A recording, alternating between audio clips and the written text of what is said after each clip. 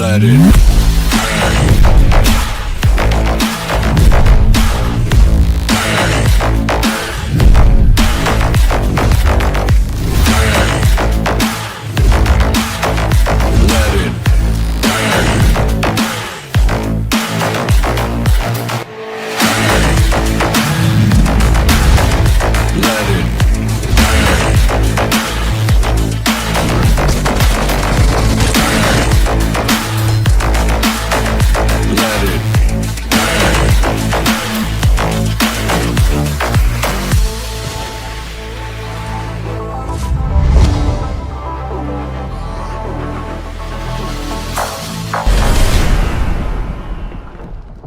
Great news! The Selection Lucky Spin has been completely reworked. Pick your own rewards. Enjoy massive discounts. Select total draw rewards. Increase your chances of drawing your desired items. Come take a look. Tap here and choose Selection Lucky Spin to go to the event page. This Lucky Spin event introduces a completely new draw experience. Choose items according to your preferences. To form your own prize pool. After making your selection, you get a discounted 10 draw that's only valid during the event. The draw costs only 300 UC. Furthermore, first daily single draws during the event cost only 10 UC. It's a super sweet deal. As you continue drawing, you'll get total draw crates. Different quality total draw crates require drawing different amounts. Reach a certain number of draws to get the corresponding total draw crate. The higher the crate's quality, the more valuable its rewards. Get tons of material rewards with a single 10 draw. Most importantly, when opening crates, priority is given to items you don't already own, so you don't need to worry about getting something you've already drawn. Just have fun drawing rewards. It's super easy to get your desired items. Doesn't that sound amazing? What are you waiting for? Event period, April 18th, 2025 through May 15th, 2025. Join the Selection Lucky Spin event now. Rondo is here. Are you overwhelmed by all it has to offer? In this video, we'll be going over one of its unique features. Rondo is much larger compared to other maps, and it has features that other maps don't have. For example, in Erangel, throwing a frag grenade won't destroy the terrain, yet in Rondo, doing the same thing blasts a hole in the ground. Other than frag grenades, you can also destroy terrain with pickaxes and vehicle explosions. They each shape the terrain at different speeds. Frag grenades are the quickest. Just toss it and let it explode. Vehicle explosions are next, which also leave behind wreckage that provides cover. Pickaxes are slowest. It takes a lot of swings to dig a pit. All three methods let you create a temporary shelter to hide in, which gives you a greater chance at survival. When you're in trouble, you can rest at the cover you created. Note that in Rondo, only the ground can be terraformed. Buildings, water, and cement are indestructible. During combat, you can create a hiding space for yourself and wait for enemies to come close to catch them unawares. If you're in an open area with minimal cover, try using a smoke grenade first to obstruct your enemy's vision. Then create a temporary shelter in the ground with a frag grenade before attacking. With a vehicle, you can exit it and attack it from a distance. After it explodes, use the terraformed ground and remaining wreckage to go after your enemies or rest. Head to Rondo now to experiment with this new feature.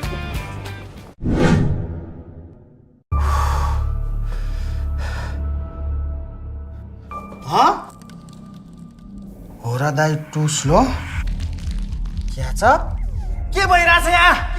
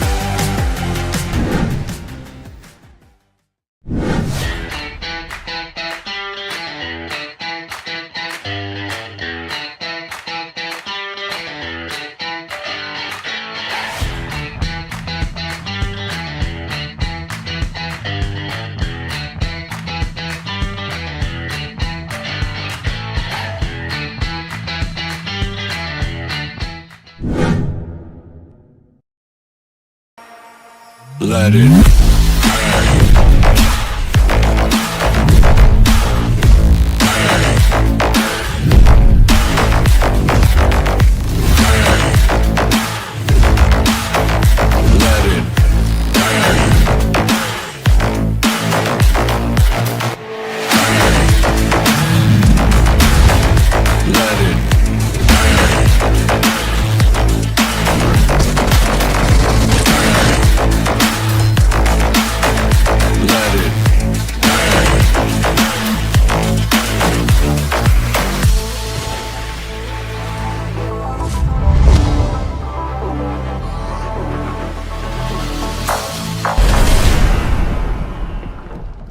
Great news!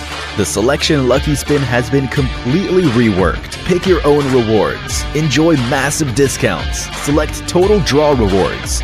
Increase your chances of drawing your desired items. Come take a look. Tap here and choose Selection Lucky Spin to go to the event page. This Lucky Spin event introduces a completely new draw experience. Choose items according to your preferences.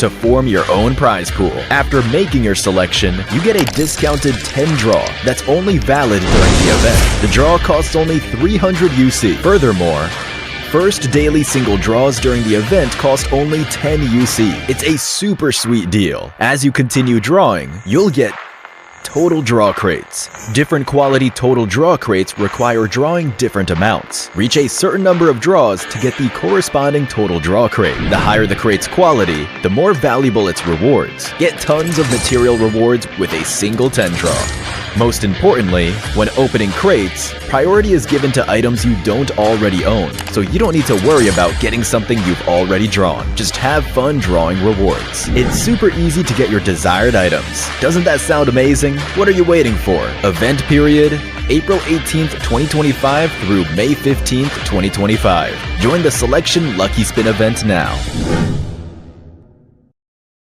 Rondo is here. Are you overwhelmed by all it has to offer? In this video, we'll be going over one of its unique features.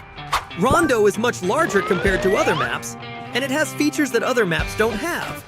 For example, in Erangel, throwing a frag grenade won't destroy the terrain, yet in Rondo, doing the same thing blasts a hole in the ground. Other than frag grenades, you can also destroy terrain with pickaxes and vehicle explosions. They each shape the terrain at different speeds. Frag grenades are the quickest. Just toss it and let it explode. Vehicle explosions are next, which also leave behind wreckage that provides cover. Pickaxes are slowest. It takes a lot of swings to dig a pit. All three methods let you create a temporary shelter to hide in, which gives you a greater chance at survival. When you're in trouble, you can rest at the cover you created. Note that in Rondo, only the ground can be terraformed. Buildings, water, and cement are indestructible. During combat, you can create a hiding space for yourself and wait for enemies to come close to catch them unawares. If you're in an open area with minimal cover, try using a smoke grenade first to obstruct your enemy's vision. Then create a temporary shelter in the ground with a frag grenade before attacking. With a vehicle, you can exit it and attack it from a distance.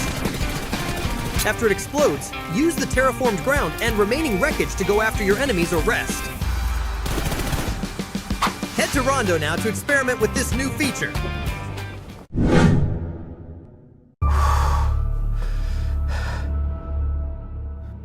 Huh?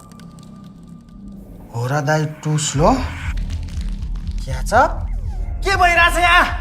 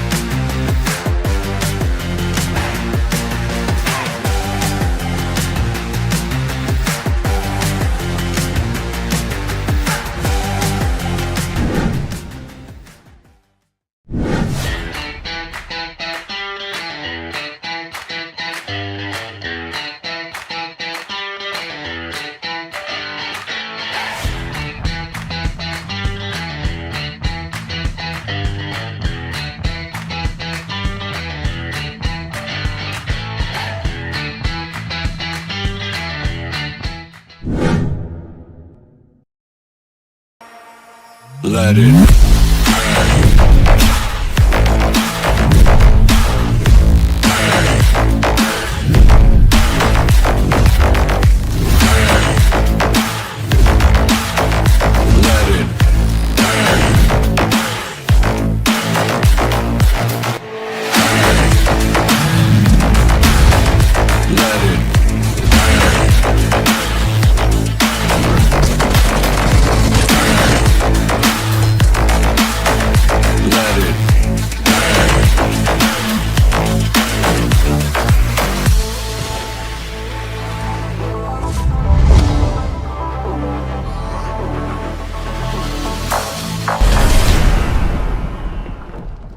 Great news!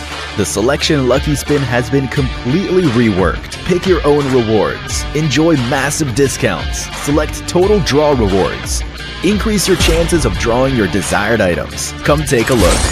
Tap here and choose Selection Lucky Spin to go to the event page. This Lucky Spin event introduces a completely new draw experience. Choose items according to your preferences. To form your own prize pool. After making your selection, you get a discounted 10 draw that's only valid during the event. The draw costs only 300 UC. Furthermore, first daily single draws during the event cost only 10 UC. It's a super sweet deal. As you continue drawing, you'll get total draw crates. Different quality total draw crates require drawing different amounts. Reach a certain number of draws to get the corresponding total draw crate. The higher the crate's quality, the more valuable its rewards. Get tons of material rewards with a single 10 draw. Most importantly, when opening crates, priority is given to items you don't already own, so you don't need to worry about getting something you've already drawn. Just have fun drawing rewards. It's super easy to get your desired items. Doesn't that sound amazing? What are you waiting for? Event period, April 18th, 2025 through May 15th, 2025. Join the Selection Lucky Spin event now. Rondo is here. Are you overwhelmed by all it has to offer? In this video, we'll be going over one of its unique features. Rondo is much larger compared to other maps, and it has features that other maps don't have. For example, in Erangel, throwing a frag grenade won't destroy the terrain, yet in Rondo, doing the same thing blasts a hole in the ground. Other than frag grenades, you can also destroy terrain with pickaxes and vehicle explosions. They each shape the terrain at different speeds. Frag grenades are the quickest. Just toss it and let it explode. Vehicle explosions are next, which also leave behind wreckage that provides cover. Pickaxes are slowest. It takes a lot of swings to dig a pit. All three methods let you create a temporary shelter to hide in, which gives you a greater chance at survival. When you're in trouble, you can rest at the cover you created. Note that in Rondo, only the ground can be terraformed. Buildings, water, and cement are indestructible. During combat, you can create a hiding space for yourself and wait for enemies to come close to catch them unawares. If you're in an open area with minimal cover, try using a smoke grenade first to obstruct your enemy's vision. Then create a temporary shelter in the ground with a frag grenade before attacking.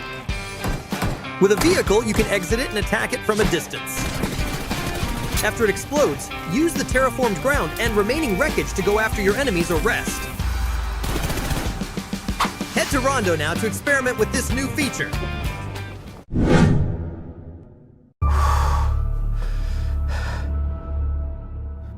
Huh? Ora dai too slow? Catch up? के भइरहेछ यहाँ?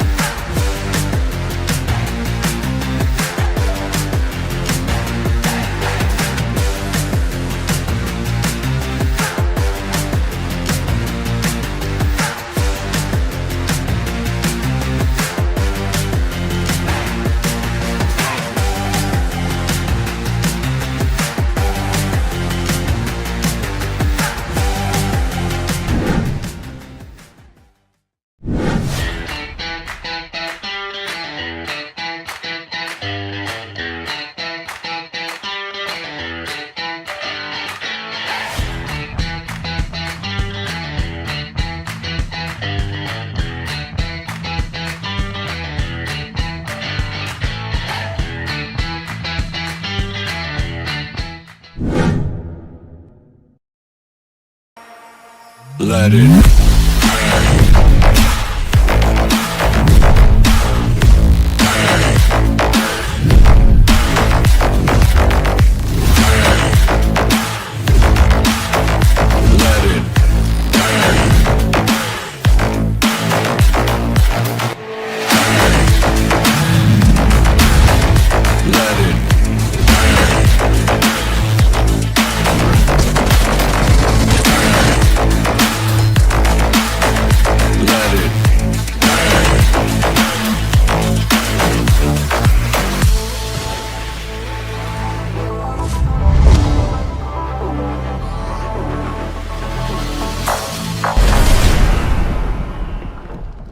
Great news! The Selection Lucky Spin has been completely reworked. Pick your own rewards. Enjoy massive discounts. Select total draw rewards. Increase your chances of drawing your desired items. Come take a look. Tap here and choose Selection Lucky Spin to go to the event page. This Lucky Spin event introduces a completely new draw experience. Choose items according to your preferences. To form your own prize pool. After making your selection, you get a discounted 10 draw that's only valid during the event. The draw costs only 300 UC. Furthermore, first daily single draws during the event cost only 10 UC. It's a super sweet deal. As you continue drawing, you'll get total draw crates. Different quality total draw crates require drawing different amounts. Reach a certain number of draws to get the corresponding total draw crate. The higher the crate's quality, the more valuable its rewards. Get tons of material rewards with a single 10 draw. Most importantly, when opening crates, priority is given to items you don't already own, so you don't need to worry about getting something you've already drawn. Just have fun drawing rewards. It's super easy to get your desired items. Doesn't that sound amazing? What are you waiting for? Event period, April 18th, 2025 through May 15th, 2025. Join the Selection Lucky Spin event now. Rondo is here. Are you overwhelmed by all it has to offer? In this video, we'll be going over one of its unique features. Rondo is much larger compared to other maps, and it has features that other maps don't have. For example, in Erangel, throwing a frag grenade won't destroy the terrain, yet in Rondo, doing the same thing blasts a hole in the ground. Other than frag grenades, you can also destroy terrain with pickaxes and vehicle explosions. They each shape the terrain at different speeds. Frag grenades are the quickest. Just toss it and let it explode. Vehicle explosions are next, which also leave behind wreckage that provides cover. Pickaxes are slowest. It takes a lot of swings to dig a pit. All three methods let you create a temporary shelter to hide in, which gives you a greater chance at survival. When you're in trouble, you can rest at the cover you created. Note that in Rondo, only the ground can be terraformed. Buildings, water, and cement are indestructible. During combat, you can create a hiding space for yourself and wait for enemies to come close to catch them unawares. If you're in an open area with minimal cover, try using a smoke grenade first to obstruct your enemy's vision, then create a temporary shelter in the ground with a frag grenade before attacking. With a vehicle, you can exit it and attack it from a distance. After it explodes, use the terraformed ground and remaining wreckage to go after your enemies or rest. Head to Rondo now to experiment with this new feature.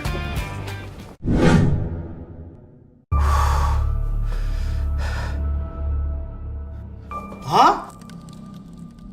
Ora dai too slow? Catch up? के भइराछ यहाँ?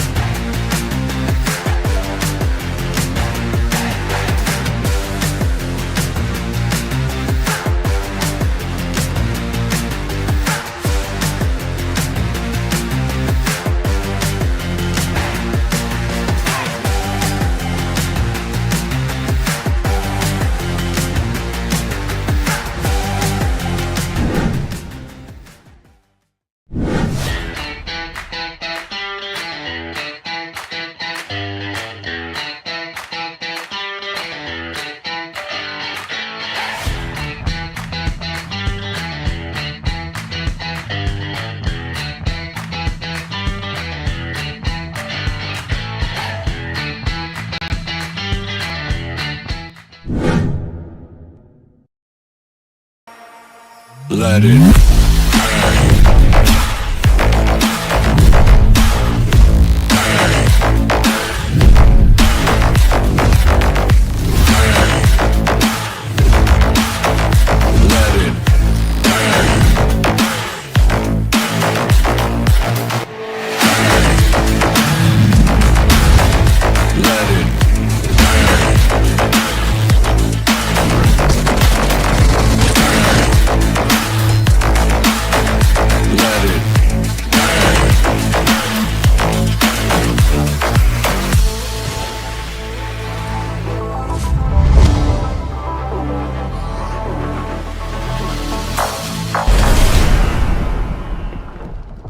Great news!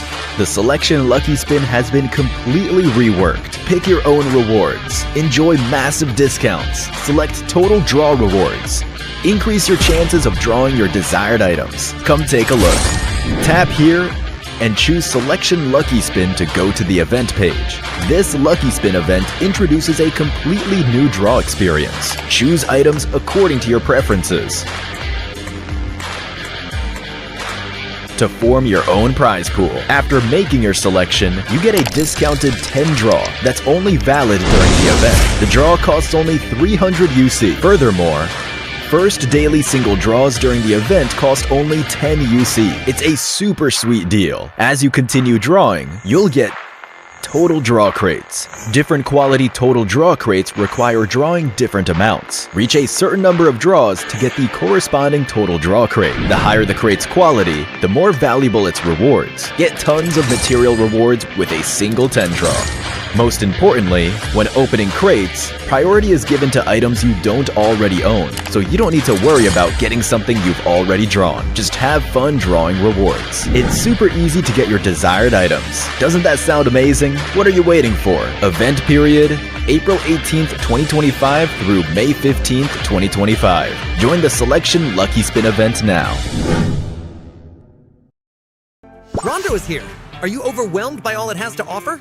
In this video, we'll be going over one of its unique features. Rondo is much larger compared to other maps, and it has features that other maps don't have. For example, in Erangel, throwing a frag grenade won't destroy the terrain, yet in Rondo, doing the same thing blasts a hole in the ground. Other than frag grenades, you can also destroy terrain with pickaxes and vehicle explosions. They each shape the terrain at different speeds. Frag grenades are the quickest. Just toss it and let it explode. Vehicle explosions are next, which also leave behind wreckage that provides cover. Pickaxes are slowest. It takes a lot of swings to dig a pit. All three methods let you create a temporary shelter to hide in, which gives you a greater chance at survival. When you're in trouble, you can rest at the cover you created. Note that in Rondo, only the ground can be terraformed. Buildings, water, and cement are indestructible. During combat, you can create a hiding space for yourself and wait for enemies to come close to catch them unawares. If you're in an open area with minimal cover, try using a smoke grenade first to obstruct your enemy's vision. Then create a temporary shelter in the ground with a frag grenade before attacking. With a vehicle, you can exit it and attack it from a distance. After it explodes, use the terraformed ground and remaining wreckage to go after your enemies or rest. Head to Rondo now to experiment with this new feature.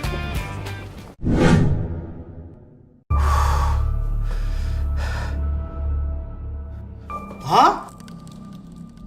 Or die too slow? Catch up? के भइरहेछ यहाँ?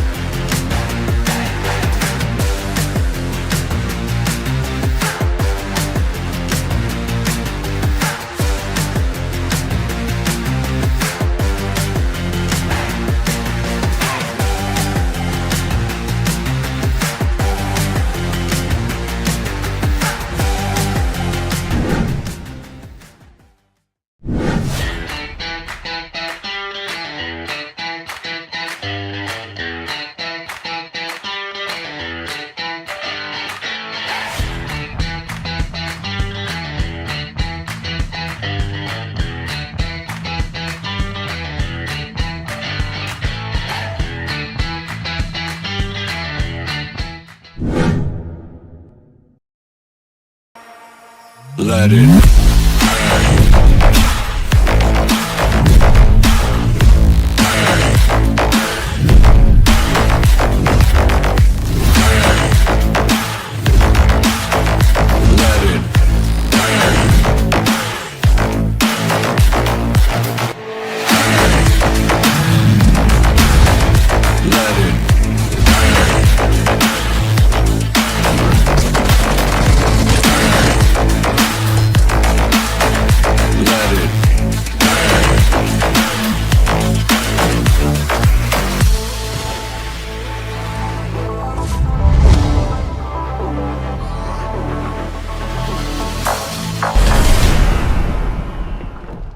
Great news! The Selection Lucky Spin has been completely reworked. Pick your own rewards, enjoy massive discounts, select total draw rewards, increase your chances of drawing your desired items. Come take a look. Tap here and choose Selection Lucky Spin to go to the event page. This Lucky Spin event introduces a completely new draw experience. Choose items according to your preferences. To form your own prize pool. After making your selection, you get a discounted 10 draw that's only valid during the event. The draw costs only 300 UC. Furthermore, first daily single draws during the event cost only 10 UC. It's a super sweet deal. As you continue drawing, you'll get total draw crates. Different quality total draw crates require drawing different amounts. Reach a certain number of draws to get the corresponding total draw crate. The higher the crate's quality, the more valuable its rewards. Get tons of material rewards with a single 10 draw. Most importantly, when opening crates, priority is given to items you don't already own, so you don't need to worry about getting something you've already drawn. Just have fun drawing rewards. It's super easy to get your desired items. Doesn't that sound amazing? What are you waiting for? Event period, April 18th, 2025 through May 15th, 2025. Join the Selection Lucky Spin event now. Rondo is here. Are you overwhelmed by all it has to offer? In this video, we'll be going over one of its unique features. Rondo is much larger compared to other maps, and it has features that other maps don't have. For example, in Erangel, throwing a frag grenade won't destroy the terrain, yet in Rondo, doing the same thing blasts a hole in the ground. Other than frag grenades, you can also destroy terrain with pickaxes and vehicle explosions. They each shape. Hello and welcome back, everyone. The stage is set and the spotlight is, of course, shining bright. Day number 1 of the PMNC South Asia Grand Finals is officially here, ladies and gents. Again, my name is Red Queen, alongside my co-caster right here, Torix, and together we'll be diving into all the action, drama, and unforgettable moments this tournament has to offer. So today marks the beginning of the final chapter in this incredible journey. From calculated plays to clutch moments, you know, the teams here have battled their way through fire and chaos to earn their spot, but now it's a whole new playing field, so the pressure is definitely higher. The stakes are massive, and that golden ticket to PMSL is closer than ever. You know what, Torix? I cannot wait to hear your thoughts. What excites you most about today's matches? I would say the battle for the Supremacy begins right today. This is the fight for the teams, for their whole year, I would say, because the 2 slots for the PMSL, they sound too much tempting to miss out on. And yes, as we are talking about all the facts and figurines, these are also the names that not only came in from the playoff side, these 16 names have joined us from the PMNC playoffs, the finals of the playoffs, and they cemented their slots. I can't forget the performance from the DRS side. HAINA Esports did a really good job as well, and Royal Dragon as well. They were some of the few contenders into the top 5. They had their spot into that. But yes, today is the start of the complete clean slate for all of these teams. That meaning a new refresher mind, a new strategies, and maybe some old strategies along the way as well. You're absolutely right. You know, since you already mentioned it's going to be a clean slate for today's set of matches, everyone is going back to square number one right here. And I do wonder if the same teams are going to pop off, you know, for day number one of the PMNC Grand Finals. We've been through a lot of grueling matches for the teams here. So again, we are all curious as how the story will unfold for us this evening. And just so, of course, the format was, of course, we started with the top 12 teams for the PMNC Nepal, and we also got the top 4 teams from Maldives and the PMNC South Asia wild card, the top 4 teams who actually played for the PMNC playoffs. And now that we have stepped into the grand finals, we want to update you about how much of a prize pool these teams are going to get for this tournament. This is the prize pool distribution. Now, from this point onward, the fight for the prize pool starts. Starting with a total of $10,000 prize pool, the winner, the champions, will get 2,500. Second place gets 1,500 for them. Then we have the third place with 1,000, 800 for the fourth, 700 for the fifth, 600 for the sixth, 500 for the seventh, eighth gets 400. 9 to 10th place, both will get 250 each. 11 to 12 gets 150 each, and from 13 to all the way up to the 16th position, we're gonna have $100 prize pool distribution for them. The MVP, the top fragger. These are also 2 different names. The top fragger is the one with the highest elimination.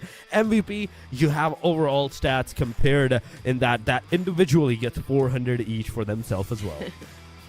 Yes, do not forget about those individual prizes that we have for the PMNC. So we already have an idea as well as to who those players are, you know, during the playoffs. So again, that's one of the things that we look forward to as to which names are going to pop off again onto the screen here when it comes to the most valuable player and of course the top fragger for each of the matches. And if in case you guys are not updated with PMNC, I don't know what you guys are doing back then, but yeah, these are the participating teams. Of course, we've got SHREEPECH, T2K, KOM, Esports, NEPX, Tribe AEROMACY, JUTTI Squad, RC32, DRS, LOD NEXUS, NEPX Esports, Royal GURKHAS, MD Twisted, Royal Dragons, HAINA, and the 2 other teams that I wasn't able to see on the screen. That was fast. That was a really fast slideshow right there, but nonetheless, going into the schedules, the 5 matches that will be played today, we are going once again to the 2 Wrangles, 2 Miramars, and in the middle of everything, that one single Sandhawk whatsoever. These are the 5 matches that will be played tonight, that will be played today for all of these 16 names in hopes to securing that top position for the day number 1. You just know that it is going to be an absolute roller coaster of terrains and challenges, so I'm pretty sure that you guys are prepping up for a wild ride tonight. We're kicking things off, as you can see on the screen, with the classic, the iconic, the battlefield that started it all, Torix, of course, the Erangel. May I ask, because I know that you casually play PUBG, what is your favorite map so far? I would say, if I have to play it up, I would say Miramar, but I do usually play mostly in Erangel, just because, let me clarify why Miramar, because I'm a sniper. I usually tend to love the snipes and everything. As soon as I see a Kar 98, M24, AWM, I am bound to pick it up, whether I have the scope or not. So that's the main reason that I do prefer the Miramar, because you have a really good terrains for the sniping and all those long range shots, those tap fires. Whereas in Erangel, you're bound to like rush up upon the team. In Sandhawk, it's always a third party that's coming on you from either one of the places, one way or another. Yes, I do agree with you. So since you already mentioned that you're more of a sniper kind of guy, I do want to ask you, would you go for a bolt action sniper rifle, or would you go for a DMR? Bolt action all the way. I would prefer bolt action over the DMRs. That's pretty That's pretty great, I can say. Oh man, it's gonna be an exciting night, as you all know, because again we have the top teams here playing for the PMNC Grand Finals day number 1. So I'm pretty sure that you guys are already making a lot of noise down there in the comment section because, well, it's gonna be a banger. It definitely will be a banger. Let's go into the match number 1, straight up of the PMNC, the grand final, ladies and gentlemen, the South Asia 2025. The battle begins all the way from Quarry region down south, in fact, to the eastern region, to the Milta power plant. The plane line is generous enough for the teams to go from the main island towards the to the end of the main island, but not enough generous, not that much generous that you can have the northern regions for yourself, the Jojapul, the Rozhok, the Yasnaya Poliana. I'd say even Pochinki is barely accessible for the teams unless they find themselves some vehicles, some transportation for themselves at this point. But talking about all the teams and their drop location so far, SHREEPECH Esports going to the quarry. We can see the team Royal GURKHAS, in fact, going to the ferry piers side. And I can only see HAINA into the military base. I don't know why, expecting some clash drops, at least in the military base, but no, not a single one. You know what? I'm pretty interested at what kind of performance we're going to see coming from the Nepali teams, just because that, PUBG already announced that you guys are going to have your own server and whatnot. So is this going to affect the overall gameplay coming from the teams of Nepal, or I don't know. Yeah, we'll just have to wait and see. But so far, JUTTI squad, they're not wasting any time here. I mean, the moment their feet landed on the ground, they immediately went for a massive spray there. And Axie was able to bag one of them. So strong start, I can say. The first blood draws, ladies and gentlemen, right here and now, within the 2 minutes marker of the game. So for Death Machines, they're the first one to lose one player. They're the first one to receive the casualty in this match. MTD Twisted, Uncle, come on. Why are you on top of that shack? This is my question. But as the rest of the teams is trying to get the car, we can see the RLX versus RC happening into the kill feed. The back-to-back eliminations are happening. RC32 losing 3 of their players. That 3 down to the very last guy. And now that last guy, I don't know where he is, or neither does the team RLX, because into the minimap, we can't even see the last person. So maybe, just maybe, RC32, the last guy, is kind of in a safe position where he might go just for the survival side from this point onward. Yep, and we did expect this to happen, those early game drop clashes and, of course, calculated rotations, some fierce late game firefights as teams now try to settle, of course, into their respective compounds. It was a great start coming from RC32 and RLX. Unfortunately, though, yeah, we've already lost 3 members from RC32, so might as well pick a location where he could probably go and hide, chill for a while, snack on something maybe until perhaps we get into stage 5, stage 6, and that will be ideal for you to come out of hiding and just probably get those elimination points that you need. But for now, I think RC32 should focus on longevity here. They would want to make sure they collect enough placement points just so they won't exit the game empty-handed here. But I'm pretty sure RLX are probably smelling the blood. They will be on a hunt eventually. So I don't know how good RC32 are going to be hiding from this point on. Oh my god.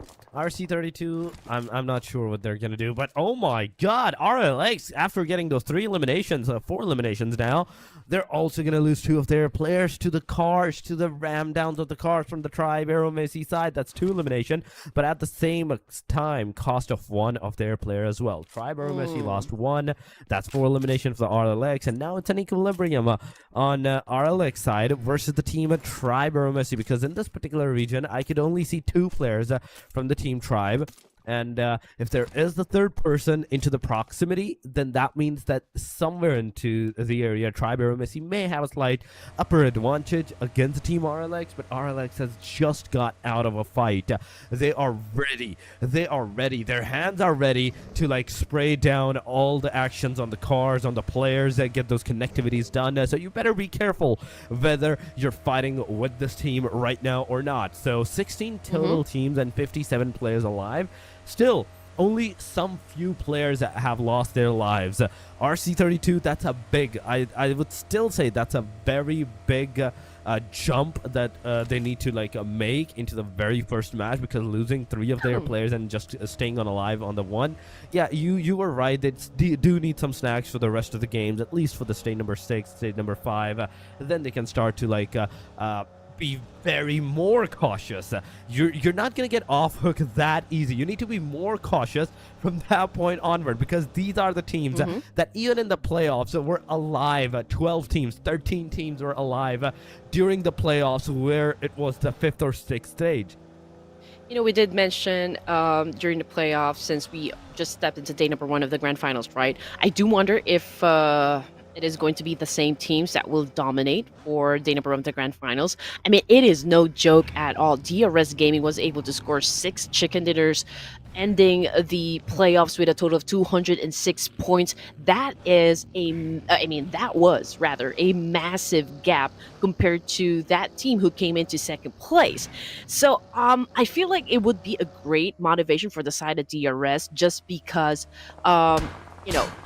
here is one of the things that I feel like the community is talking about currently, is the fact that DRS wasn't directly invited to PMSL. So I feel like this PMNC is going to be their ticket to play at PMSL. So there's already that huge reason, that motivation for the side of DRS to kind of really perform for this tournament. So I do wonder if they're going to be playing this one on full aggro. I mean, yeah, they kind of need to play this on full aggro because it is the first day. And now, unlike playoffs where you had 4 days of action with the round robin format, you only had like a couple of matches. But now you have 15 total matches, ladies and gentlemen. These teams have 15 total matches in all the 3 days of the grand finals that is about to occur, meaning that every single match you will be playing, you're not going to get enough time to like reset your mind or reset your momentum by taking a break from the group side that you were divided into. No, you're going into one bad game, you're definitely going with that same pressure into the very next one in hopes to like maybe amend for that and mend those points for yourself. You might even make the situation worse for yourself. So whatever you do, be very calm and composed throughout the whole games that you're gonna play. I mean, every team knows what is at stake today, Torix. I mean, it's not just about climbing the leaderboard, or it's about, securing that dream ticket to PMSL. And based on what we've seen, during the playoffs, we're in for some jaw-dropping moments and game-changing plays. So I suggest that everyone buckle up. And speaking of buckling up, we've got VTM7 on the screen right now. Their members just got picked up. Rifa already out of the game here. So obviously they are at a deficit here. But maybe they can do a massive counter up against the opposition team and kind of redeem themselves. But in the meantime, let's check out what is going to happen between 4 Death Machines and the Royal GURKHAS. So as you can see on the screen, everyone is already in position, but I feel like both of the teams here are still kind of getting the information that they need, because you don't want to get into a find blind, right? I mean, you need to know the exact location of your enemies to, execute a very effective plan. I mean, we're talking about plans, but my main eyes and my main concerning factor is where is the RC32 at this point, because I can see them into the map or anything. But look at the mini screen. We have 4 Death Machines. Peek, taking a peek against Psycho, getting him down. And on the backside, there's Mamba getting some shots.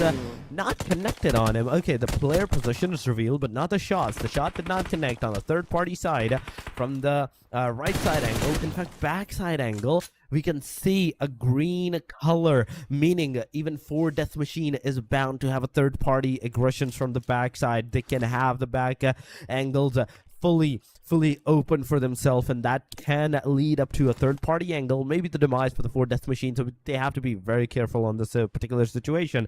Falcons, so far, he is waiting, just prone down. Try AEROMACY in the meanwhile, getting the players from the team NEPX down.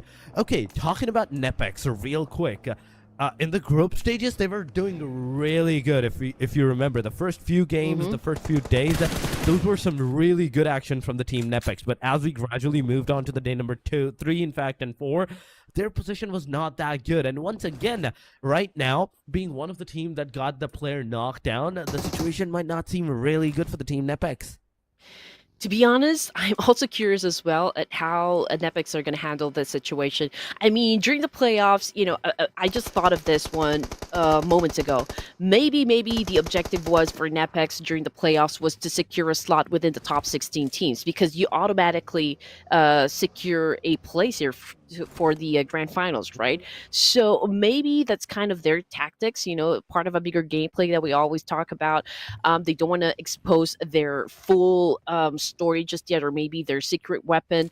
So now that we are already at the grand finals, I do expect teams, especially who really performed at the top here, to have a more, say, calculated rotations, calculated gameplays, but high when it comes to risk. I mean, they have to work, double just to maintain their competitiveness in each of the matches here. I mean, we are not talking about just a prize pool here. We're not just talking about getting the lion's share of that moolah. We're talking about 2 slots for the PMSL, and it's kind of a big deal. I mean, that is the main eyeing a point for all of these teams. That's exactly what they're trying to get, those 2 slots, if not number 1, number 2 for the PMSL that you do have to qualify into from these stages. This is the basic reason that all of these teams are playing. Exactly. The definite prize pool is the second factor, is actually more of a confidence factor that, okay, we're also gonna get some money rewarded to us if you do win good. But once again, back to the map we are. Yasnaya Poliana is still in the circle, but there we go. I see RC32, Anish, the final guy from the RC32, just chilling over there into the complete open area. There are some compounds that he's into, but now he's moving into the Yasnaya Poliana. Whereas if we're talking about the western side areas, the Rozok and outskirts of that, there's Team Loco. They're from the KOM. In fact, the KOM, Killer of Machines, is there. There's the MTD Twisted trying to shoot out the players into the area, but Royal Dragon, Suba, now it's your turn. Now it's your time to do something. Start to get some eliminations and connectivity done upon the players, because it's already 3rd stage, and this is exactly what we're talking about. We were talking about the RC32 surviving till the stage number 5, then they can start to do something, but no, it's already been stage number 3. It's closing in within the 1 minute and 40 seconds. It's gonna close in, and we are not even one team down at this point. Exactly. So we all know that the competition is really going to be tight here. It's going to be tough. Not everyone's going to give way. Everyone wants to be part or want to secure a slot in the PMSL. So the only goal that matters for PMNC Grand Finals is, of course, to finish at the top 2 spots here. So it's going to be an interesting fight. I mean, to be honest, money is not even the greatest reward here for the PMNC Grand Finals. It is really that chance to play in the PMSL. But just to give you guys, of course, the map feed just a while ago, we also there were a lot of teams that will be coming from the Rozhok and school area, so that means they will come from the west side and south side part of Erangel. And now we can see 2 teams here going head to head. Again, Royal Dragon just moments ago was able to secure a point out of DRS, so DRS now down to just 3 players. And right now we can see on the screen they are slaughtering the boys of HAINA. So obviously HAINA is in a lot of trouble at the moment here. Stage 3 in Erangel with 27 seconds on the clock here. It is really not looking too good, but let's see if HAINA can still do something, maybe flip the script or whatever, because Royal Dragons right now playing with their 2 members as well. I mean, yeah, that is the third party. DRS is in the close vicinity of the HAINA Esports. There we go, the final nail to coffin. HAINA Esports will be the first team to get eliminated. One elimination to Gyante, and the rest of them all the way to the RD. RD now needs to revive their players as soon as possible. The stage number 4 has actually commenced as well. Another shift in the stage right here. The situation is definitely going to overturn for these guys as the circle is going to shift all the way to the western, in fact, corner. 4 death machines. Team RG, they are still an easy entry inside that circle. From the school side, they want to come in. From the complete Rozok side, they want to fight against the Team 4 death machines.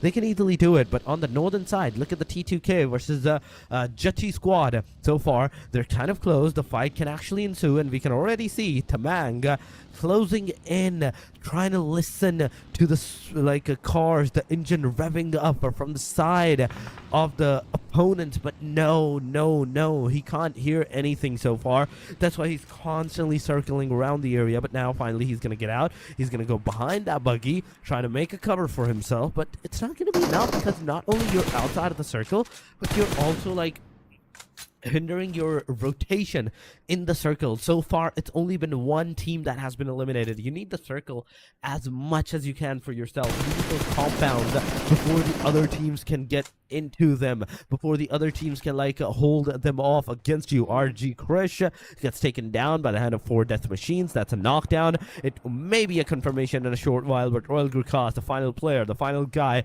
again, the 4 death machines. Falcon, the front line, super low on that HP. On the front side as well, there's Killmonger. The back shot's coming in. The player gets taken down. Mamba, you're losing HP, and you're losing HP fast. You need to get inside. You need to get that confirmation done. The player gets eliminated. He threw a grenade, but the question still remains: will that grenade actually eliminate the guy that is knocked out or not? You know what? I just feel like he wanted someone to join him in the underworld, because he doesn't have any resources in the bag. He doesn't even have any first aid kits, so that was such an ambitious knock. Although it was a great backstab that happened just moments ago. But LOD Nexus versus TM7, Eddie already down on the ground here. This could be a 3-way battle, because there's another team that will be coming from the outskirts here, so we're waiting for that right opening knock. But so far, TM7, Orpheus currently knocked down on the ground, and just like that, RC3 we have been waiting for him to kind of show himself, since he was in incognito mode before he stepped into stage 4. Unfortunately, he gets tagged, and now they're also out of the game. So stage 4, and we already lost 3 teams: HAINA, RC3, and of course RG. And out of all the teams that we just mentioned, it was only RG that exited the game empty-handed. And now TM7 not in the best of spots here. I mean, Orpheus still down, bleeding out there in the open. Admiral was able to bag 1 elimination point, which puts him, of course, not in the best situation, I can say. I mean, just look at the number of teams headed towards that same direction. Nexus couldn't seal the deal just yet, just because there are a lot. I mean a lot. DRS is also within proximity here, so we are just maybe waiting for DRS, or for perhaps the other teams kind of step into the mix here. We are at this point. We most certainly are waiting for all of these teams to cluster up in one position and take those fights one after another. LOD so far, the one guy is knocked out. RD Claw gets eliminated. Oh no, Royal Dragons Esports. They're the 4th team in this fight to get eliminated right here and now. But I have to give it to them. That's some decent number of points that they got so far. 4 total points to their name.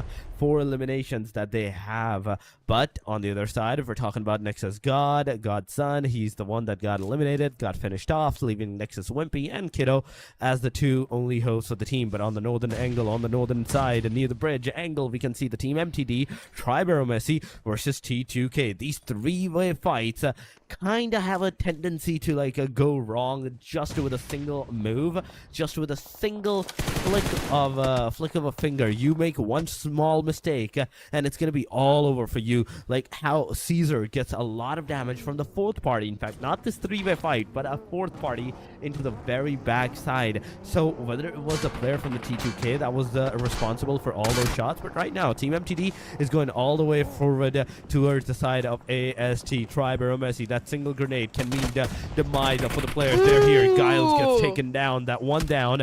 The second one goes in for the rescue. In the meanwhile, Venom is cooking another grenade up. Will he throw it out? Will he throw it on towards the player? This is the bigger question. Again, a grenade goes over. It's all over. Oh my goodness. MTD Wow. twisted with a single flick.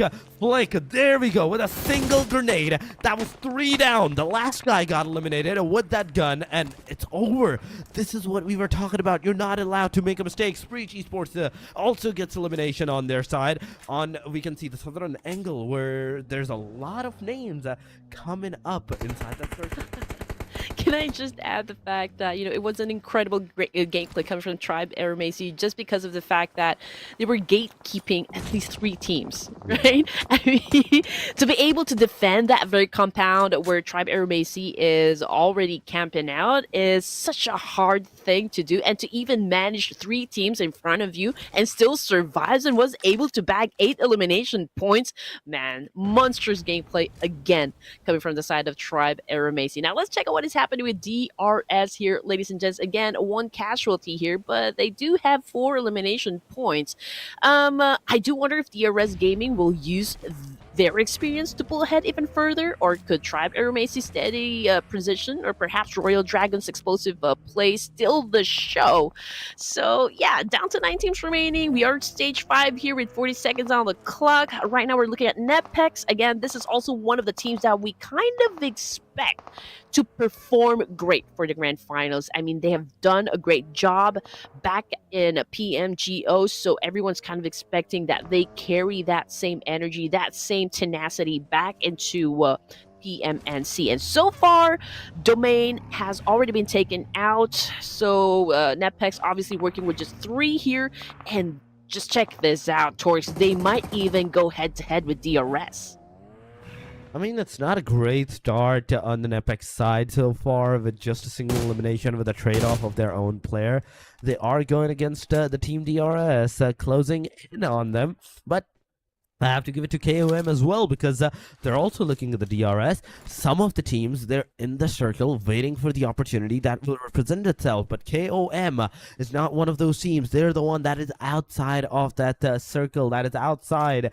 Pico Pick is the guy maybe that can have the corner of the compound and the circle for himself. But just look at the radius. Just look at the area surrounding all these teams inside that circle. It's a complete barren land. It's an open field, in fact, that can give your location to any team that may even have the slightest of advantage of like to hide against you. You're instantly going to be spotted. You're instantly going to be shot at from that point onward. But we ETM7 on the backside. That's also a third party that can actually happen onto the DRS. Tribe AEROMACY talking about these guys. 8 elimination. Still a 3-man standing. T2K, the player was spotted, but not that early that the player can get knocked down. But NEPX versus the LOD.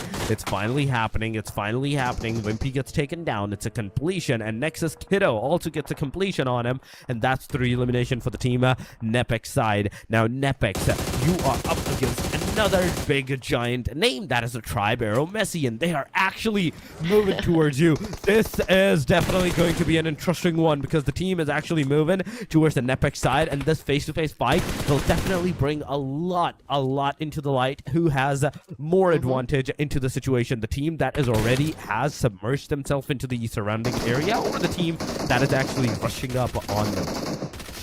You know, to be honest here, KOM holds such a great position here. They could potentially shut down T2K, and at the same time, you know, the JUTTI squad, who is about to pass through the bridge where they're currently turning into their turfs so far. They're doing an impressive job, as you can see on the screen. They have been collecting some points for their side of the fence. Tribe AEROMACY right now going in for a charge. Oh, Venom! God. Just experienced a hit and run situation, and that was it for AST. But I can still say it was a pretty damn strong performance coming from Tribe, since they were able to put up 8 elimination points, the highest so far for this match number 1 in Iraq. That is true, but NEPX, now they're the one holding the torch for that highest elimination. That is on the alive side.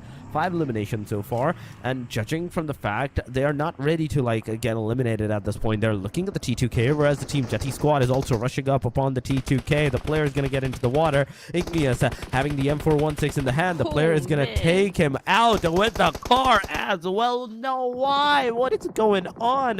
What is up with these teams and their car ram downs? I am so amazed to see that even at this point in time where there's 6 teams or 7 teams, they're still utilizing the cars to get those eliminations. But Precious, he's super low in that HP. He still did manage to like secure and steal 1 elimination from the T2K side, so I have to give it to him, even though T2K was eliminated. And JUTTI squad might be right now furious. Not only they're furious, they're also into the waters and they're kind of knocked out. We TM7 Admiral, the solo guy, alive. Mukesh is actually moving towards that direction, and if he looks behind that buggy, he's definitely going to spot Admiral. But remember this, you go on top of that mountain, you're also going to be spotted by the hand of DRS, and DRS will definitely not let this opportunity go by to like not shoot at you. You know what? I feel like JUTTI squad understood the assignment. They know that they're going to be exposed to 4 death machines who is staying over at the bridge. So they kind of wanted to take out T2K from that particular spot. And they just went in, not with their guns, with their vehicles. So they do have some sort of protection up against the 4 death machines. So that was their way of protecting themselves. Now we're looking at 6 teams remaining here. We got NEPX, okay, with a phenomenal performance. I mean, 6 elimination points is pretty strong, and slowly but surely they're also collecting some placement points as well. But Precious just got hit on the face here, so now he's getting picked up by his teammate. And now 4 death machines, since we saw a wild vehicle kill that happened just moments ago, now they don't have anything to protect themselves with, and this is the right opening for death machines right now to seize that opportunity to bag points here. And now we're looking at 6 for DM. I mean, we just saw them like secure that 6th elimination. That was a knockdown from the NEPX side. So it's a steal versus steal. You take 1 of ours, we take 2 of yours. That's what they have shown against the team NEPX. But right now, another team kind of getting those eliminations on them for death machines down to the very last guy. But JUTTI squad, they're the one that's gonna get eliminated. NEPX still alive, the 3-man standing, 4 death machines down to the very last guy. KOM also closing down, but 4 man still alive. This is a big thing. This is a big number. NEPX, talking about the NEPX side, that's 3 players, 4 death machines, a solo, DRS, a trio, and VETM7. I am so amazed on this player. The TM7 Admiral. Admiral was the guy. Is the guy, in fact, and not was the guy that is still alive. A killer YT now cooking a grenade. This can hit the player, but it will not because the players are kind of far away and they're overcooking their grenade. But my main question is, why is KOM not throwing the grenades into that smoke factoring area where they can get all the eliminations of the 4 death machines?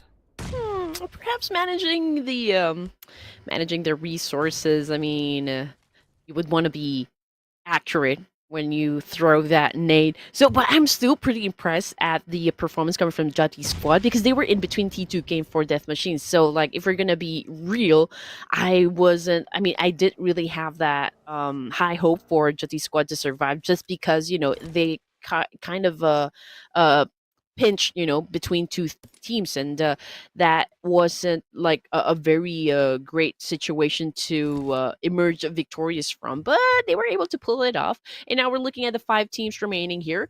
DRS still at the top with a 23 percentage of actually winning the chicken dinner, but KOM seems to be having a slight advantage up against DRS. I mean, no team would want to lose their members at an early onset, right? And DRS have been avoiding all conflicts during the first few zones here, but you know, it was just unfortunate that XM example got knocked down by another team. But let's see if DRS can still pull off a massive chicken dinner win for them. I mean, for this round. But Killmonger right now on his knees, which puts 4DM at a very vulnerable position. And there you go, ladies and gents. KOM just eliminated one of the teams here. And now there's DRS, KOM, NEPX, and TM7. That's a back-to-back elimination, ladies and gentlemen. Coming on, DRS, KOM, NEPX, the only 3 teams alive from this point onward. But oh my god, my heart skipped a beat for a second there when I saw the grenade moving towards the direction of the DRS. Now, DRS, you're kind of into the open area. There's a backside, the KOM coming on, getting those damages. Delta is right now knocked down. KYT healing himself, and back to 75% HP on the both sides. Hang from KOM gets taken down by the Giante's grenade. Giante is going to throw another one in hopes to get that elimination done, and that's exactly what he does. 2 grenades on the precision, getting those knockdowns on the side of KOM, but NEPX is also losing their players one way or another. Rex is right now knocked down. The grenade goes on the Loco from the KOM side, but no connectivity that much that the player can get eliminated. Another one goes on. It's a splash damage once again. It's a 3 versus 3 versus 2 scenario. The grenades are constantly barraging on towards the KOM, but not enough connectivity. Not enough connectivity to get the knockouts on towards the players, but I spoke too soon. Precious got the connectivity. Now, on the front lines, there is the Kyo that got obliterated, in fact, by the hand of, DRS, and then NEPX. NEPX stole that elimination once again. Oh my god, DRS is going to be pissed from this point onward. That was their 6th elimination that just got swooped right under their noses. KYT without healing, just some bandages. Precious in the front lines, taking the fight against Loco, but Loco is going to take him down. Bookage in the front lines, throwing the grenades. Pico Pick gets eliminated alongside the rest of the teams from the KOM. Giante, the grenade master, the grenadier in this particular scenario. He's the one that kind of eliminated the whole team of KOM with those grenades. All right, here we go. This is what we have been waiting for. It's NEPX versus DRS. Oh my goodness! DRS again opened up a match with a winner chicken dinner, and we were talking about just how good of a performance we all think DRS is going to be showing us. Well, this is the answer that we got from the real soldiers. Again, what a performance! They did not disappoint their fans, and it's pretty obvious that with this kind of statement that we can see on the screen right now, they are determined to finish at the top, and that means seeing them play in the PMSL. But of course, it's too early to say anything, Torix. I mean, NEPX also kind of had a pretty good show. I mean, landing at 2nd place for this round and also bagging quite a number of elimination points is an incredible performance from them as well. I mean, that is true. NEPX, even though you couldn't get that chicken, you were so close to it. But yes, the amount of eliminations that these guys have, it's a decent one. I think it should be around 10 eliminations that NEPX have for themselves.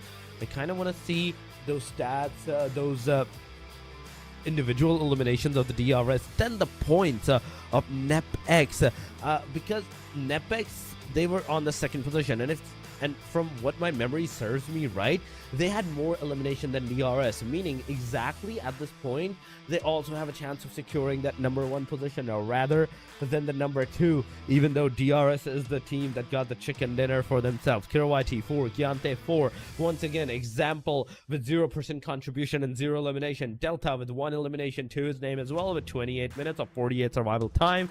And it is the DRS that's going to have the winner chicken dinner of the match number 1. This is just the beginning, and DRS is exactly showing right off the very bat that what they are capable of and why the team should not be messing around them. The tension is definitely through the roof just moments ago. I mean, DRS versus NEPX is something that kept the audience right at the edge of their seats. I'm pretty sure of that one. But okay, checking out the highlights that of course happened all throughout this match. We got DRS right here trying to make a move up against HAINA Esports. That wasn't a very good start for the team, although it was a stellar performance from them during the playoffs. So everyone is also kind of waiting if HAINA Esports can maintain that kind of high-paced energy during the playoffs and maybe see that back again for the grand finals. But looking at the numbers here, Torix, and again, it was a kind of a phenomenal thing to experience from DRS. 6 chicken dinners during the playoffs and a total of 206 points. Man, I feel like DRS is really on a mission here. They're like, they're soldiers, right? Highly decorated soldiers. And now they have been given the objective, they have been given a mission, and that is to secure a slot in the PMSL. Now, judging the statistics, 253 throwables used for this round. Are you happy with this number? I am. Honestly, I am. The amount of eliminations that happened with the grenades and the throwables, it's definitely a decent number. But 4 airdrops looted, that's also a very good number. 12 headshots, 18 revivals. Okay, the revivals is a tad bit low, but longest elimination distance, it goes to JUTTI squads of OK with 318 minutes into the bag.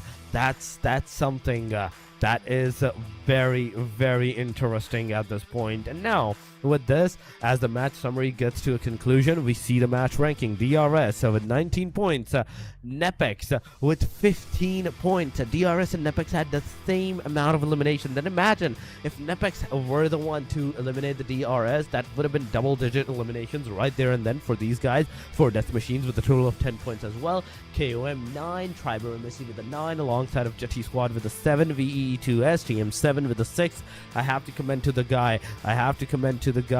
That he survived brilliantly till the very end, till the top. I think it was top 5, where you get 4 positioning points. And Royal Dragon with the 4 eliminations. We saw the fight early on, and nobody came into close to these guys with the number of eliminations. What? I definitely agree with you. I mean, I think the pivotal moment for the side of 4 death machines was when they were camping on the bridge side, wherein they had the opportunity to gatekeep not just JUTTI squad but T2K as well. I think they were in a great vantage point. They were in a great position to score a lot, to be honest. So I think that paved the way for 4 death machines to actually belong in the top 5 for this specific round. And as for Royal GURKHAS and SHREEPECH, not a good start for them, but hey, this is just day 1, and they still got a huge room to work with when it comes to their mistakes or whatever boo-boos they made during the match number 1. And as for NEXUS, HAINA, T2K, RC32, it's a single-digit score, which is of course begs the question, because we have some of the, well, okay, let's just focus on T2K. They're one of the prominent names in Nepal, right, Torix? So I do wonder as well, because we brought this topic up during the match a while ago, that NEPX, maybe the objective was just to secure a spot within the top 16, right? I do wonder if T2K are really going to perform for us for the grand finals. Do they also have that hunger that we speak of at getting or securing a slot in the PMSL? I mean, this is just the start. This is just the first match. It is a resetting on the slate. It is the reset for the team strategies as well. So we can't say anything for sure on how the teams are going to play and how they're in fact playing so far. Judging with just a single match, we do need some statistics before that. We do need some data for that conclusion to be made. But yeah, so far, the amount of fights that has happened and the amount of safe spot that the teams have tried to secure for themselves, I would say every single one of them in fact is trying their level best. But it's just a luck factor that comes into the play as well, because a luck factor comes in on a really big note as well for the teams. That yeah, you have the position for the other teams straight up, you have the advantageous point that you can take out on towards the team, eliminate them. But right now, ladies and gentlemen, as the match number 1 comes to a conclusion, and all these factors are still on the analysis side, we will be going on a short break. Do not go anywhere. Stay here with us when we will come back after this short highlight break. Only the ground can be terraformed. Buildings, water, and cement are indestructible. During combat, you can create a hiding space for yourself and wait for enemies to come close to catch them unawares. If you're in an open area with minimal cover, try using a smoke grenade first to obstruct your enemy's vision. Then create a temporary shelter in the ground with a frag grenade before attacking. With a vehicle, you can exit it and attack it from a distance. After it explodes, use the terraformed ground and remaining wreckage to go after your enemies or rest. Head to Rondo now to experiment with this new feature.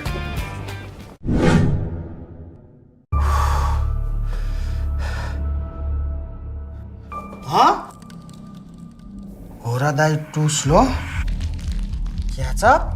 के भइरहेछ यहाँ?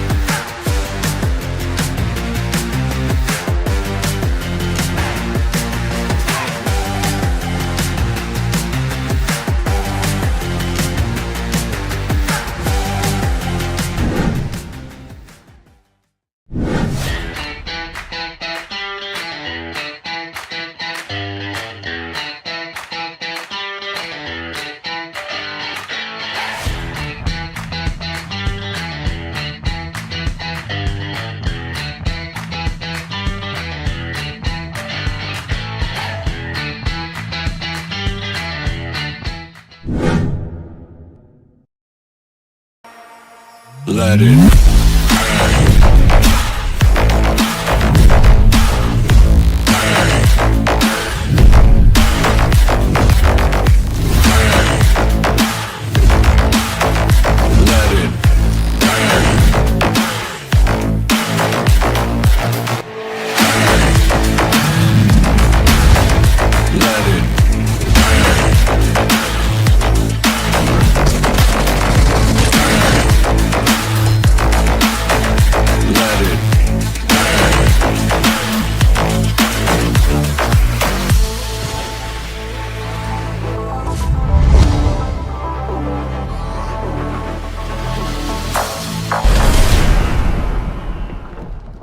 Great news!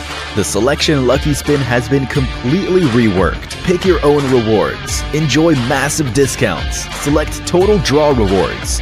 Increase your chances of drawing your desired items. Come take a look.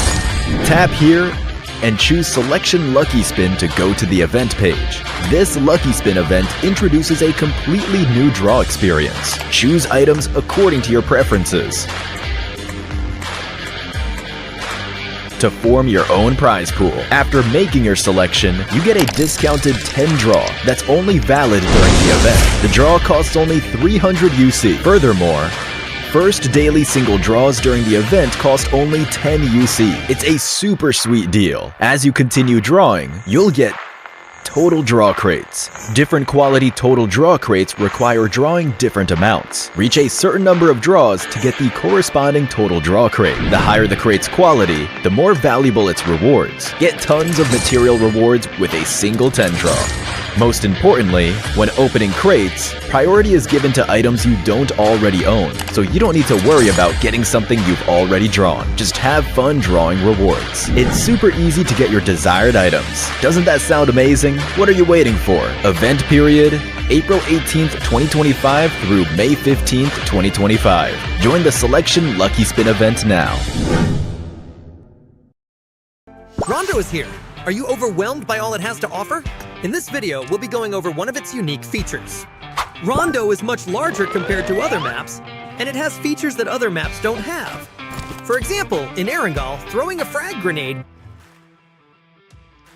Ladies and gentlemen, welcome back once again to the 2025 PMNC South Asia, the finals, the grand finals, ladies and gentlemen, where now from today point onward all the way up to the 27th? Yes, 27th, we will have the top two who will go into the PMSL, in fact, PUBG Mobile Super League.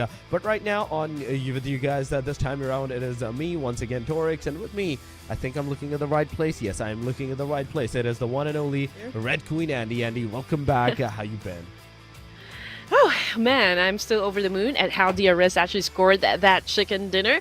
DRS Gaming already showing us how it's done with that chicken dinner, right? Lucking in 19 points right out of the gate. It's like they came in saying, yeah, we're not here to mess around, but hey, NEPX wasn't far behind. I mean, they bagged 15 points, showing some serious grit, and 4 death machines. Solid start with 10 points, so it's already hitting up, and we've just begun. You know, this is how we wanted the grand finals to be.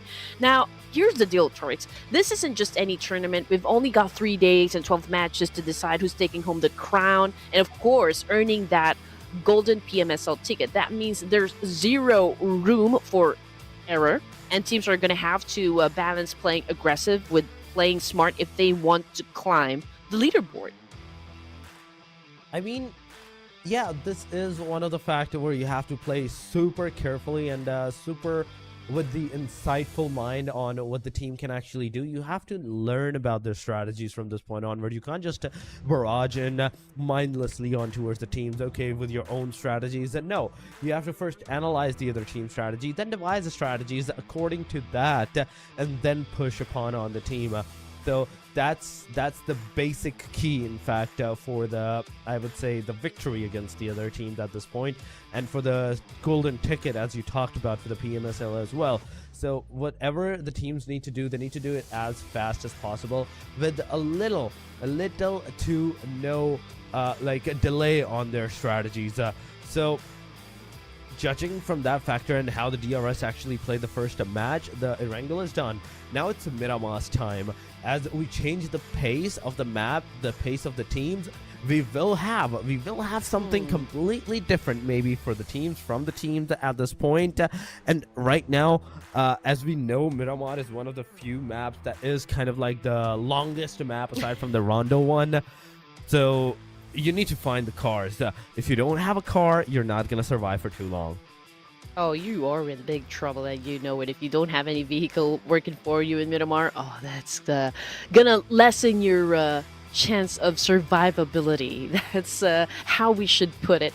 And yes, we're taking a detour into the desert of Miramar. That will be our second match for today, where of course these snipers come to play and the terrain gets absolutely ruthless. Now, open fields, high ridges, and brutal rotations are the name of the game here, so we are expecting some seriously big brain plays. Now, what can we expect for today, Torix? You know what? If the playoffs taught us anything, it's that South Asia teams know how to keep it unpredictable, so to say. You know, with the stakes this high, you'll see some teams going all out, trying to secure early points, while others might play it safe, you know, waiting for the right moment to strike. But every knock, every rotation, every decision matters, and it's again going to be an interesting fight coming from all of the teams here. I mean, during match number 1, we've seen some of the prominent names, some big names as well, not performing great. So this is their chance to kind of redeem themselves. This is the chance for them to redeem themselves from this point onward. It is the match number 2, ladies and gentlemen, the Miramar. And the Miramar is actually on its peak. We're going from the south side, Los Leones area, all the way up to the La Cobreria, meaning that majority of the hot drop locations like the Los Leones, the Picado, the San Martin, whether it's the Hacienda del Patron, El Pozo, or the La Cobreria, it's actually accessible for the teams. The El Azhar, the Cruz del Valle, and the Torre Ahumada, where generally the teams do not go, is not going to be accessible unless you have a car for yourself, unless you have a vehicle for yourself and for your transportation.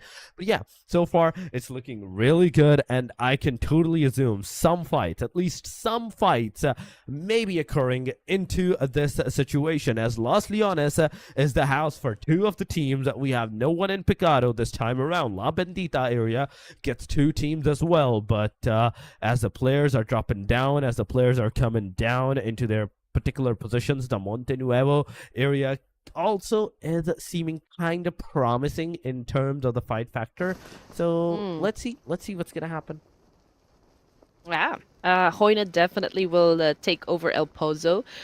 Tribe AEROMACY is down south along Chumacero area. It's a split for them. They're evenly spread out of the map here. As for most of the teams, they're already in the middle. So I guess most, if not all, will not have a hard time, with their current or like with their rotation so far. And again, it's a passive start for most of the teams here, but just like what you mentioned a while ago, Torix, I think we have to look forward to the kind of action eventually coming from the side, or coming from the area rather, of Los Leones and perhaps Picado area, because I feel like SHREEPECH will definitely choose to go there. I mean, if you guys have been following PMNU Nepal, I think they've already disclosed the team's drop spots, for each map that we have in the PMNC. So I do wonder if they're going to follow those drop spots that we've seen so far posted on social media. Yeah, that is true, but I'm just so confused in my mind that how the teams are going to play this, because I thought no one for that early on a fight. Yeah, some fights did happen, like the Mystic got the elimination. In fact, not even Mystic, they got the damage on them, but not the knockdown or the confirmation onto any other team. They still have that one elimination point that they managed to secure into the match number 1. And judging from this factor, it is going to be a long Miramar, Andy. It's going to be a very long Miramar. Lord Nexus, Wimpy's here, getting on top of the mountains of the Los Leones area. He's going to look into the city just from here, and in hopes with the 3 times that he may find someone, which he's not going to do that. With the 3 times, you have no chance of finding anyone into the proximity. But oh, there we have it. There's a fight that can occur. Tribe AEROMACY via the team Mystic. Yeah, I think Trix is the only player here, but okay, so far so good for Trix. He does have a lot of tricks up in his sleeves. I mean, he was able to shut down that player, but if he needs to get the job done, he needs to do it fast, because Mystic is already right here to back up their teammates. So this is going to be one heck of a fight for Trix. I mean, we're talking about a 4v1 situation over here. So I don't know what he's going to do in this situation. But hey, I mean, he was able to come this far in the competitive scene. So let's see what he's got. We do have to see what he's got, but he needs to get on the rooftop. He misses that situation. He misses that opportunity. Whoa. But wait a second. I don't know you could get on the rooftop like this. Okay. You learn something new every day. But here we go. Trix healing himself. The cavalry's coming from the backside as he heals himself back to the 75% HP. He's going to close down the distance between the teams from a close range, from very, very close. There we go. The grenades are going over there. Rig is going to get taken down. It's a completion on Rig's side. Tribe AEROMACY is going to be the first team to lose a single player. The Mystic has the first blood drawn on the Tribe AEROMACY, but will Tribe AEROMACY retaliate in this situation? Will they get some eliminations? Because I can still see one guy. Why are you so further into the back? Was that Zio? I think that was Zio for a second. No, in fact, it was not Zio. It was Venom that's on the top of the mountain trying to shoot the way down into the compounds, but you're not gonna get those compounds eliminated eliminations. Come on. The only thing that you can do right now is cover back up to your team, get back to them, and get some decent number of eliminations done. But as soon as he's going to get out, he's going to get shot on from the side of Mystic Caesar. It's a knockdown. It's a shot from the backside of Venom as well. Caesar is back into the compound. There is no way that Team AEROMACY can get out of the situation unharmed. I do believe so. There's only going to be one player alive from this point onward, and that will be Zoo. Okay, here we go. Venom. What a knock. And that, of course, a headshot coming from miles away is perfectly executed by, of course, AST. Anyway, AEROMACY now already have 2 of the players down. Now make that 3, so it's not looking too good for them. They started up pretty strong in Erangel. Now we're talking about Venom being the last player here. I mean, the first one to go out from the team was Rig, and Venom took the mid-man position. He was able to provide a little backup, for the rest of AEROMACY. It's just that it wasn't enough.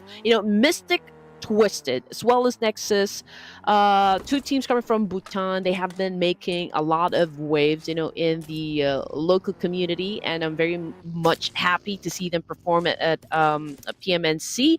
Now, it was also kind of a beautiful thing to watch that Mystic Twisted was able to emerge victorious up against the likes of AEROMACY. So I guess, the Bhutanese who are probably watching right now are celebrating with joy because, well, of course, who doesn't want to see their favorite teams really do great, in a competition such as this one. But again, for AEROMACY, they're still alive, okay? They're still part of the game here. 3 casualties, though. So Venom, the only player remaining, the sole survivor for AEROMACY, now has to find another place where he can be safe for now, remain incognito. But on the flip side, hey, they still managed to put 1 point in the bag. So don't know what kind of magic they have in store for us. But in the meantime, let's check out T2K Esports. That was a great shot coming from OG, shutting down Rifa. And now TM7 knows exactly they're about to get into a fight. They are going to get into the fight. And we can see the T2K not playing the first match that good, but right now they are ready. They are ready to take this action into their own hands, into their own names. Here we go. T2K, OG, closing down. Forward is the VETM7, the team that survived. I have to give them the title for the survival at this point because the first match that they survived, Admiral, that was an admirable job. But here we go. Eddie shows his face, gets maybe a splash bit of damage, but not enough. But from the backside, we can see the team KOM. They're the ones that are shooting at the T2K, and once again, T2K falling with the short straw in their hand. Through Love closing down to the TM7. On the other side, we can see Ajaya or Igneous getting that revive to OG, meaning that T2K is kind of like covered from different angles where they have to like take the fights from all the different particular positions. They take their fights towards the TM7 into this particular mountain. They're going to be shot from the backside. They go down and closes up the situation. That also can mean death for them. Yeah, it's not an easy feat, for the side of T2K. We're talking about 2 teams here trying to go at them, and they're sandwiched in between, to be honest. So T2K, we've known this, guys, right, to be able to deliver the kind of gameplay, the kind of aggressive gameplay that we expect from them. But right now, it's not really the best of spots for the side of T2K here. I mean, KOM is also kind of joining into the mixer, so this is going to be like a 4-way battle here, and I don't know how long T2K can survive in this situation. But Tudu Love, okay, he's keeping a close eye onto OG right here. Of course, he has the intention to save his teammate, and Igneous just became a bush here. I mean, nobody saw him, so he does have that element of surprise. He could potentially knock down at least maybe 2 players from the side of KOM, and that could pave the way for T2K Esports to survive this clash. T2K, I have to give it to Igneous. That is a very, very big brain move to hide into that bush. No, you're not gonna... I know you're gonna be fine, but it's just for the giggles that, okay, he's trying his level best. He's trying his level best. If not the cover, why not the bushes? Why not the leaves? take the bullet for this guy. But Orpheus now going back into the minivan. They're going to move out of this particular location. I have to give it to VE7 too, even though it was a knockdown straight from the T2K side. The first one, they still managed to revive all their players once again, and a 4-man party is moving forward for the fight. True Love in the front lines, and you can clearly see how VETM7 is slowly and steadily kind of like covered from all the different angles. The moment they're going to try to move out of this area, it's going to be death. Oh man, it's I mean, this particular clash right here is a three-way battle, right? So this is perhaps like one of the many first Mexican standoffs that we are going to witness happen in this tournament. But they're already tanking the blue here, Torix. So the need for them to settle the score, the need for them to finish this business is an absolute must. The clock is ticking. They do not have to deal with just teams that are directly in front of them, but they also need to be aware of the fact that they're already being devoured by the Blue Reapers. So again, the clock is ticking. Now, looking at the situation from the map feed, we've got SHREEPECH over here, right down there in the middle. In the side San Martin, we've got the Royal GURKHAS coming in as well. Plenty of teams will be coming from down south, and again, from the south of Minas Generales, the teams are still going at it, exchanging and having those trade-offs. So let's see who's going to be winning the fight. We do have to see who's going to win the fight out at this location so far, but so far, AEROMACY is the only team that will get the elimination on them. The rest of the teams that you can see are you can see on your screen on how they're trying to fight. Royal GURKHAS is one of the teams trying to throw the Molotovs all the way down. That they may hinder some of the momentum for the teams to like not come up and rush upon on this guy. But Psycho, you have nowhere else to go. You have no place to go. You go down, you're gonna be taken down. You stay here, the team will rush. Royal Dragon, it's a 3 versus 1 fight right now against Psycho, but S12K did manage to make a connection, but not enough. So player can get knocked out. GURKHAS closing in. Mamba, oh my god, get instantly obliterated. Frag gets taken down, and this is what I was talking about. Krish finally confirms that knockdown and finishes that elimination. At least 1 point to the name. Then both sides are going to throw the grenades. But oh my god, the anticipation from Royal Dragons. Claws grenade. That was amazing. He knew that the player is going to go into the backside. He threw that grenade towards the back where the player was actually moving to, and in an instant, it's all over. Another team, Royal GURKHAS, out of the match. Oh man, I did say this at the beginning of the matches. I mean, Royal Dragons will definitely play an explosive tactics right here for the PMNC, and oh man, they are doing just that. But anyway, we're talking about 14 teams remaining. True Love, just like that. I mean, T2K is almost completely wiped out. I mean, True Love doesn't have any vehicle to his name, so how long is he gonna last in this situation? Oh man. Okay, so T2K, again, not the best of start so far for T2K, but obviously this is already the grand final stories, and you did say this. I mean, we only have 3 days, 12 matches for all the teams here, so again, they need to pick up the pace as soon as they can, because if they continue on playing at this kind of energy, it could be hard, for T2K to dominate, if we are really going to be honest here. I mean, that is true at this point. The way that all these aggressions are happening, and the way that the teams are fighting. Even you said that the Royal Dragons is definitely going for the explosion side, and that's exactly why they have 5 eliminations. But here we go, another team losing their lives outside of the play zone and in the hand of LOD. That's 3 elimination. The 4th one was like, okay, I'm not going to give my elimination to you. I'm just going to give my elimination to the play zone. That's where we all come from. But RC32, Esports, this is another team that is kind of right now struggling but alive. Struggling but alive, meaning that even in this match, they have a decent amount of chance to secure some decent number of points, even if not for the elimination, just the positioning points.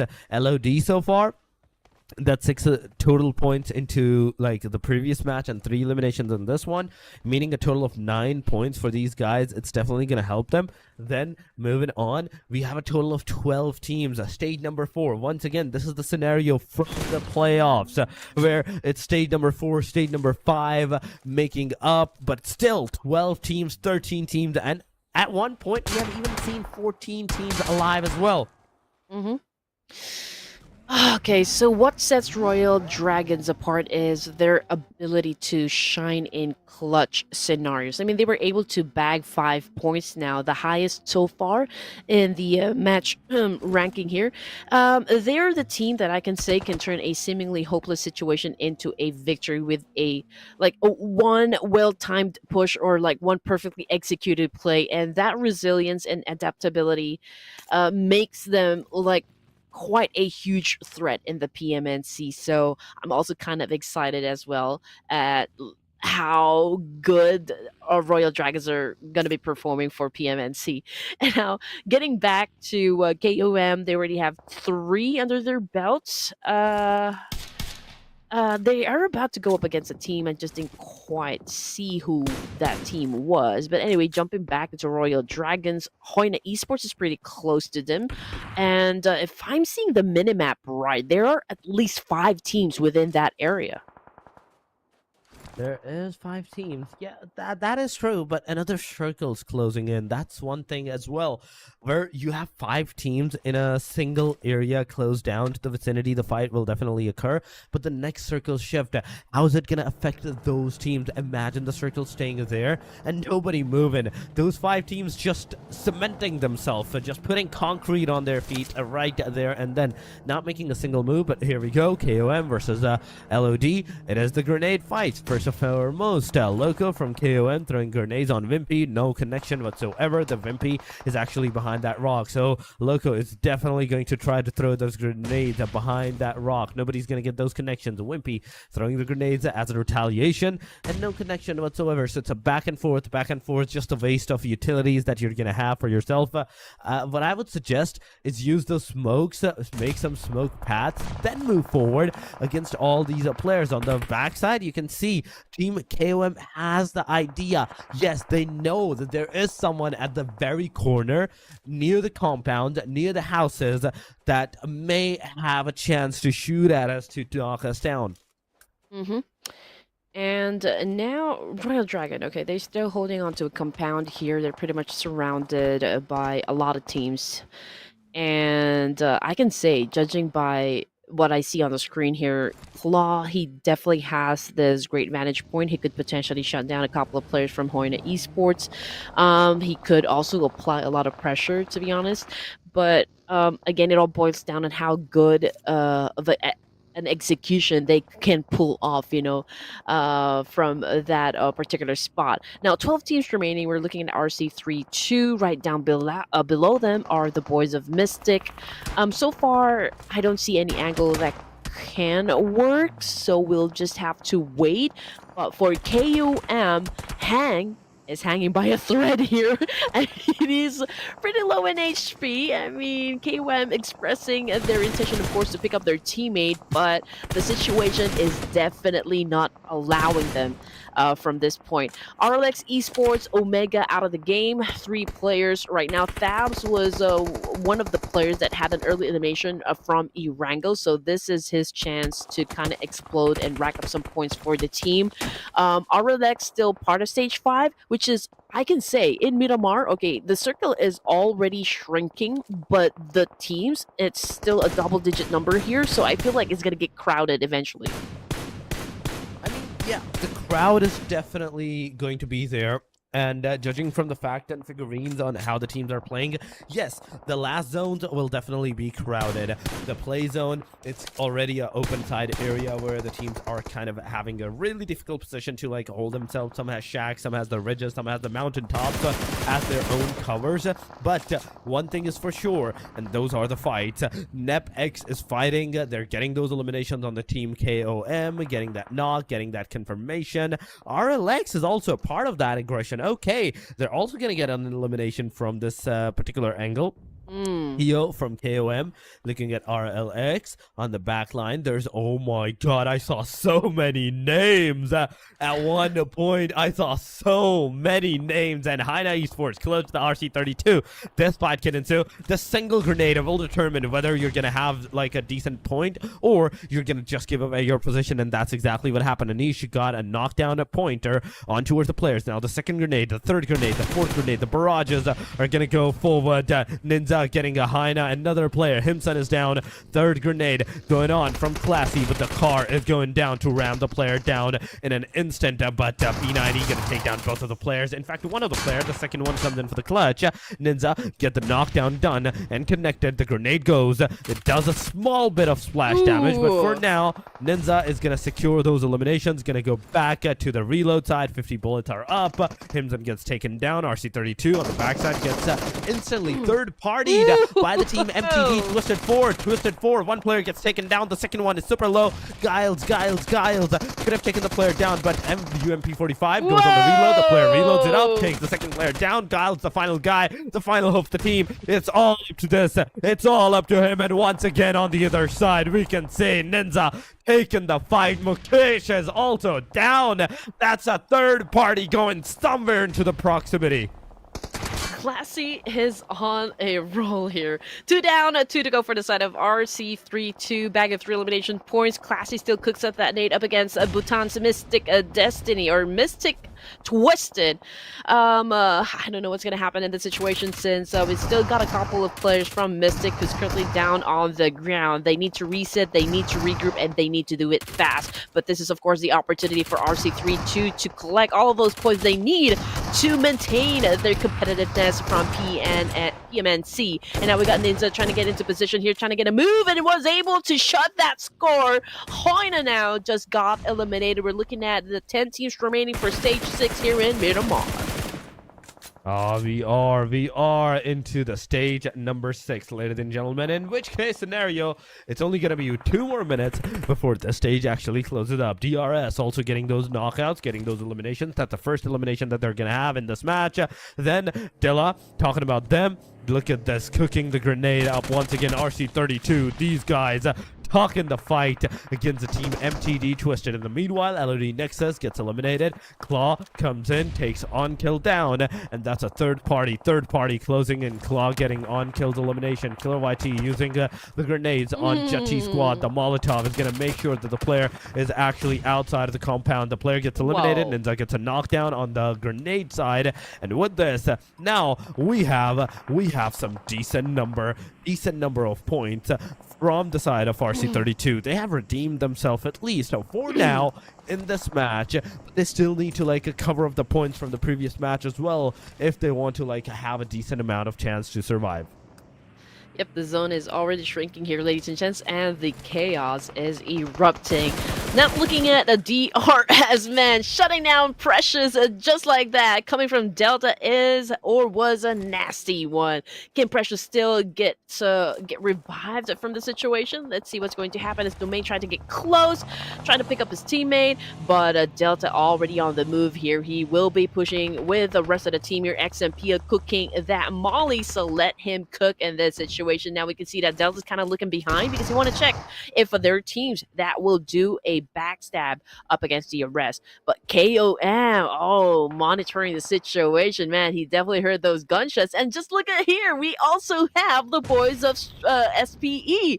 Mafia Punk trying to get ready here, close out his car lights, so I'm pretty sure they're going to join into the mix as well. I mean, if you do have that opportunity to score a lot of them, I mean, that's probably the best idea, the most logical way to do in any battle royale. If you do have the advantage, you have to make all of the advantage work for your side. Now 7 teams remaining.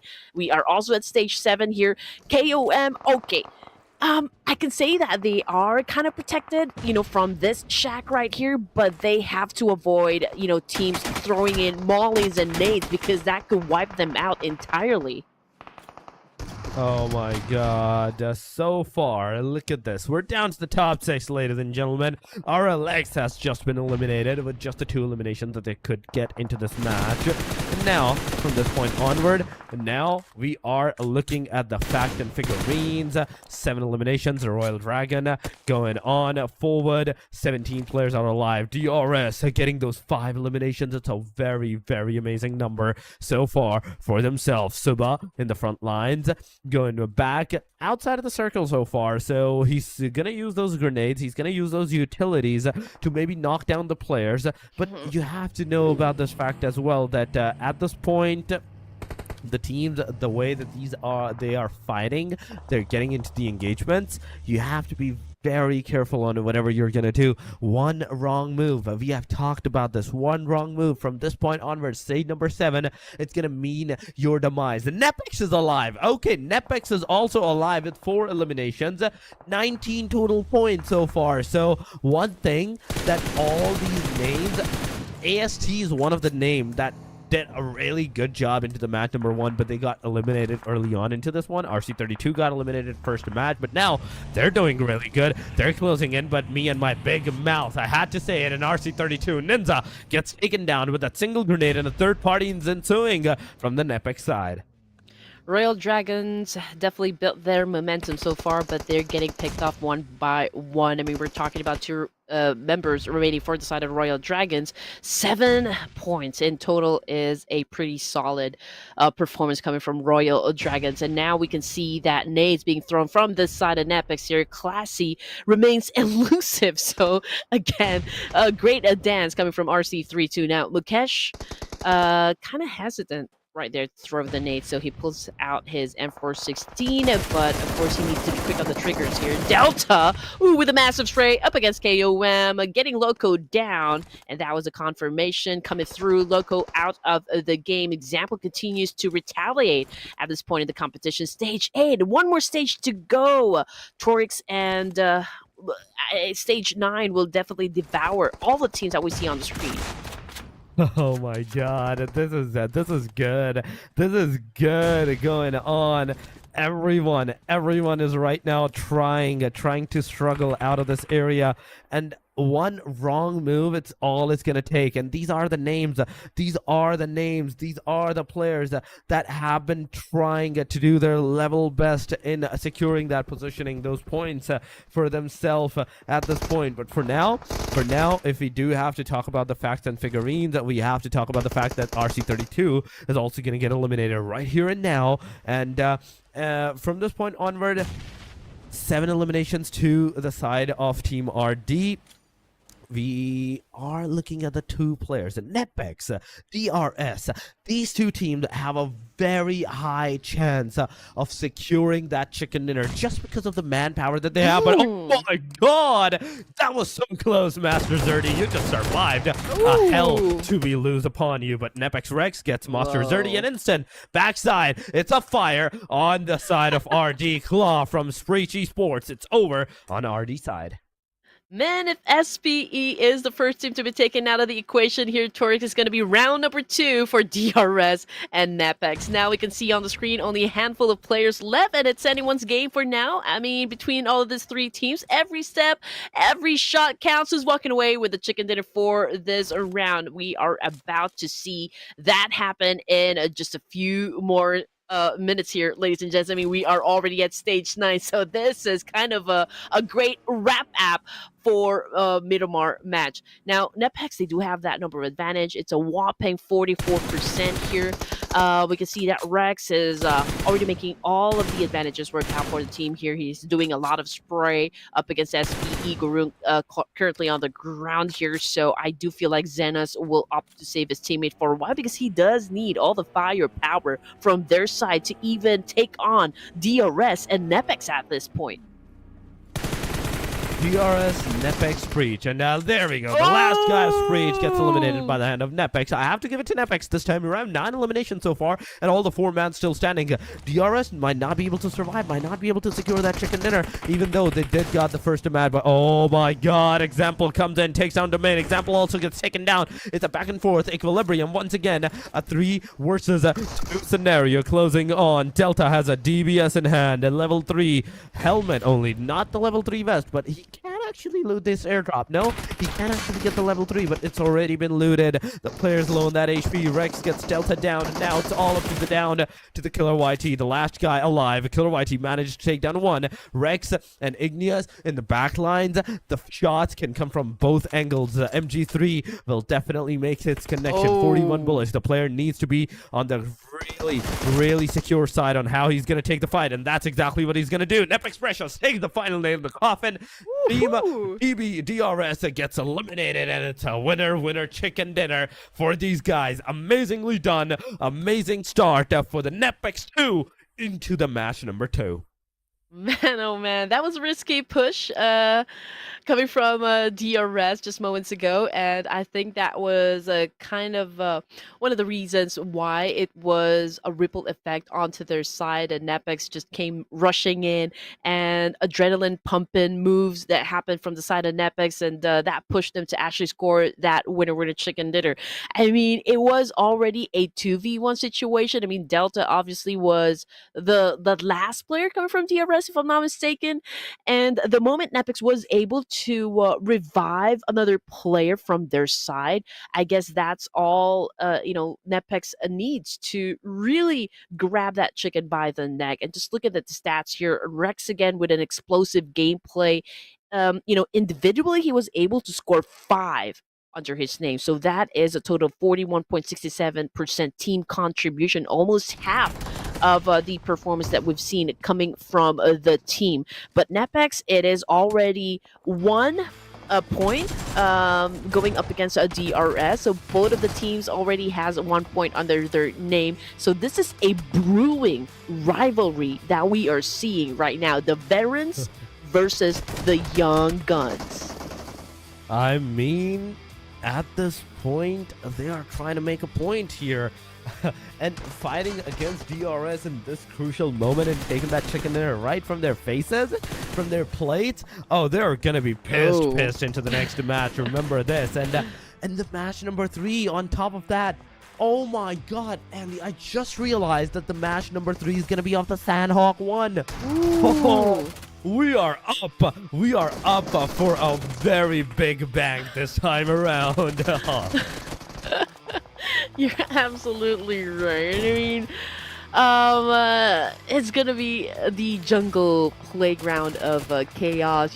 Fast-paced, close-quarter action is the absolute name of the game when it comes to Sandhawk, and of course, the blue zone will wait for no one. So this is where adaptability and aggression will take center stage, and it's going to be an amazing fight considering the fact that everyone is already at their toes. They need to pick up the pace, especially for those teams that are currently at the bottom part section of the leaderboard ranking. Of course, we're not showing the leaderboards just yet, but I'm pretty sure also that you guys have been tracking your team's performance. You know it by heart, how we do the point system, so you already have an idea which of the teams here are currently dominating. And speaking of domination, it is of course Killer YT, the MVP of the match here, and a whopping 91.3% body shot coming from this player.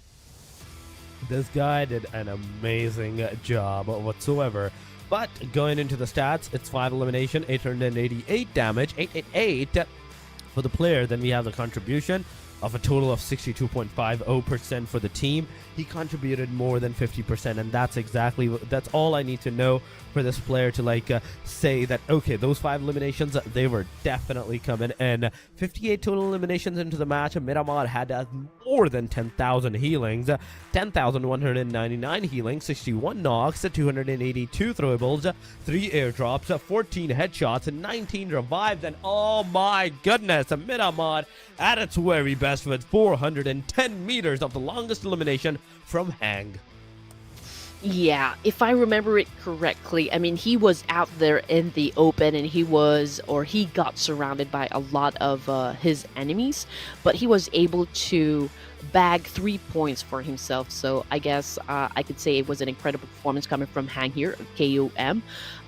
We are just at the second match here of the day number one, the grand finals, and it's really promising. You know, it's just day one, but this competition, this stage of the PMNC is shaping up to be like an addictive adrenaline serving tournament for each and every one of us. So again, what a finish, you know, coming from NEPX. They secured a victory with pinpoint precision and of course absolute domination in the final circle with a total of 22 points. It's DRS Gaming came in at second place with only 14. So if we talk about like having a gap here, I think this is a quite big, you know, that NEPX was able to put on the board. That is absolutely true. NEPX did put a very big gap on the board with the winner chicken dinner that now that they have secured. It's definitely going to help them a lot on this thing. But yeah, so far going back onto like the second chart, it is LOD Nexus with just 3 points. Then we have a series of 1 JUTTI Squad, AEROMACY, Royal GURKHAS, 4 Death Machines, then HAINA Esports, T2K, and VE TM7 with just 0 points. These are the 3 names that couldn't even secure a single point to their name into the match, and that was about it. The match number 2 came to a conclusion. The Miramar at its very best. We saw the longest elimination. We saw the highest number of healings too throughout the game so far, and on top of that, we also saw that 4-man party, the NEPX, that did their very best into the match number 1, stealing those eliminations, finally securing a winner chicken dinner for themselves. You know what, during the playoffs, just want to point it out, you know, Tribe AEROMACY finished off strong, and as well as HAINA Esports, they were part of the top 4 teams that actually performed really great. You know, that's the reason why they are at the top. But so far, after 2 matches here, Torix, they're not exactly doing great just yet. I do wonder if they can replicate, of course, that kind of tenacity we saw from the playoffs back into the grand finals. You know, I mean, it's still too early to call out anything. It's still too early to say anything.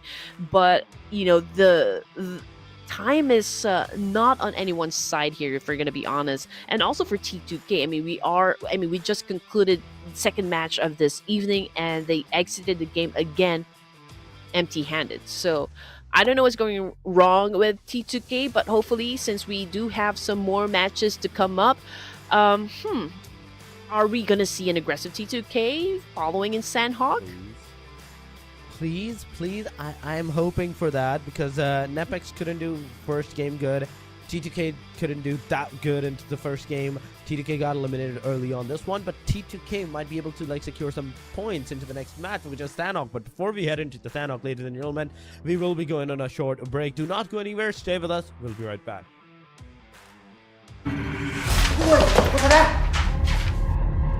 What's up?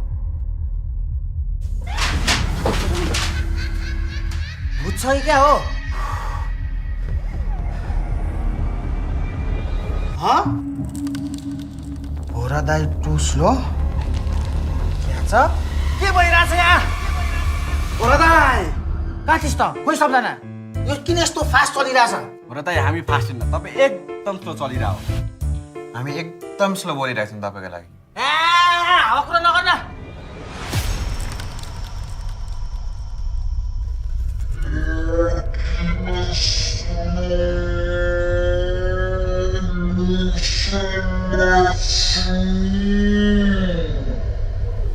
बोरा दाइले बिहेदेखि PUBG खेलेको छैन जस्तो छ। यता के भइसक्यो? PUBG मोबाइलको नेपालमा छुट्टै सर्भर आइसक्यो र पिङ पनि 30% फास्ट छ।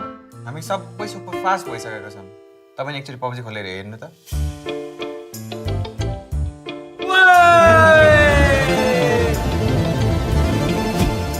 लास्टै फास्ट रहेछ यार। दाइ, ढिलो आयो तर कडा आयो।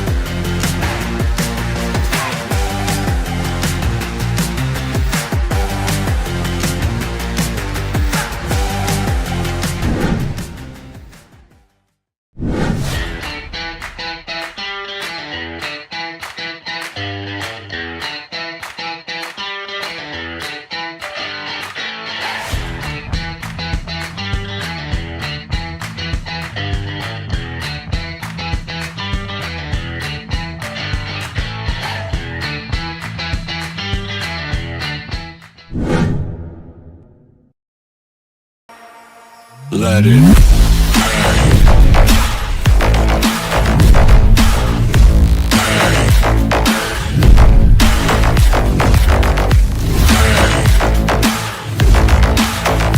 Let it.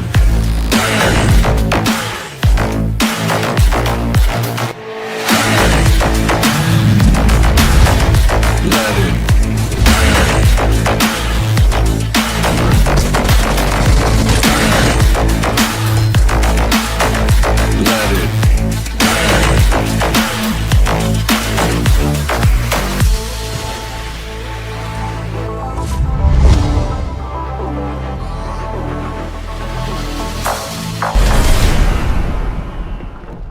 Great news!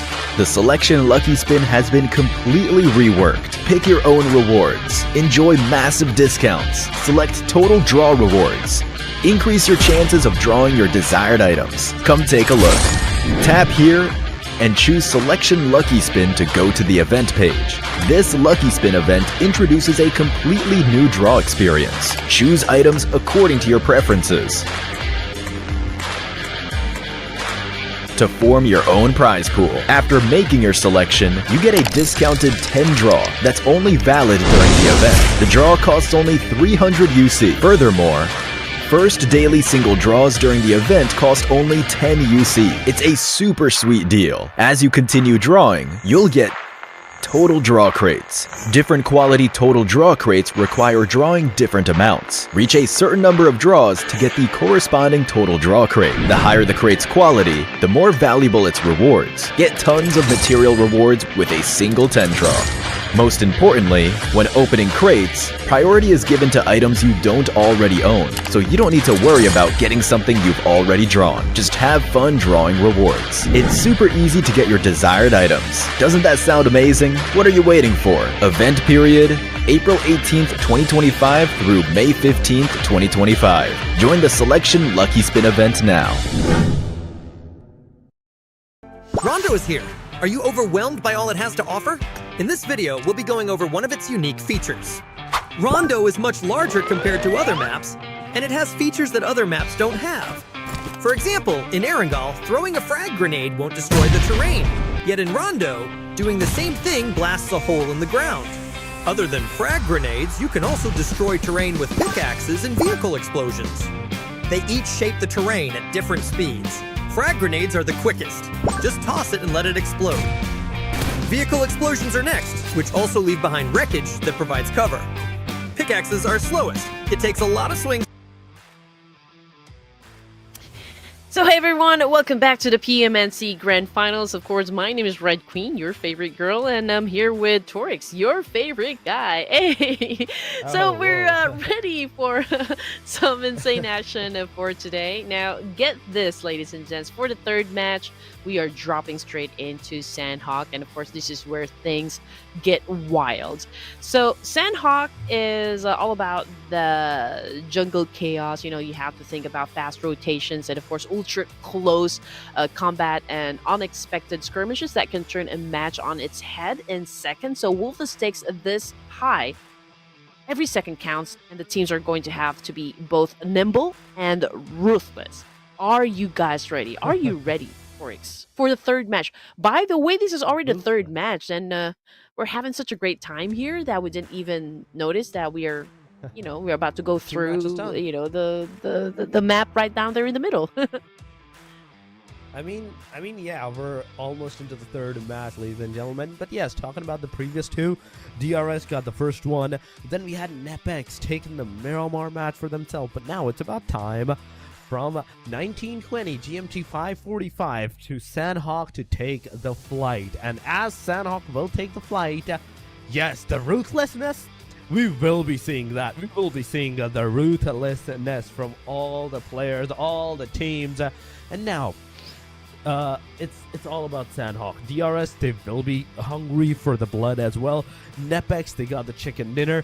Yes, they will be playing this game on a really consistent side maybe, but I'm more concerned about the T2K and their performance, how T2K is actually gonna do it up for themselves, because they haven't been doing that good. Okay, yes, the first match they managed to like secure almost 10, maybe 11 points for themselves, but second match, the Miramar, they got eliminated early on. Will this be a redemption map for them? Will they be able to redeem some of the points that they lost into the premises or not? Because the answer is about to come for us, guys. The match has started right here and now. And as we see, the Sandhawk, the match number 3, the play line is actually bisecting the full map in half. Whew, oh man. Okay, so let's talk about what we can expect, from our teams in Sandhawk here, Torix. I mean, obviously rapid and no holds barred gameplay where strategy meets pure adrenaline. Everyone needs to step up their game, that is for sure. Jaw dropping a clutch or maybe a scramble to secure that key area. I mean, Sandhawks is definitely going to push this team to their limits and will give us those moments that will keep us at the edge of our seats here. And as you mentioned, the flight pad is right down there in the middle, and we all know that Paradise Resort will be fully booked at the beginning of this round. It's going to be HAINA Esports, I'm pretty sure about that one, and perhaps 4 Death Machines. RLX and SVE close together, and they're headed towards the northern part of Sandhawk over here. But as for the other teams, they are in their respective areas. But I feel like, okay, so this is new. This is new. Paradise Resort has been taken over by HAINA, and no team is actually there to contest them just yet. So I feel like it's going to be RLX that's going to have a first fight here. Okay, speaking of RLX, yes. Well, yeah, that's a trade-off that we have been waiting for. You called it. You called it right there and then. Team RLX taking the first fight, getting those knockdowns against SHREEPECH Esports so far. But Zen's no gun. Wait a second. The whole team doesn't even have a gun. No, this is way too intense as Joker YT is reloading the gun. He's going to get some shots. He's going to receive some damage from the UMP-45, but he still manages to get those eliminations done upon on the player, get that knockout connected. But the back angle, the back stab coming on. No, now down to the very last guy, Guru and GV2. It's all up to this guy as he is shooting at the 4 death machines. Oh my god, come on. Are you serious? As a solo player, you're shooting as a third team that is right into the proximity moving away from you. Oh man, not a great start though for the side of SVE. But you know what? For 4 Death Machines, it was an explosive gameplay, nonetheless, to speak of during the first round, which we had in Erangel. So I feel like they're certainly in the mood, for the day number 1 of the PMNC here. Now, RLX, out and about, they still get to have their full squad, but from the kill feed, okay, just as what we were talking about, the 4 Death Machines is now getting picked up one by one as well. SHREEPECH over here, Gurung, last remaining survivor.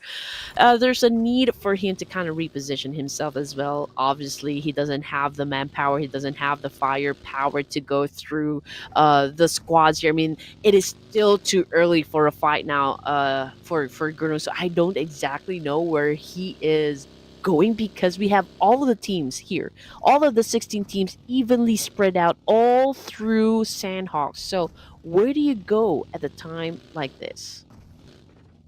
Where do you go at a time like this? This is a question that needs to be answered, but unfortunately, I don't have that answer for that. I don't have an answer for that at this point. But the teams might have it, and the teams might just utilize that answer for themselves. This is the trade secret that they want no one to know but themselves. But yes, so far 16 teams into the Sandhawk. The more I was expecting a map to go into an aggressive mode, the more it is on the safer side. Why? Why is it always like this? The more aggressive I want a map, the more passive it is. And even right now, it has been 4 minutes, 5 minutes almost. And not a single team has got on the elimination side. I mean, again, everyone knows what is at stake here. I feel like they don't even care that much about the prize pool. I mean, everyone's just really gunning for those tickets to PMSL. And again, we only have 2 tickets to give away here for the 16 teams, so it's going to be a tough rounds, tough matches for the PMNC Grand Finals. And DRS, again, it's a formula that works for them for now. I mean, again, during the first few zones, they are avoiding all conflicts. They're not getting into any fights. They're not getting into any engagements, and it has been working out for them ever since the playoffs. Also for game number 1 and game number 2, I mean, we've seen them really pop off during the latter stages of the game here, and well, they're not disappointing because it's a strong finish when it comes to eliminations. It also was a strong finish with a chicken dinner. So I feel like the new server for Nepal is really working out for the teams here. I mean, yeah, it is kind of working out for all of these teams so far. They are doing a great job on this. But talking about all the facts and figurines so far, RLX, they are the ones that got those 3 eliminations on Esports, and after that, they're kind of right now just chilling out there. They're in the circle. They don't have anywhere to go. They don't need to, in fact, go anywhere. So they're just chilling. They are just chilling and not moving too much from the premises, from the area. So for now, it has been 6 minutes, and I kind of want to see how the teams are gonna like momentize themselves from this angle, as 16 teams into the second, third, even the 4th stage. It will be so hard. Exactly. Ooh, coming off the kill feed though. KOM, Nexus, going head to head here, having those trade-offs, and now we're looking at Nexus losing 2 of their members, so it's going to be crucial. It's going to be critical for the side of Nexus here. Wimpy hiding from inside this house. Okay, there was a need for him to reposition himself. Good anticipation, I can say. He knows that there's someone cooking up a nade here. And looking at Keto, he does have an M416, went in for a massive spray, but not knocking out anyone from that angle. And now he is being pursued by 2 of the members of KOM. Keto still tries to defend himself with a DBS and effectively was able to put one under his belt. And now he goes in for the charge. Unfortunately, though, for KOM, they seal the deal and emerge victorious from the clash, jumping into Tribe AEROMACY. So far, so good. No team is pretty close to them, and so they remain safe for now. They remain safe for now, and this is a good thing. For them, at the very least, because this is Sahnog, and oh my god, all the 3 islands in the circle? No, you don't say this. This is gonna be a more chaotic one. Boot camp, Camp Alpha side, and the ruins area on the 3rd island. Oh no, this is hard. This is hard for the teams. But Esports and 4 Death Machines are the only ones so far outside of the blue zone, taking the blue zone damage. And right with this, we are looking at the fact on how Killmonger is trying to like rotate himself inside the circle, whereas oh my god, the player close to the vicinity, he can have the opportunity to take him down, but he has to listen to the footsteps first. So far, it is Thabs into like the outskirts area. Now he is looking in the compounds and near the compounds. Maybe he can try to find someone into the premises. He can go and shoot at them because he knows that there's a smoke into the vicinity. There is bound to be someone. It is hard for the teams, but it is more fun for us. So we want that to happen. I mean, we came for the action, and we can't wait to see those blue waters turn to red. Okay, here we go. 15 teams, stage 2, 2 seconds before we hit stage 3. T2K Esports on the screen here. OG right behind this boulder.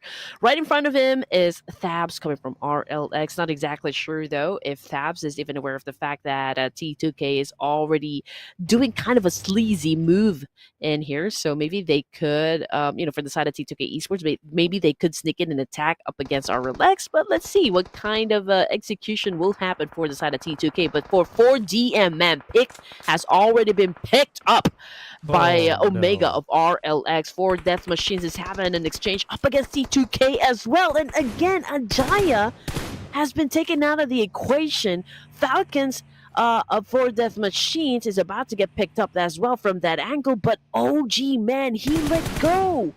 Okay, never mind, I said that. OG said, what are you talking about, Red Queen? I'm about to just finish him off. The player actually did not get finished off by this guy. He in fact, had the hand in getting that knockout, but the player got finished off by the play circle. RLX Omega, the solo guy, the only guy alive in this proximity, he is waiting for the players to like pass out of this area so he can have a safer side, but he doesn't even have any kind of healings for himself. Okay, 3 first aid. It's a good thing. It's a good opportunity. Now he's once again going to be on the safe side, healing himself back to the 100% HP, 75% HP whenever he can. The only single like utility, the juice or the painkiller that he had chucked it up. Now with just a smoke and 3 first aid kit, he's going to be all alone into the outskirts proximity of the circle. But RC32 closing in. PD Sama slowly and steadily approaching the situation, but oh my god, the backside. Kyo from KOM taking down Ninja. It's a confirmation. Classy, Anish, PD Sama, the 3 guys alive are the only hopes in this particular region, so we do have to see how they're going to be able to do that, how they're going to go forward from this particular position onward. PD Sama cooking those grenades. Will you hit or will you hit those grenades? The answer is no. Before you can even do that, you're going to be spotted, it's going to be knocked down, and it's going to be all over for you. Omega reloading the gun on the right side. The player he goes forward and kills a Killmonger. It's an elimination on 4 Death Machine. I'm not sure if I'm reading the numbers right here, Torix, but NEPX now with 22 elimination points in total for the 3 matches that we're having so far, if I'm not mistaken. Okay, but anyway, getting back to action. I'm just a little bit confused on the numbers I see on the screen here. Okay, NEPX, we brought them up just a while ago. Okay, they are getting shot at by Royal GURKHAS. Mukesh, okay, goes in for the reposition. He went for a massive spray up against another player in the battlefield. I'm not sure if it comes from Royal GURKHAS, but judging by the position here, Royal GURKHAS is applying a lot of pressure onto the side of NEPX just because they are doing the gatekeeping situation here and could potentially, deny entry onto the boys of NEPX. RC32, we saw them kind of have an explosive gameplay just moments ago, but unfortunately, I don't think they can maintain that kind of pace, that high level pace right at this moment, just because of the fact that they've already lost 2 of their members. They're holding on to a compound here, but it's right outside of the zone, and right up in front of them are teams like RLX and even NEPX. So it could be a little bit of a struggle for their team to even step into the circle.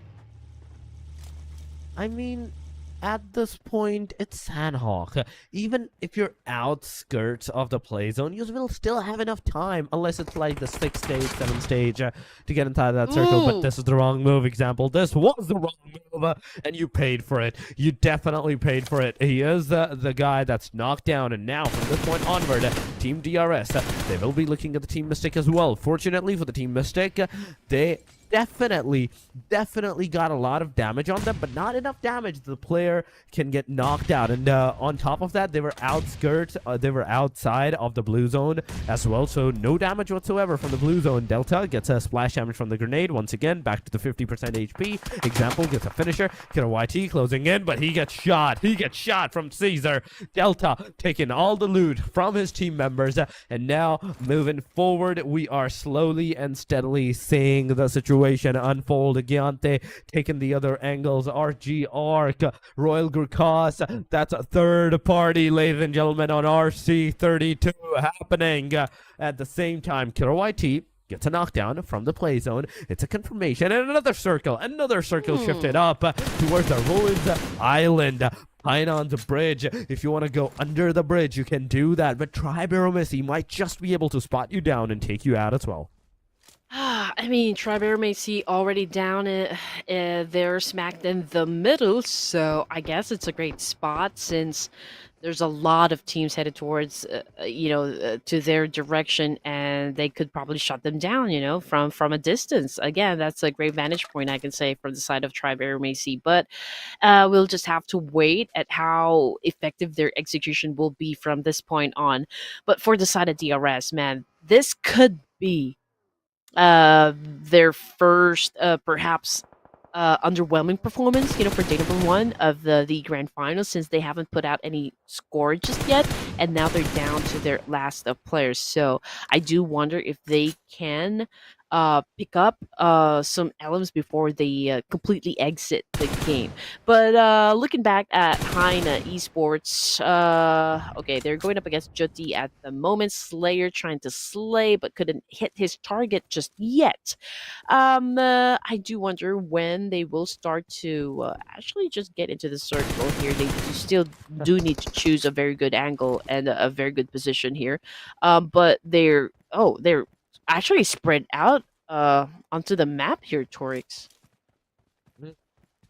They are spread out onto the map, yeah, that is for sure.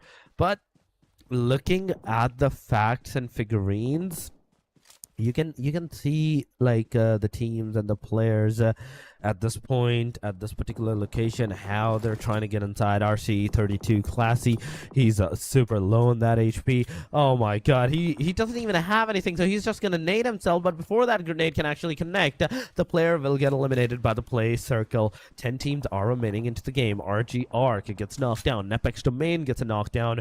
Krish is looking into the front lines as well, but he has to be careful off the backside too, even though there is nobody. Only we can see him. He does not know that there is nobody onto the backside, so he has to be careful. Slayer HAINA shooting on the player, getting a lot of damage, in which case scenario the single grenade can definitely make a connection, and yes, it does. It takes down the team NEPX out of this vicinity. It is a HAINA Esports getting that final nail in the coffin with not Zeus, a grenade getting Mukesh down.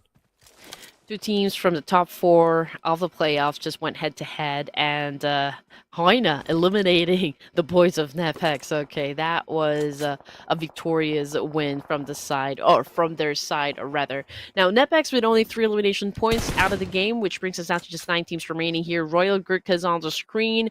We've got Krish trying to shut down Orpheus at this point, but I feel like Krish here has the advantage. But okay, he went in for the charge. Okay, not waiting any moment. He's feeling pretty confident to try and shut down Orpheus, and yeah, it's pretty quick on the trigger and was able to get the job done. And now we're looking at 8 teams remaining. HAINA right now going for a charge once again, this time up against T2K. Oh, it is T2K going forward, but no! HAINA Esports, it is for you guys, getting T2K out of the game. But at the same time, DRS is also out. That's 2 teams back to back going outside. HAINA Esports, whoa, run GURKHAS, Krish, whoa, what kind of a horse is that that's running on the water? Come on, the player almost had it in the bag, but no. From this point onward, we are down to the top 5 teams: AST, Tribe AEROMACY, Team Royal Dragons, HAINA Esports, KOM, and JUTTI squad. And majority of them, 4 of them, in fact, has a full squad. AST, in fact, RD, KOM, and JUTTI. HAINA is the only team that I can see with a 3-man party so far. Oh man, again, almost all of the big names are already out here, Torix. So this might be the chance for Tribe AEROMACY to do good, for the 3rd round, day 1 here at the PMNC Grand Finals. I mean, they still have a complete squad, so they do have that number of advantage. It's the same thing for Royal Dragons, who have been performing quite consistently. HAINA, KOM, JUTTI, if I'm not mistaken, KOM, they're performance for today is kind of explosive. They're having a grand time here in Sandhawk. They've managed to put up a substantial amount of kill points, to be honest. So let's see if they can maybe put the cherry on top here for Sandhawk and get that chicken dinner. So far, HAINA trying to flush out Tribe AEROMACY from that compound. There's a little bit pressure onto their side because of the fact that they will be coming from the outskirts because they're already tanking the blue here. So Zio putting up a fight up against Slayer, but it was almost not enough to shut anyone down. Oh my god, it's not enough. It's not enough. Come on, Royal Dragon. They are going to get taken down as well by the hand of JUTTI squad as well. That's back and forth eliminations and knockouts coming on. But Suba getting that revive, but the backstab, the back shots are coming on. Axie gets the final shot on the guy, gets the knockout eliminated. 3 eliminations so far for the JUTTI squad, but someone needs to go and revive Tamag, but Himson in the meanwhile, he's also going to get knocked out. It's going to be a confirmation for the team of HAINA Esports. At this particular point, Tribe AEROMACY, they're going to have a decent number of eliminations, a total of 5 so far, with 4 men still standing. Royal Dragon has lost one of their players on the front lines. The JUTTI squad was also spotted. Oh my god, Zrox, he's gonna get some shots. He's gonna get half HP, but he's gonna retaliate with just 10% HP onto the enemy side. Trixo with the spray, he's gonna get the player down. The player on the other side, Zrox, he's gonna get knocked down by the blue zone. In fact, the blue damage. Okay, shot on the team Tribe AEROMACY as well, but team Tribe AEROMACY is getting the shots from the KOM as well, getting those knockdown, getting those eliminations. Trix is going to be the final hope for the team from this point onward, and 5 eliminations to the JUTTI squad. They have to be careful around the premises too, because there is a Royal Dragon. There's also the team KOM that can ensue the fight on you guys. The probabilities was equal just moments ago, and Tribe AEROMACY, man, they did not have the best of luck right in there. I mean, everyone was just really gunning for them, and they got picked off one by one, so that puts them at a 10% a chance of scoring that chicken dinner. But of course, again, it's a grand time for Royal Dragons, KOM, and even JUTTI. The way that they flipped the script up against Tribe AEROMACY with a strong position just like that was still a massive performance style. Tribe AEROMACY, we're looking at Trix here, final surviving member, and I don't think he's gonna last for long. And there you go, the Blue Reaper was the one who actually caught that point. So that was a point less, for the remaining teams here. 5 elimination points now being displayed by Royal Dragons, and they're pretty much on, on point here. They're on a killing streak, I can say, but it's the same thing for KOM, to be honest. So again, this is the second Mexican standoff that we witnessed so far. It is so far, and we do have to wait out for, I'd say, the circle to take another shift at this point, because it's only 20 seconds now, and the circle will definitely take a shift one way or another, because this is stage number 9 that's coming up. Nobody's gonna have to circle. Everyone's gonna try to get their hands into the very centralized position of the map, and that's where the connections, that's where the shots, the car ram downs are definitely gonna come in from. Keo from KOM cooking those grenades, throwing it up, but you need to be careful. You need to secure some grenades for maybe a later stage, maybe the stage number 9, as the circle's closing in, to short list the surrounding areas and make sure that you cover as much ground as possible with your throwables. But now with 2 grenades in the hand of Claw, he only can shoot twice. He can only throw those grenades twice at this point, and one miss of a grenade will instantly mean that his throwable arsenal is not going to be enough for the last stage of the game. But there we go, Royal Dragon slowly approaching the situation, whereas team JUTTI squad, they're also approaching the situation against the team KOM as well. That's the third party that can actually do the S12K. The DBS is definitely going to get one knocked out, second knockout maybe on towards the players, but no, Tamag is going to get taken down. It is Claw on the front lines. KOM gets eliminated, and the fight goes to a 2 versus 2. It's a 2 versus 2 equilibrium, but one player gets taken down. It's all up to Frag. Frag gets elimination, and it's all over, ladies and gentlemen. We have a winner chicken dinner in our amongst. Amazingly done, and that was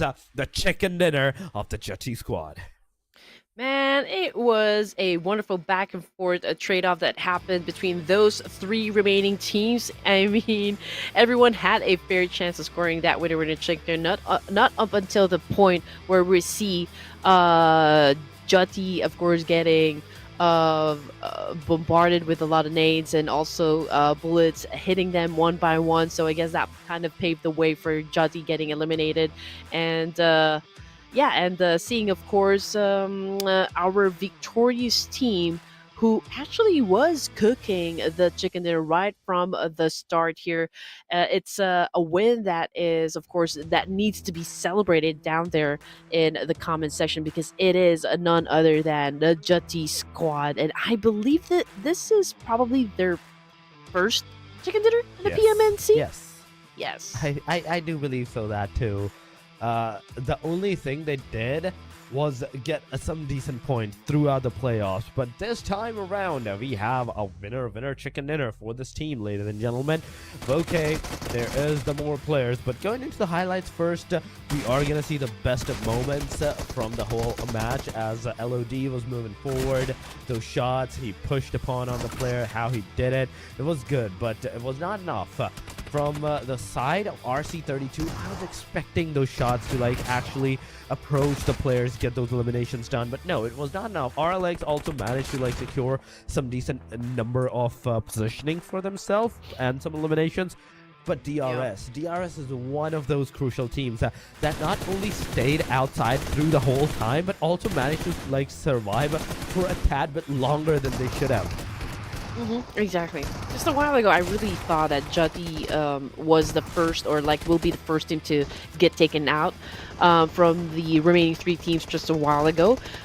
Just because of the fact that, you know, those two teams are actually pointing their guns at them. So it was an amazing feat to see, you know, just how well Jutty's squad was able to defend themselves, to be honest. You know, it was, of course, high pressure, high level gameplay coming from this team, and of course we don't want to take the spotlight away from Zordy here.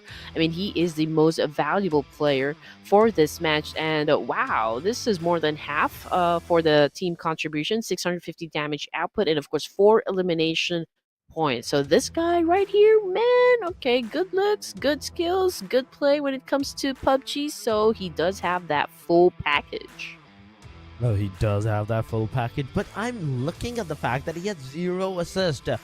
Nobody, he didn't steal anybody's knockdowns or confirmations at one point. It's all his raw power. 56 eliminations into the match, 6,926 of a healing, 55 knockouts, 144 throwables, 1 airdrop, 14 headshots, 11 revive, and 295 meters of the longest distance eliminations. Rocks Jutty is the guy. Not only that team Jutty squad managed to like secure that winner chicken dinner, but they're also one of the teams that got the highest longest elimination of a distance, 18 total points into the match. Then we have Royal Dragons with 13, KOM with 11, AEROMACY with 9 for Royal GURKHAS, HAINA Esports with 8, RLX with 5 alongside of T2K, once again not playing that good with just 3 points. Oh yeah, okay, so at this point we're gonna let you guys decide what you want to say about T2K Esports. So far there's still a need for them to exert more effort, I can say. You know, we are already at the 3rd round. We are about to step into the 4th round, which is the second to the last game for day number 1 of the PMNC, and I know that these guys have been around for a while, right? I mean, they already know how to move in international stages. You know, they have all the experiences, they have all the skills, but something is not really working right for the side of T2K. Now, I don't know what it is. I don't know just yet, but they did have the chance, of course, to go through the broadcast during the playoffs and maybe, you know, discuss each of the team's rotations here and just how aggressive the teams can be. You know, those predictions, those anticipations when you guys are trying to plan out something big, you know, for the grand finals. Again, this is such a big deal considering the fact that we are talking about not just the money, but we are talking about 2 slots in the PMSL. Now, coming off of the bottom, we've got RC32 and LOD NEXUS with not being able to score any point from this round. Now, we did talk about NEXUS a while ago before we start the matches, Torix, that they are the ones representing Bhutan at the moment, and this is their first PMNC, if I'm not mistaken. And I am quite happy and glad to see Bhutanese teams and the rise of their esports community. But if they would want to, of course, remain competitive, if they would really want to score big and maybe be part of the top 5 at the second day of the PMNC Grand Finals, then they will have to do more. They definitely have to do more. You can't just play the games on the whim of getting those chicken dinners. No, you have to actually strategize on how many points you're going to secure each match. And you have to stick to the plan. You have to stick to the plan, whatever the case is. Because if you don't, the bad things are waiting out for you at that time. And we are already done with more than half of the day number 1, ladies and gentlemen. Before we head into the second half of the Erangel and Miramar phases, we will be going on a short break. Do not go anywhere. Stay with us. We'll be right back. सधैँभरि बेबे भनेर हुँदैन हैन अब काम पनि त गर्नु पर्यो हामीले ल टेक केयर बेब लभ यु ल मा खोइ केटाहरु कहाँ गएछ ओइ कोठा को छ हौ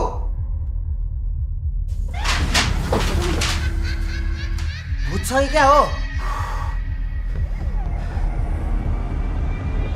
ह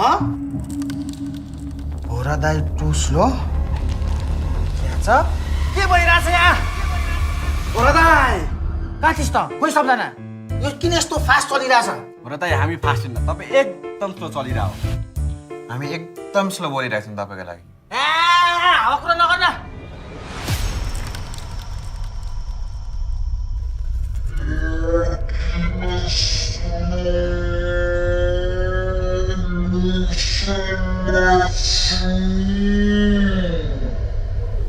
भोरा दाइले बिहेदेखि पब्जी खेलेको छैन जस्तो छ यता के भइसक्यो पब्जी मोबाइलको नेपालमा छुट्टै सरप्राइज गरेर पिङ पनि 30% फास्ट हामी सबै सुपर फास्ट भइसकेको छौं तपाईले एकचोटी पब्जी खोलेर हेर्नु त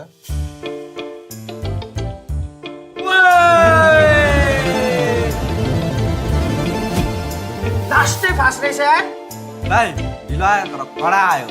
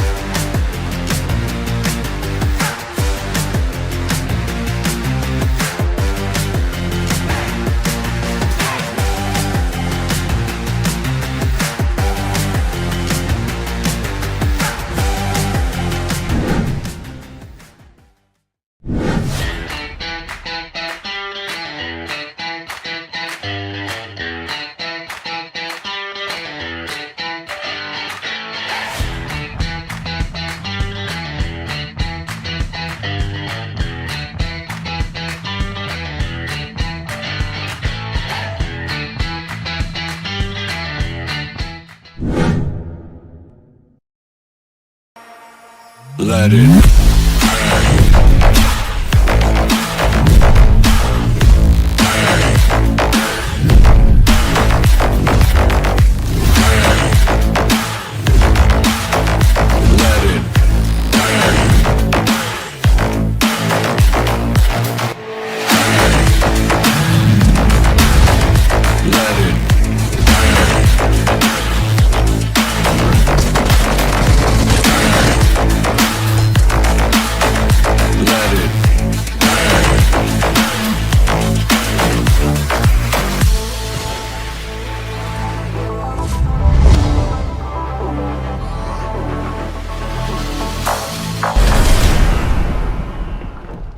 Great news!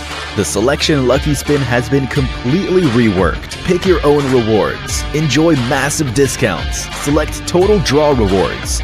Increase your chances of drawing your desired items. Come take a look.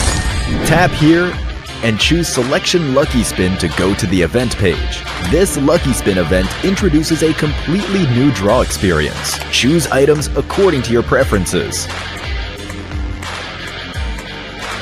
To form your own prize pool. After making your selection, you get a discounted 10 draw that's only valid during the event. The draw costs only 300 UC. Furthermore, first daily single draws during the event cost only 10 UC. It's a super sweet deal. As you continue drawing, you'll get total draw crates. Different quality total draw crates require drawing different amounts. Reach a certain number of draws to get the corresponding total draw crate. The higher the crate's quality, the more valuable its rewards. Get tons of material rewards with a single 10 draw. Most importantly, when opening crates, priority is given to items you don't already own, so you don't need to worry about getting something you've already drawn. Just have fun drawing rewards. It's super easy to get your desired items. Doesn't that sound amazing? What are you waiting for? Event period, April 18th, 2025 through May 15th, 2025. Join the Selection Lucky Spin event now. Rondo is here. Are you overwhelmed by all it has to offer? In this video, we'll be going over one of its unique features. Rondo is much larger compared to other maps, and it has features that other maps don't have. For example, in Erangel, throwing a frag grenade won't destroy the terrain, yet in Rondo, doing the same thing blasts a hole in the ground. Other than frag grenades, you can also destroy terrain with pickaxes and vehicle explosions. They each shape the terrain at different speeds. Frag grenades are the quickest. Just toss it and let it explode. Vehicle explosions are next, which also leave behind wreckage that provides cover. Pickaxes are slowest. It takes a lot of swings to dig a pit.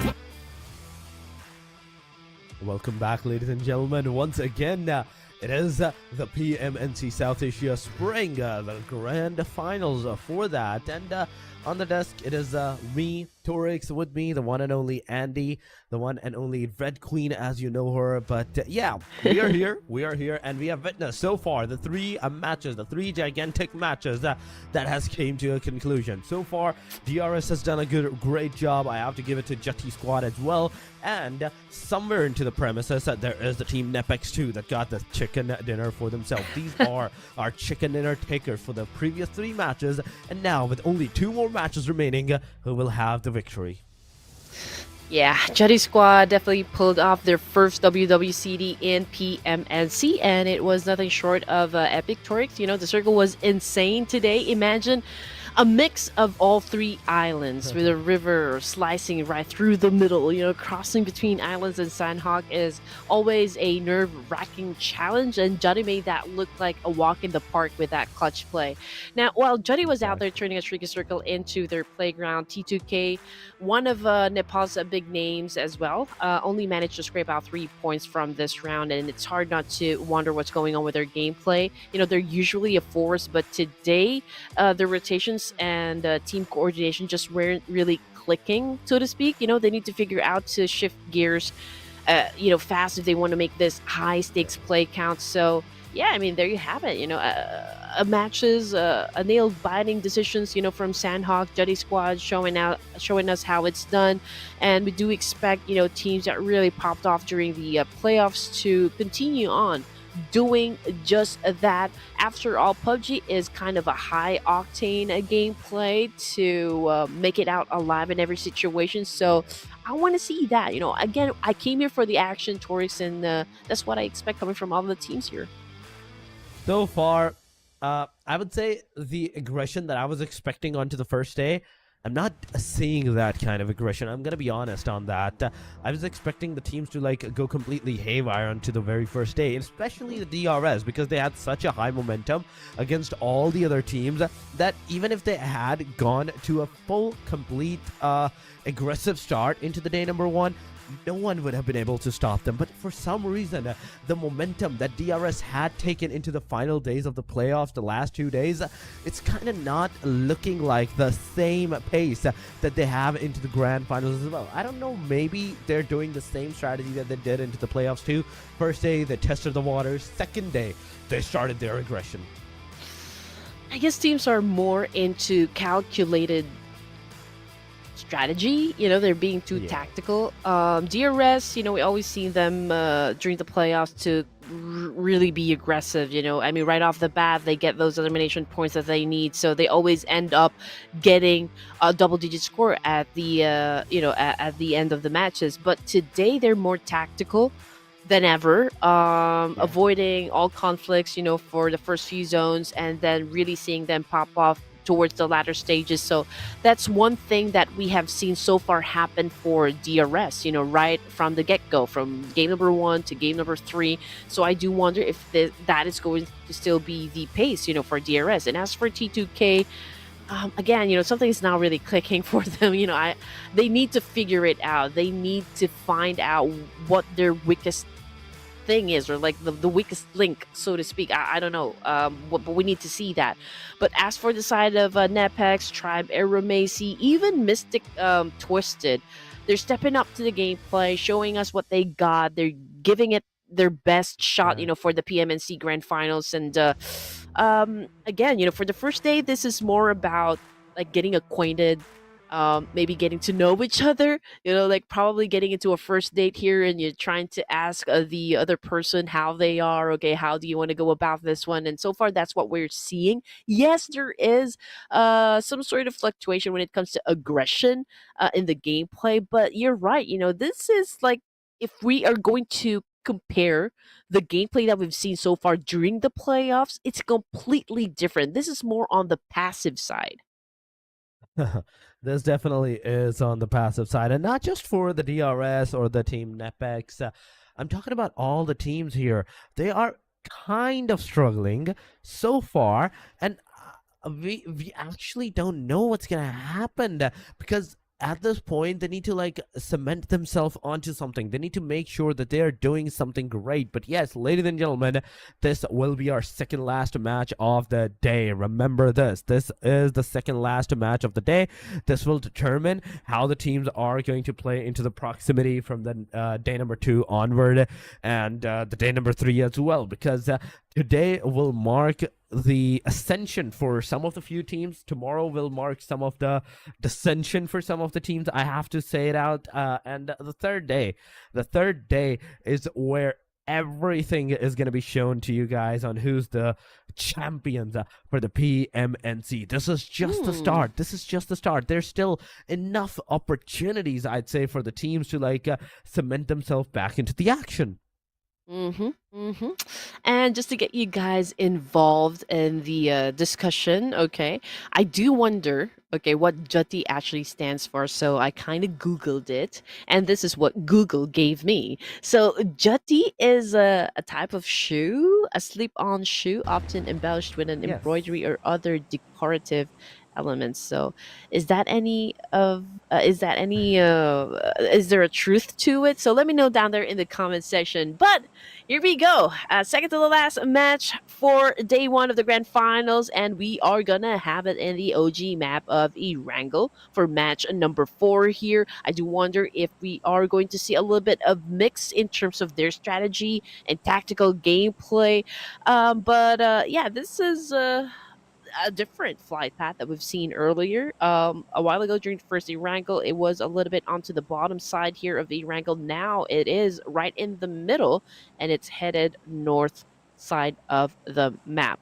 So perhaps, it's going to be the same areas that are going to be populated here. There's Pachinki, there's School, Razak, Yasnaya, and of course, the infamous military base, which is always being taken over by HAINA. But you know what? Royal Dragon is probably dropping in the same spot here. I mean, yeah, they are, and the fight can actually ensue at any time. This is the beauty of the Erangel. I would say, same as the Sandhawk 2. You never know when any team is actually going to aggress on you and can take the fight against you. So these are the only two maps that can like actually showcase this kind of a fight. But oh my god, HAINA, RD, they're kind of close too. The fight can actually happen into that particular angle as well. So we do have to see what's gonna happen. So far, HAINA Esports, we're looking at them going back to the military base island after getting all those cars and transportations for themselves. But Severny is a region where we're finally gonna see some action right off the very bat. Yeah, and T2K is gonna start their round here in Erangel with another fight. So let's see if they're gonna survive. They're going up against RLX. So far, the teams are, of course, in a hurry to weaponize themselves, of course, so that they could defend themselves if in case just another player here goes in for the push. So far, T2K already getting into position here, but it's the same pace, for the side of RLX Esports. But in terms of strategy, it's a 2-2 split, though, coming from the side of RLX. So we do know what they're going to do next. They're going in for a pinch here. But, of course, if one already decides to push up against T2K, everyone just needs to commit. Oh yeah, most certainly. Everyone needs to commit at this point if the T2K decides to push. And this is the time that we talk about. It's a game. It's a game thing. It's a full team-based game. You can't just solo-handedly go there, take those fights. No, you have to take the fight with the full team. And without that full team, there's no point in going forward for those fights. But aside from that, coming back into the RLX so far, it's a four-man party. They're kind of scattered away, and this is what I mean by it's a game strategy. It's a game strategy. If you're not together, you're not gonna survive for that much longer into the early ranges fight. Exactly. Okay. So, information gameplay coming from RLX and T2K, we can now see that, okay, never mind, I said anything. It was Destro. I think, I was about to say that T2K is being calculated at this point. They're not being reckless. They're not making any rush decision, but unfortunately, I spoke too soon because Ajaya has been taken down rather from that window. So, impressive gameplay. Nonetheless, coming from RLX Esports, I mean, this could pave the way for them to actually have that stronger upper hand advantage up against T2K. Now, Tudo Love is already on his way, of course, to resuscitate his teammate here, and we're not seeing any push happen from the side of RLX, so perhaps they are still waiting for the right time. They would want to make sure that they are already beaten down. They don't have any more vests to protect themselves with or any more helmets.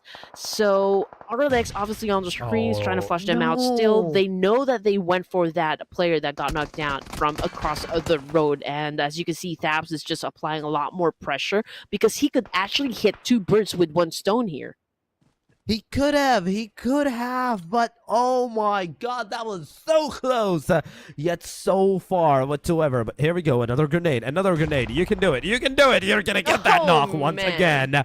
Jaya is down, back on his knees, and right with this, going back into the scenario, now it's time. I would say it's time for the team, RLX, to actually push on. This is your opportunity, but looking at the team RLX, they're so scattered. One player is at the shooting range for some reason. Okay, RLX, man. It's a series of good decisions so far from the side of RLX Esports. Everything is working out for them. T2K, there's a need for them to get their play right, to be honest. Okay, Ajaya is pretty low in HP. Okay, he just came in from a good pickup there from Tudo Love, and now they're kind of backing away to get to the corner there. Okay, this could be the turning point for the side of T2K, or perhaps they're going for a reposition, or maybe totally abandoning this fight up against RLX Esports. But okay, they stopped. They are now going for a push here. Thabs hid himself right behind that school bus, that broken down school bus over there. But I don't know what's going to happen because T2K is in full force right as we speak. That's the thing. This is the kind of full force fight that you guys need for yourself. But no, we're not seeing that happen from the RLX. It's actually the T2K that's pulling this off for themselves. It will help them. It will definitely help them whatsoever. But here we go. Thabs VSS 1897 into the hand. Things might not look good for this guy at this point. But oh my god, look at the other guy. Dilla is behind those mountain tops and just waiting from the long range quarters. If your player gets knocked down into the close range quarters, you're not going to be able to get that survival done. You're not going to be able to give out the cover towards the players. And RLX, I have to say, they need to get out of this position as soon as possible if they want to like live for a little bit more time. But this could be the aggressive play that we are waiting for from T2K, right? They're finally going for a push here. They're feeling all confident, which is, of course, what we expect coming from a team that is T2K. They're trained to kill. So far, Thavs wasn't making any movements there. He was quiet, not making his presence felt, which is, of course, the best thing to do in that situation. Obviously, if it's going to be difficult for the rest of the team to back you up, then might as well stay low for now. You could live to fight another day. And for T2K, obviously, they abandoned the situation. They're not coming in for a fight here, but they could come across Dila, which they completely ignored and discarded. So, oh man, OG got knocked down. Dila had the element of surprise here. Now Igneous, as well as True to Love, went in for a charge, and now they're about to score a pointer up against RLX Esports. And with that UMP shot, they sealed the deal. Dila out of the game. Out of the game it is, Adila. No, the start was good. The initiative was good, but the momentum, you couldn't get the momentum that you needed for yourself, and that was the demise. That was the demise for the team. And now, from this point onward, it's just a single player elimination. We are in 8 minutes of the game, almost 9 minutes of the game, Andy, and so far, only a single player. This is the first blood that has been drawn. We are going from super aggressive into the first few matches to super passive into the very next phase of the same games. I mean, nobody wants to make a mistake here. And speaking of mistake, man, NEPX just hit the big one. They're going up against Royal GURKHAS at the moment. Both strong performing teams for this day, I can say. One of the players from NEPX still currently down on the ground. Domain comes in for the rescue. Yeah, I think he was able to bag at least 2 here. Precious is getting picked up as we speak. Rexon goes in for the massive spray, and that was it. That was it for Royal GURKHAS. But I feel like it was also an unsolicited help coming from Tribe AEROMACY, if I saw that name popped out right. Oh my god. Yeah, so far it is not looking good that much. But yeah, NEPX 4 elimination. RG, GURKHAS. You had 10 points into the past 3 matches in total. And once again, with early elimination, this is definitely going to like not be a good opportunity for you. Not a great start for you guys. But moving back into like the zone and everything, talking about that, the zone has actually gone towards the western side region, the northwestern side region, where we can see the Rozok, the corner, the western corner, actually inside the water town should be in the circle as well, but another circle shift is closing on. 50 seconds, ladies and gentlemen.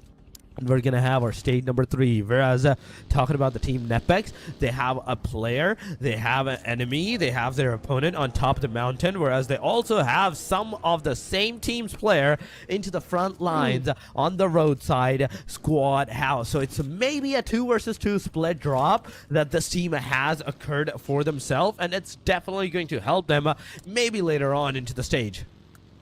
It wasn't a great performance from the side of NEPX, just, from the previous match, so we do understand why they are a little bit aggressive here for this round. I mean, they're obviously taking up another they're taking up another level here. DRS, okay, it's quiet for now for the real soldiers, and I'm telling you, you know, that's the kind of formula that works out for them. But they do have the opportunity, of course, to potentially slaughter the likes of HAINA Esports, just because HAINA will be coming from the outskirts here, pretty close with Royal Dragons as well. So there's a lot of opening for the side of DRS. We just saw that, you know, DRS just opened fired up against HAINA Esports, so a fight is already inevitable at this point. From school area, TM7 will be coming from that spot, and from the ruins, there's LOD Nexus. No team is close to them, so I feel like they're not getting into an engagement anytime soon. But Hang from KOM did manage to shut down a player from inside the game, so I do wonder if this could actually be the cue for them to step into this compound and just retaliate. Oh, this is the time. This is the time for them to retaliate. I do want some retaliation from these players or from these teams, as well as we are talking about all the facts and figurines of how the teams are actually like cementing themselves all the way into a compact zone. This compact zone, in fact, it's gonna be a very deadly one if you're not careful around the premises. But we have RLX and the Shack. The players are kind of like moving away round and round into this area, and I don't think so that you should have smoked your vicinity. This is what the players do wrong. They are chilling in a compound. They know that there is nobody looking out for them, and then they just smoke. They just give out their own location to the enemy side. But now NEPX Precious and Rex is knocked out as Precious is trying to like locate the player into the long range quarter, take him down. But instantly Nexus Beast is gonna take a Precious out of the vicinity as well. Now both players and NEPX Rex Precious, they're getting that revive. In the meanwhile, you can see that the rush is finally gonna occur. Team LOD will definitely close in and towards the player. Nexus Godson is super close to the vicinity. They can throw the grenades, they can throw the molotovs. The S12K is in the vicinity as well, getting those knockdowns. Oh my god, the kiddo get eliminated. Space grenades gets wimpy. That's another grenade going on, but in an instant outside, the grenade come from NEPX side, and it's all over for the team LOD. 8 elimination for NEPX. They definitely do this back and forth. They get like less points in one match, they cover it up into the very next. Get the chicken dinner. Third match, we saw them get early eliminated once again, and now with 8 elimination, they're back on the hashtag #1 of the chart. It was a great defense, obviously, and what's even more exciting was the fact that NEPX gets to keep all of their members intact. So, I mean, bagging 8 elimination points with a complete squad still, oh man, that is just great. You know, makes you very excited to look forward to the next zones for this round. Tribe AEROMACY, no score just yet. Potentially, they could go up against a team here. Okay, not just a team, maybe a couple of teams that are pretty close to them. We can see that Venom has taken over a great vantage point so far, so let's see if they can actually utilize this vantage point right. I mean, there is again a couple of players, a couple of teams there, but SHREEPECH, okay, one of them got knocked down in a moving vehicle, so that is just wild. Let's see if the fights here is gonna get crazier than ever now that we just stepped in, or we're about to step out from stage 4. The stage 4 is going to start closing in 15 seconds, ladies and gentlemen. Now it's 10, but in the meanwhile, Team Tribe AEROMACY, they are going for the fight.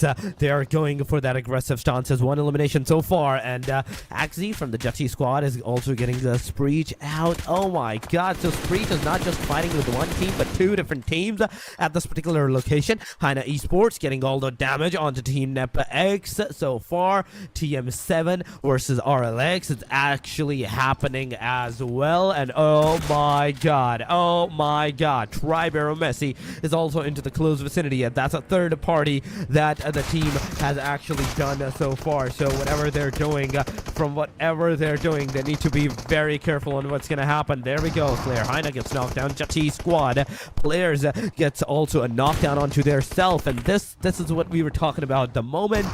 So we're going to step into the stage number 4, stage number 5. The aggression is definitely going to come. HAINA Esports, that's a back and forth, 2 knockdowns. Now it's all up to Himsens and Pika to survive and make the fight up for their team, and they're actually going for the fight. This is what I love about the team HAINA. They don't back off from the fight unless it's only a single player alive. I know. Oh man. Whoo! Essential backstab coming from HAINA. Oh man, and that puts a rest onto NEPX's momentum and of course aggression from this round. But hey, it's a solid 9 elimination points coming from NEPX, so they're still a-okay. But anyway, JUTTI squad, okay, previous winner chicken dinners here, just eliminated Tribe AEROMACY. Ooh man, Tribe AEROMACY seems to be also having a bit of a struggle in terms of like getting the pace right, getting the rhythm right as well. It is definitely they're getting the right rhythm for themselves so far, but RC32, another team on the very bottom line of the overall chart. We can see them with the 10 points. They are at the crash site 30 seconds before the stage actually closes once again, and the teams will be put into a disastrous position. So far it is 20 seconds, and MTD Twisted so far they're looking at the long range quarter against the T2K. T2K is still alive, that's what I can see, and it's a good job. T2K alive, being alive means definitely that there's gonna be a lot of maybe decent number of points once again for the T2K as well, because so far they have only managed to secure 8 total points, including this match's 2 eliminations that they have. But on the other side, I can see JUTTI squad getting some eliminations for themselves, or was that a player of JUTTI squad getting eliminated?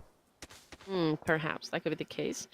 Mystic, Royal Dragons close to each other over to the eastern side of the circle there.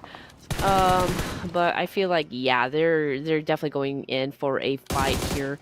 Although, I feel like there is a slight advantage onto the side of Royal Dragons just because, well, they do have that high ground to work with. But anyway, JUTTI squad again on a momentum over here, going up against 4 Death Machines, and they are getting them one by one, which is absolutely amazing to watch. And here comes the spray from Axie up against Falcons, and Falcons pretty low in HP, but oh my goodness, Woke got shut down by Killmonger. So again, this is an interesting back and forth situation between these two teams, but 7 points in total for JUTTI squad.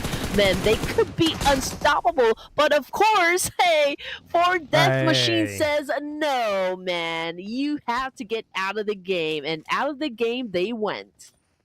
We are in the top 10, ladies and gentlemen. Top 9, in fact, not 10. We are officially down to the single digits from this point onward. And as we can see, MTD, they're having 2 eliminations so far for themselves. They're somewhat inside that circle. 4 Death Machines has 1 player knocked down, 6 elimination.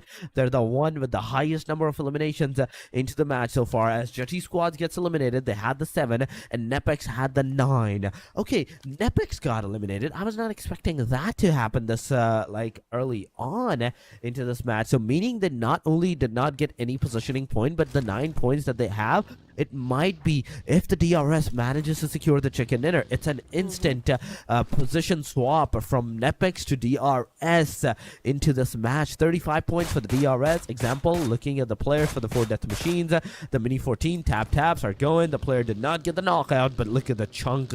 Look at the chunk that's been depleted upon on the players outside of the blue zone. That's a damage. That's a damage. You have to be careful of what you're doing, of your surrounding, and how you're staying outside of the play zone area. Example, getting inside not only the play zone area, but also into the safe circle. And now, from this point onward, the 3-man from the DRS, the 4-man into the vicinity, they're getting at more eliminations. That's the second elimination DRS is going to have on the team RLX. Hey, DRS is slow dancing in a burning room here. I mean, everyone is already, doing their best to survive since we're talking about the final 8 teams here for stage 5. But let's see if Mystic Twisted here can get a win up against Royal Dragons. I guess, I've already said this just moments ago that Royal Dragons, they have a slight advantage up against the Mystic just because they have the high ground. But then, of course, we just know that they can also pull off like a great maneuver up against Royal Dragons. I mean, we're talking about Mystic Twisted over here. I mean, they are the top performing teams coming from the Bhutanese community. So let's see what they got. I would want to see how Mystic, of course, turn the tides onto their side and eliminate the remaining boys of Royal Dragons. And as for Royal Dragons, they do now have a total of 3 points onto their name. They do. They have the 3 points for the name so far, but yeah, it is kind of like a clusterized situation now. Looking at this complete factor and figurines on how the teams are actually surviving. Look at DRS, look at KOM, look at RC32. All these names are 4-man party. Then we have a trios of 4 death machines, Royal Dragons, and that's T2K. That's 3 more with the trio. And last but not the least, it is a HAINA Esports with just a solo player into the match. Meaning that all this conclusion, all these fights that are happening, it's happening kind of like in a very contested area, whereas even if a single player is going to start to get knocked down, it's going to be a chain reaction, and that's exactly what happened to the RC32, where they lost 2 of their players, and now from this point onward, RC32 is down to the very last guy. It's hard when a team manages to actually even put down a player from your team. That could be, like just what you mentioned, kind of a ripple effect, right? A chain reaction so far. And Mystic Twisted, it's amazing that they're still, right here, still complete, putting up a great offense so far. They're not really being aggressive. It's kind of like a sure thing for the side of Mystic Twisted. They're not going to move forward, not unless if they see that they have a chance to survive, from this angle, which is, of course, a great consideration to do. But then again, PUBG always prioritizes risk over here. So, of course, if you want to move in and get those points done, then you will have to, put in a little risk into your gameplay. And now Mystic Twisted Scissors getting picked up by his teammate for Death Machines now already has a total of 8 elimination points picked out of the game from a trade-off that just happened. And T2K, man, oh man, this is so heartbreaking to see again, Torix. I mean, one of them is currently knocked down on the ground, and this is, the kind of the cue that 4 Death Machines have been waiting for, and I feel like they're really going for a push here. And aside from that, T2K is in a split just because Mystic is also going up head-to-head up against T2K. They are definitely going head-to-head against T2K, but Ajaya with that single grenade, he's going to take down Killmonger. T2K OG is going to get taken down. Caesar is going to confirm that elimination. Okay, there we go. T2K, where they managed to secure a knockdown on towards the player, they're going to get knocked down. The eliminations on their side. That's two back-to-back knock-and finishes. Falcon doing an amazing job. That's 8 total eliminations for the 4 Death Machines. Highest one in the whole lobby so far, aside from the team NEPX's 9 elimination. But example, now moving forward, going inside that circle on the right side, if he looks, he will see another team. T2K, they get eliminated. That's another elimination RD is going to have for themselves. From 2 to 3, they go on the elimination side. Then DRS. Only 2 eliminations so far. They are playing the very slow game. They're playing the end game at this point. They're actually playing the end game. They want to make sure that they're surviving at least till the top 3, and that's where they're going to decide to take the fight from that point onward. Timing also makes a lot of difference into the gameplay, and DRS just really waiting it out. They're letting other teams just really battle it out first before they get into it, get into that engagement. 6 teams remaining here. Mystic Twisted, White 10, if I'm not mistaken. White 10 is currently down on the ground. Here we can see that XMPL is just doing a little bit of that tap and fire up against KOM, and now he pulls out this M416, goes in for the charge, but did not connect at all. It's Hang from KOM that manages to get those loot from that airdrop. And as for Mystic Twisted, man, everything is already getting twisted here because Royal Dragons right now being aggressive in scoring those points. And now we're looking at the last remaining player, which is Uncle, goes in for that first aid kit, but Royal Dragons already picked up that information that he is injured right behind his broken down vehicle. So I feel like Royal Dragons will not be stopped at this point and will definitely go in for that last remaining player of Mystic. Oh my god. 5 teams, ladies and gentlemen, and Mystic. Unkill. That single grenade is gonna be the demise for this guy. Royal Dragon is on its way. 5 eliminations so far to their name, and we're down to the top 4, ladies and gentlemen. We are actually down to the last top 4 teams into the second last match of the day.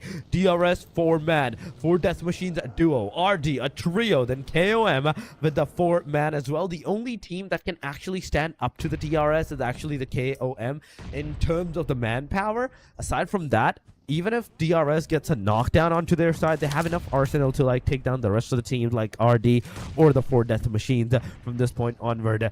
But yes, Aditya waiting for the opportunity. He's not moving that much into the further side, but you have to remember, you're not in the circle, man. You're not in the circle, sir. You have to get inside. You have to take the leap of faith, take those steps. Even though you have the 10 eliminations for your team, you have to take your steps inside the circle where everyone from that point onward is going to be able to look at you. He goes to the prone side. Master Zerdy is just circling his car around the proximity to try and find out anyone, and maybe, just maybe, put up all the speed that he has, all the acceleration that he has in the car on that single guy, get him knocked down, maybe flushed out as well.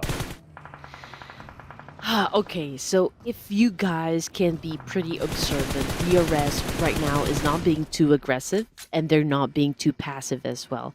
Just like what I said, they're just waiting for that right opportunity to kind of just get into the fights here. They're waiting for that right timing, I can say. For Death Machines, we can see that they're trying to sneak an attack up against DRS as well. We got Killmonger repositioning himself. He knows exactly where Royal Dragons will be coming from. Same thing goes for Aditya. Royal Dragons, Master Zerdy, as you can see, trying to get close to 4 Death Machines just so they could get the information they need as to where they have to throw the nades. Master Zerdy throwing up against Killmonger. Killmonger was able to evade the attack coming from Royal Dragons, but not the same though for Pico P of KOM. That was an on-point nade coming from Gyante. Oh, that is an on-par grenade. DRS coming back into the game, ladies and gentlemen, and you can see what they're capable of right here. So far, Aditya just chilling in the bushes. Now it's the stage number 9. We have 4 teams, ladies and gentlemen, into the stage number 9 with more than one players into the vicinity. DRS, Kill YT getting Killmonger down. Aditya's in the front lines as well. On the other side, we can see the team RD also receiving a lot of damage, getting those knockdowns onto their self. Claw, you have to go revive the players for Death Machines. Down to the solo player it is, but Killer YT in the meanwhile is gonna get taken down. It will be one player, example, that's going to receive the full confirmation on him side. But now with three matches, 3 teams in fact remaining into the game, we have to see how it's going to affect all these players, all these teams. And we have another one eliminated. Royal Dragons have been eliminated by the hand of DRS, leaving everything to these two for the final hustle that's gonna happen. DRS is gonna take another one out. So it's a back and forth going on. Players getting those eliminations, getting those casualties. 1 versus 1 it is, ladies and gentlemen. Kill from KOM. DRS Delta low on that HP. 1 shot. That's all it's gonna take, and it's all over. KOM chicken dinner for themselves into the match number 4.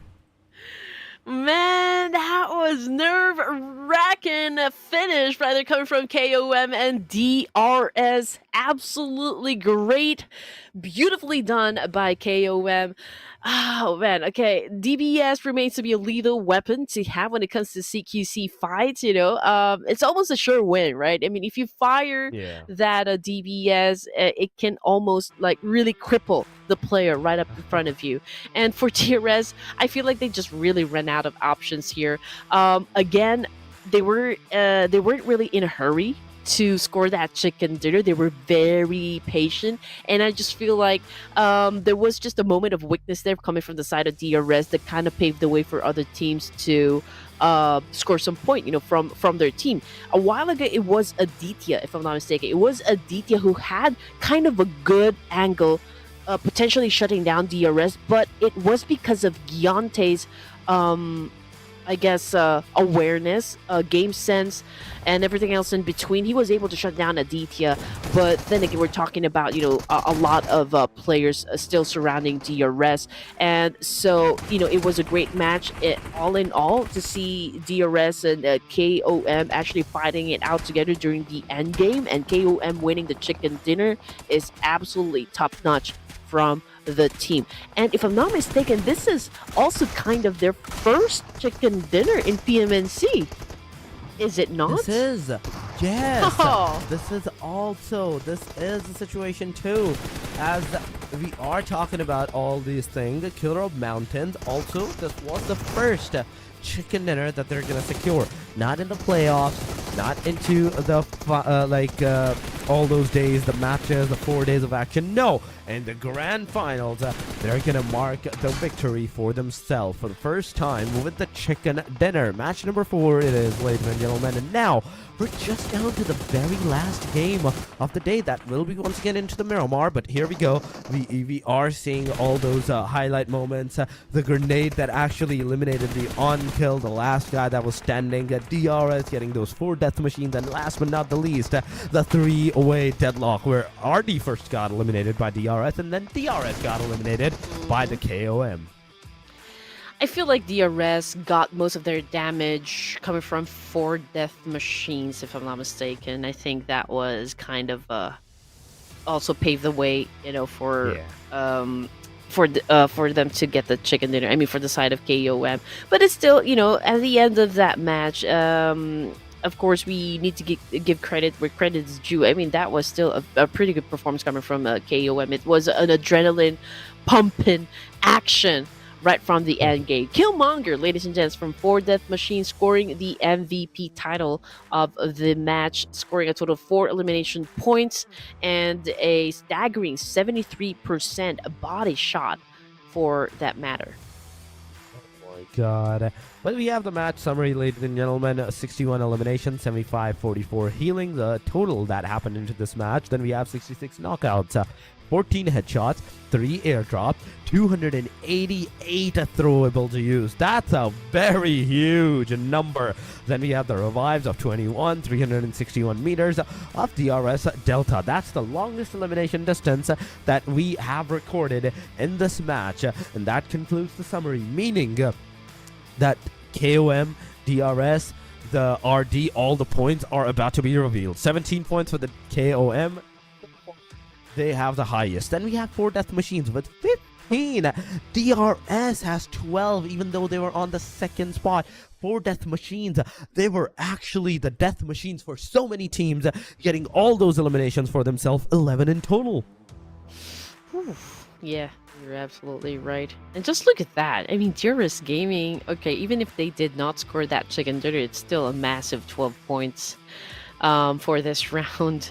If I'm not mistaken, if I get my math right, I feel like they are at the top spot just because they were the first team to actually score that chicken dinner, and of course a staggering amount of elimination points as well. And as for T2K, okay, I can say that this was an okay performance, for Train to Kill.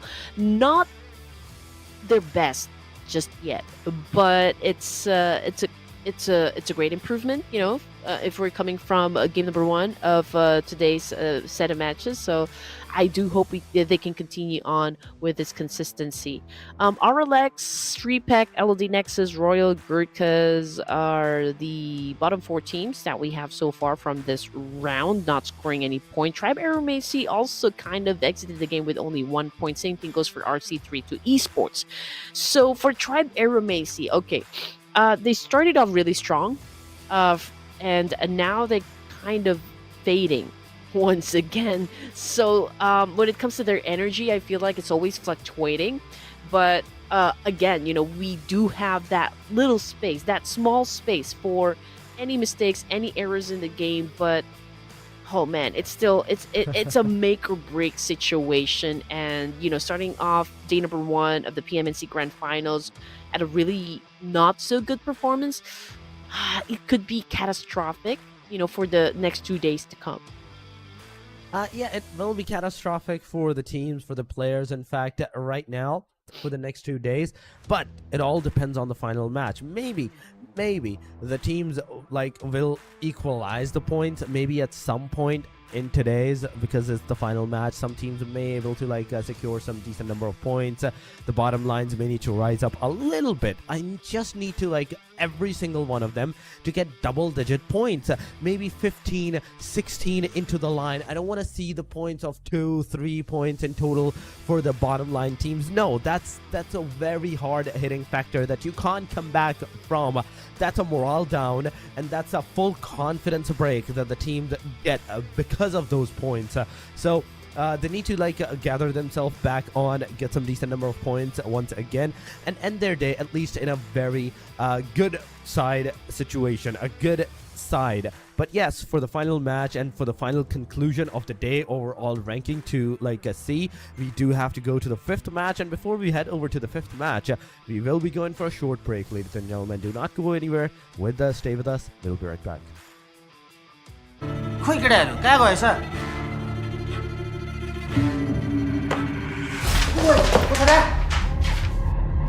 को छ हौ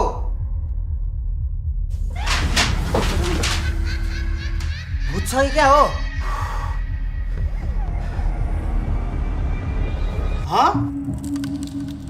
भोरा दाइ to slow के छ के भइरहेछ यहाँ भोरा दाइ कहाँ this त कोही सम्झना यो किन यस्तो फास्ट चलिरहेछ भोरा दाइ हामी फास्ट छैन, तपाईँ एकदम स्लो चलिरहेको, हामी एकदम स्लो बोलिरहेको छौँ तपाईँको लागि। हावा कुरा नगर्न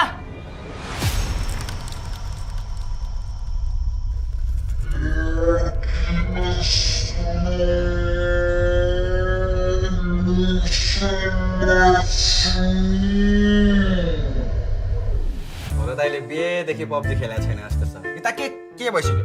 पब्जी मोबाइलको नेपालमा छुट्टै सर्भर आइसक्यो र पिङ पनि 30% फास्ट छ। हामी सबै सुपर फास्ट भइसकेको छौँ। तपाईले एकचोटि पब्जी खोलेर हेर्नु त।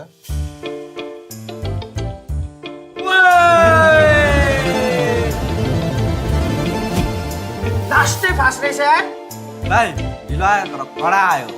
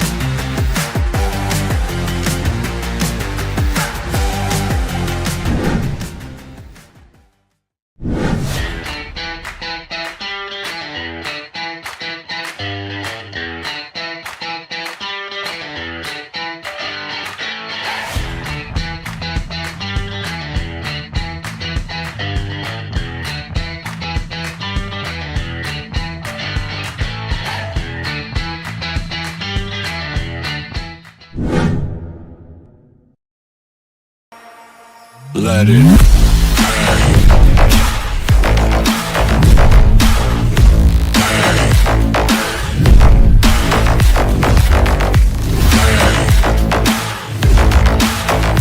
Let it.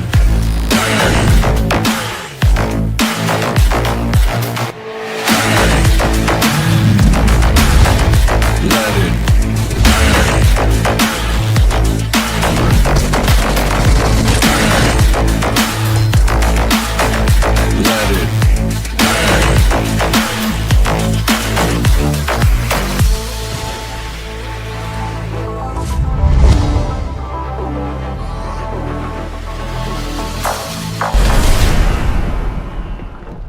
Great news! The selection lucky spin. All right, folks, welcome back to Miramar for the final round for today. So things are already heating up. KOM just pulled off a killer WWCD against the DRS, but of course the DRS still finished strong with double-digit kill points. We also got Tribe AEROMACY's momentum is, how to say, it's a bit frizzling out, and T2K managed to grab 5 points if you guys missed all the action that just happened moments ago. So with this last round on the clock, the pressure is definitely on, which team will say that's a wrap to an incredible day. So yeah, my name is Red Queen together with Torix, and welcome back to the PMNC Grand Finals day number 1. Welcome back, ladies and gentlemen. Now we are once again back, and I mean, come on, the teams, the way that they're playing this single Erangel match was more time consuming than the Miramar that we saw, the first Miramar that we saw.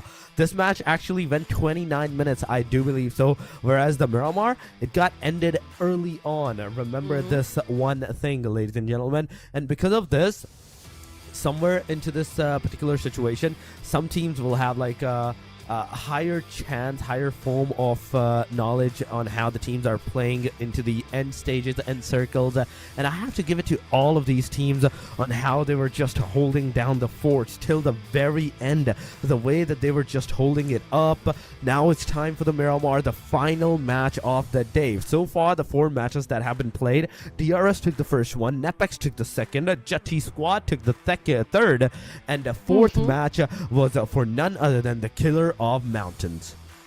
Oh yeah, you know what? Every team definitely showed that they weren't here just to play, but to, of course, redefine their game plan on the legendary battleground of Erangel from match number 4. Now, as we take this match off the board here, ladies and gents, let's take a moment to catch our breath. Remember that today's performance is just one chapter in the PMNC Grand Finals saga. The stakes are only getting higher, and of course, the next round is just around the corner, which is of course in Miramar. So let's go, buckle up, ladies and gents, as we prepare ourselves for the final showdown of day number 1 of PMNC.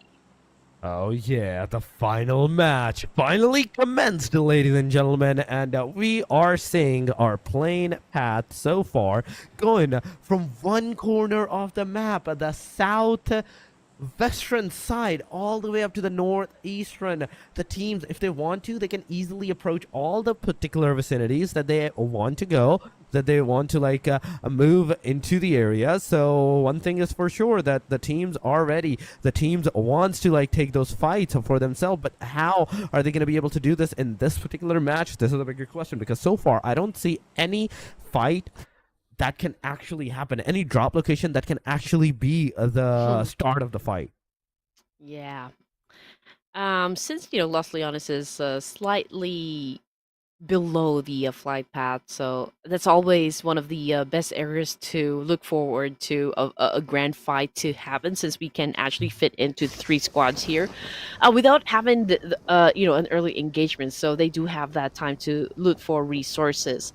And yeah, I mean, quiet moments are actually the secret sauce before the storm hits, to be honest. I mean, while teams are actually busy scavenging every corner for that perfect loadout, let's take a moment to appreciate the art of looting here. Of course, the first thing that you need to consider when you're inside the plane is to gauge your jump distance and to make sure that how you can get your hands onto the guns first.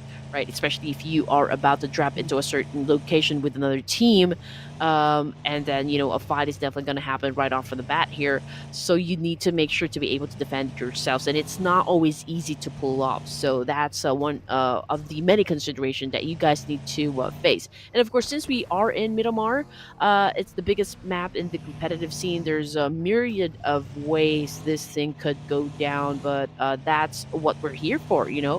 That's what we are waiting for to see happen in this final showdown. I mean, this is the final showdown. It's a do or die for these players, these teams, in fact, right now at this particular situation. You know that you want to go either for the fights, go either for those constant aggressive stances, whatever you want to do, because you have nothing to lose. The bottom line teams, I'm talking about the bottom line teams, they have nothing to lose at this point. They can go for the aggressive stances, end their day in knowing that, okay, even if we tried to aggress, it didn't work out, if they get eliminated. But if it does, the final match that you are going to play, that the teams are going to play, it can actually end very well. Okay, so I guess we're gonna kill time here, since all the teams are busy with their rotations and of course pillaging through towns to fill up their backpacks. Okay, so far I guess this is a promising start, for day number one of the PMNC Grand Finals. I mean, those teams that I did expect to actually push through this competition is making it happen. NEPX, one of the questions that I have so far in mind for NEPX would be, because during the playoffs they had a stellar performance as well, right? I mean, at the beginning of the playoffs, massive gameplay. They were pretty aggressive in terms of elimination points and scoring a lot of chicken dinners. But now that we are about to finish off the first day for NEPX, can they maintain that kind of energy? Okay, speaking of energy, okay, that was, I believe, the first blood here. Royal GURKHAS losing a member. Yes. That's courtesy of Royal Dragon Master Zerdy. I mean, he is called a master for a reason. I just loved how he was just chilling there, going up, and in an instant, he was surprised. He was as surprised as the other player, I believe, so that, oh, wait a second, that's a free kill. Oh, wait, no, I'm the free kill. There we have it, and it's all over for the player. That was the first elimination, first blood of this whole game. But aside from that, talking about the overall points, NEPX 49, 46 for the DRS, KOM 43, they're still the top three teams. We can see them into the 40+ points marker. Royal Dragon, with that single elimination, they have just made their way into the 40 points, 39s into the previous, and this one single a point with the elimination, they are also into the 40 marker. But JUTTI squad 33, 29 for the 4DM. These are the things that we usually do talk about, the fact that, okay, this might be a very hard-hitting factor for you guys, but because now it's not the time for the qualifications. It's not the time for the qualification that you guys are waiting for, that you're going to qualify. No, the prize pool is at stake. The number 1 and 2 position for the PMSL is at stake. So whatever you do, you need to gather as much points as you can from this point onward. Exactly. You should be able to put yourselves up into a monumental gameplay just to make things happen. I mean, it's going to be a tight competition to begin with. It's not free for everyone. The slot in the PMSL, you just have to really fight for it. And going through, how many matches do we have for it? 12 matches for a team here is, of course, exhausting. Again, you need to put up great endurance, great stamina, not just physically, but mentally as well. I mean, it can pressure can start to creep in if you are already feeling kind of exhausted from all the games that you've played in a day. So if you let that pressure creep up, so that could be I mean, yeah, that definitely will be hard for the teams, but so far it is still the 16 teams that are alive, man. That is still those total teams that will be like trying their level best whatsoever to get those points and try to get as much points like for themselves, at least in this final match, before it's all ended, before it's all like completed up for them and they go back to the drawing board. They want to like secure as much points as they can, I do believe so, before like heading back to the drawing board, knowing what they did wrong, what they did right. GURKHAS is one of the names that is kind of playing it out safe for now, and because of the fact that they are in the hashtag number 13th position, losing one of their player, it has kind of put themselves into a very I would say upholding scenario where now they're kind of crippled, they're kind of compromised, and they need to like act together, play as their fourth on their own. It's not about the fact that you are gonna get the cover. You have to make sure that you are your own cover from this point onward. Yeah, you gotta carry your own weight, for a team to be really effective and impactful inside the matches here. Again, roles no longer exist.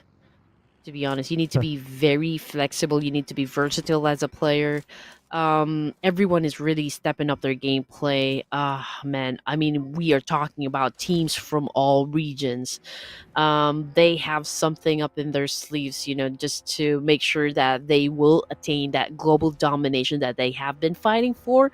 So it's going to be, again, an exciting thing for each and every one of us. And speaking of exciting, man, NEPX is having an exchange up against DMS. If I'm not mistaken, Rex has been put down. We also got Mukesh. So it's two more players for the side of NEPX to defend themselves up against DM7. Eddie here is holding on to such a great vantage point, which can be catastrophic and detrimental for the side of NEPX because, well, they won't have any chance here to do a massive counter or an effective counter for that matter. I mean, yeah, it is kind of like that scenario. Whereas so far, talking about all the facts and figurines for the teams and the players, it's not that much that we usually see this kind of like an action going on with those fights and everything. It's just that Miramar is actually showing its slowness right on our screen. Look at RG, look at like SPE, look at LOD, Mystic, JUTTI, KOM. Miramar is actually showing its full aggression right here because of the fact that majority of the teams is still outside of the circle, and maybe, just maybe, they don't have the cars for them. Yeah, NEPX loses some of their players early on by the hand of TM7, but still, NEPX, the momentum that they have generated so far, it's gonna be enough for them to like at least stay into the top 2, if not top 3. Exactly. Oh man, okay. But it's amazing still though. I mean, we're already at stage 2, and even though NEPX has already lost 3 of their members, I mean, we still got complete 16 teams here. Which is, of course, can be pretty exciting if we can maintain this number, perhaps up until stage 4 in Miramar. Oh man, that could be wonderful to watch. Anyway, NEPX. Oh no, this is not great for Domain. He is being hunted by the boys of 4 death machines, and they're pretty hungry. They're famished even to get this kill and put that in their bellies, and there you go, just like that. Oh man, first team to be taken out, I can say. NEPX out of the last round here in Miramar. Wow.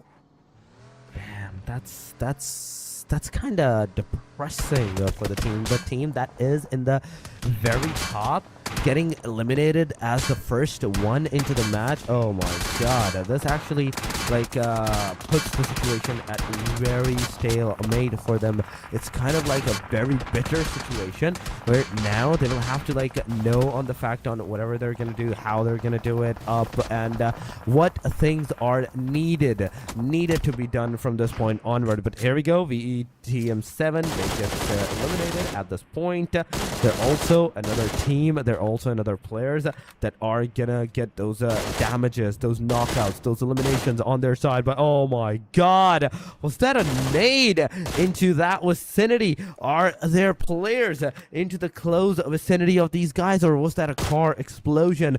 This is what I need to know, Andy, at this time, because I don't see anyone so far. But Natsu from the HAINA, he is on the mountaintop. Slayer HAINA is going to throw those grenades on the AST, and that's actually going to make a connection.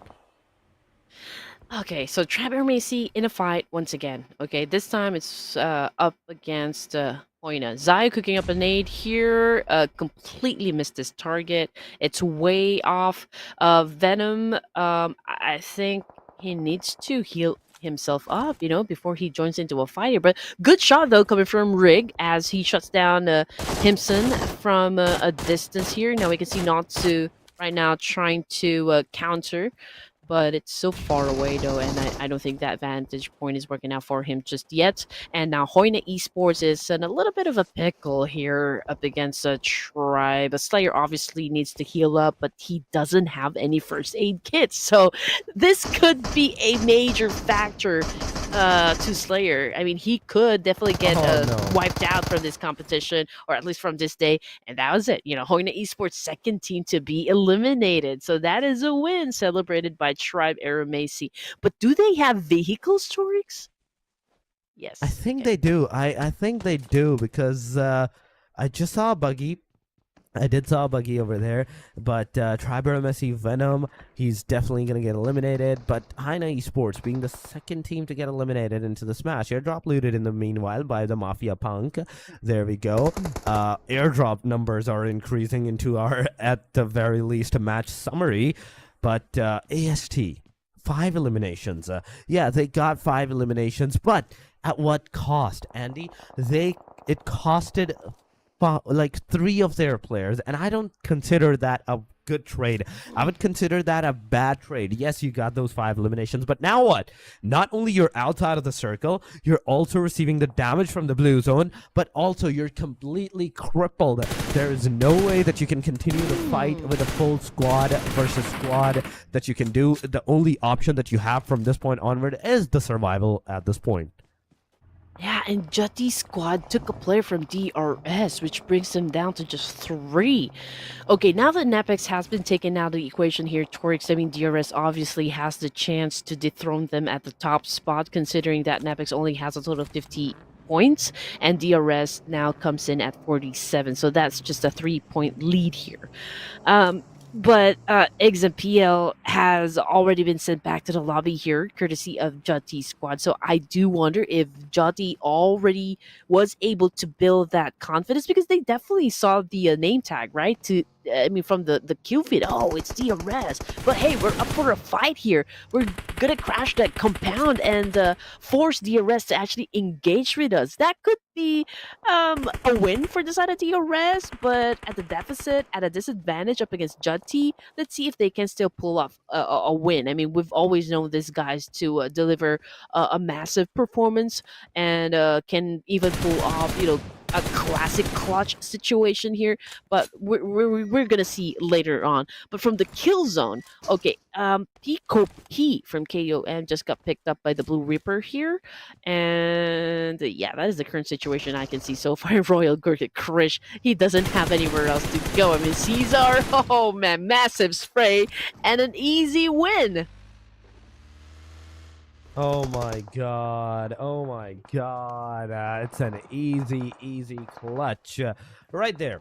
45 players. 16 minutes have passed, and KOM, the team that got like Venom the Chicken Dinner, is right now kind of in a crippling situation as 2 players gets taken down to the very last guy. They are Mystic in the meanwhile. They're also getting those eliminations, but for Death Machine so far on our screen, they're just chilling out here, getting those cars away from the proximity, away from the locations, and in the meanwhile, KOM, the team that had the chicken, it's up to the last guy, and that guy is actually so farther away from the team.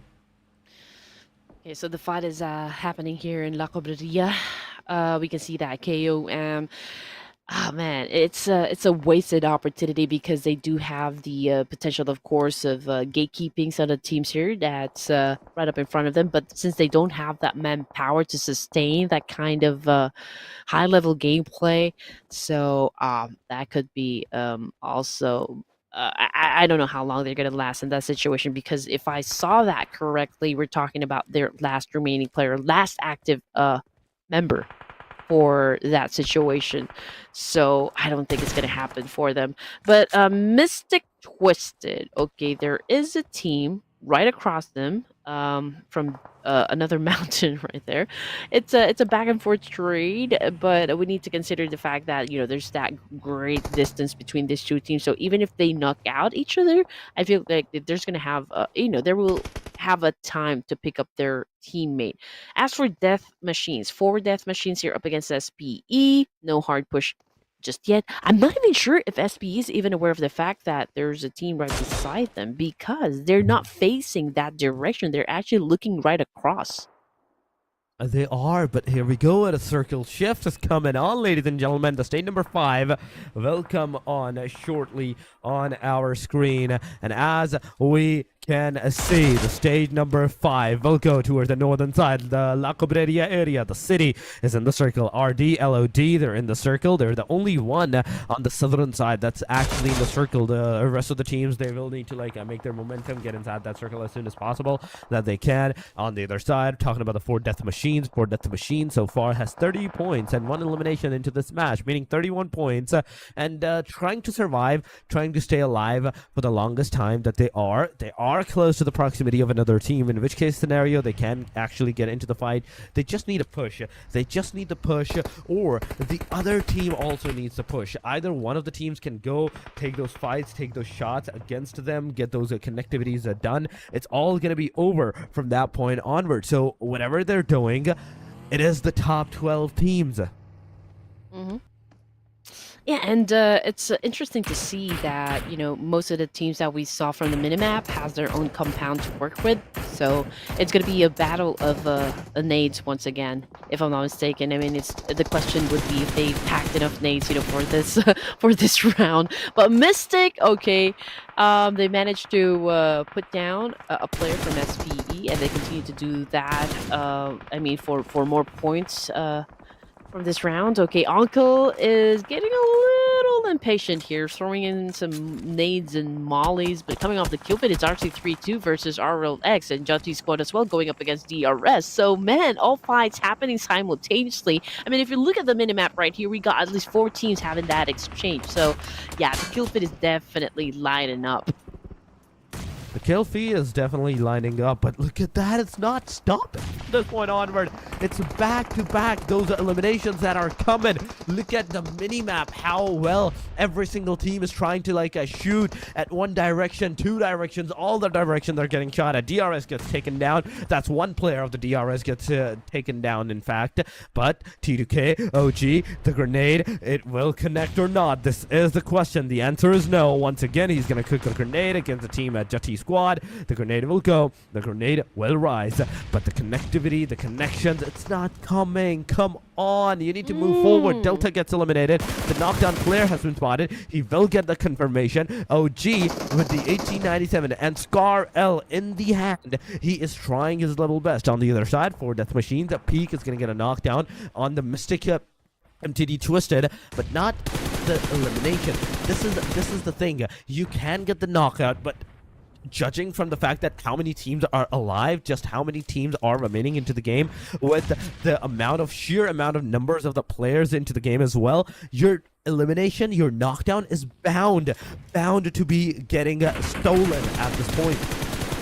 Good pacing coming from T2K2 to love after all of those nades that he threw, went in for a massive spray up against JUTTI. Now he's going in for his second one. Fortunately was able to inflict damage, but not shutting down his opponent completely. But he goes in for the second round of bullets and actually continues to be alive in the situation, but not anymore, ladies and gents. And this could be the end of the line for JUTTI right there. Oh, wait, DRS? Okay, DRS just got eliminated. DRS have been eliminated.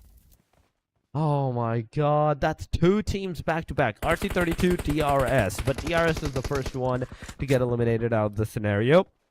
Going into the next one now, we're actually down to the top 8, in fact, teams at this point. And these top 8, they will definitely try to get as much survival done as possible, because look at those eliminations on at least till the top 11. Number 4, RD, 4 eliminations, 4 death machines, 1 elimination. Okay, but 4-man standing. AST, 5 eliminations, solo player standing. Mistake, 2 eliminations, 4-man standing. RLX, 4 eliminations, 3-man standing, and T2K into the very end with 5 eliminations and 4-man standing. The bottom line, the teams SPE and LOD, they are not getting a single eliminations, at least in this match. Okay, this is going to be an interesting showdown just because everyone's fighting for the fact that, there is that peak of that mountain right there, and everyone would want to, of course, get into that position. Now, LOD Nexus, whew, man, okay, one of them is currently knocked down on the ground. Royal Dragon is, of course, feeling all confident to push to this scenario to happen because they do have that leverage. T2K Esports, man, okay, they are now picking up the pace. And I don't want to jinx anything, okay, I don't want to say anything, but T2K Esports is doing well. OG now bags 3 points. Royal Dragon, Master Dirty, currently knocked down on the ground here. Frag completely taken out of the game here. Toodle Love with an on-point spray, taking back Master Zerdy into the lobby here. T2K continues to apply a lot of pressure to the side of Royal Dragons, and now Claw, Suba all together trying to defend Royal Dragons, still trying to make it happen for the team, but it could be hard since they're also dealing with LOD Nexus. Oh yeah, they are definitely dealing with all the teams into the premises. It's not going to be like that easy for them at this point to get those eliminations, but they're definitely doing that. T2K OG is going to get 1 knockdown on the team Royal Dragons, and now with a single grenade, it could have been the elimination. Oh my god, but T2K, Turu Love, are you serious?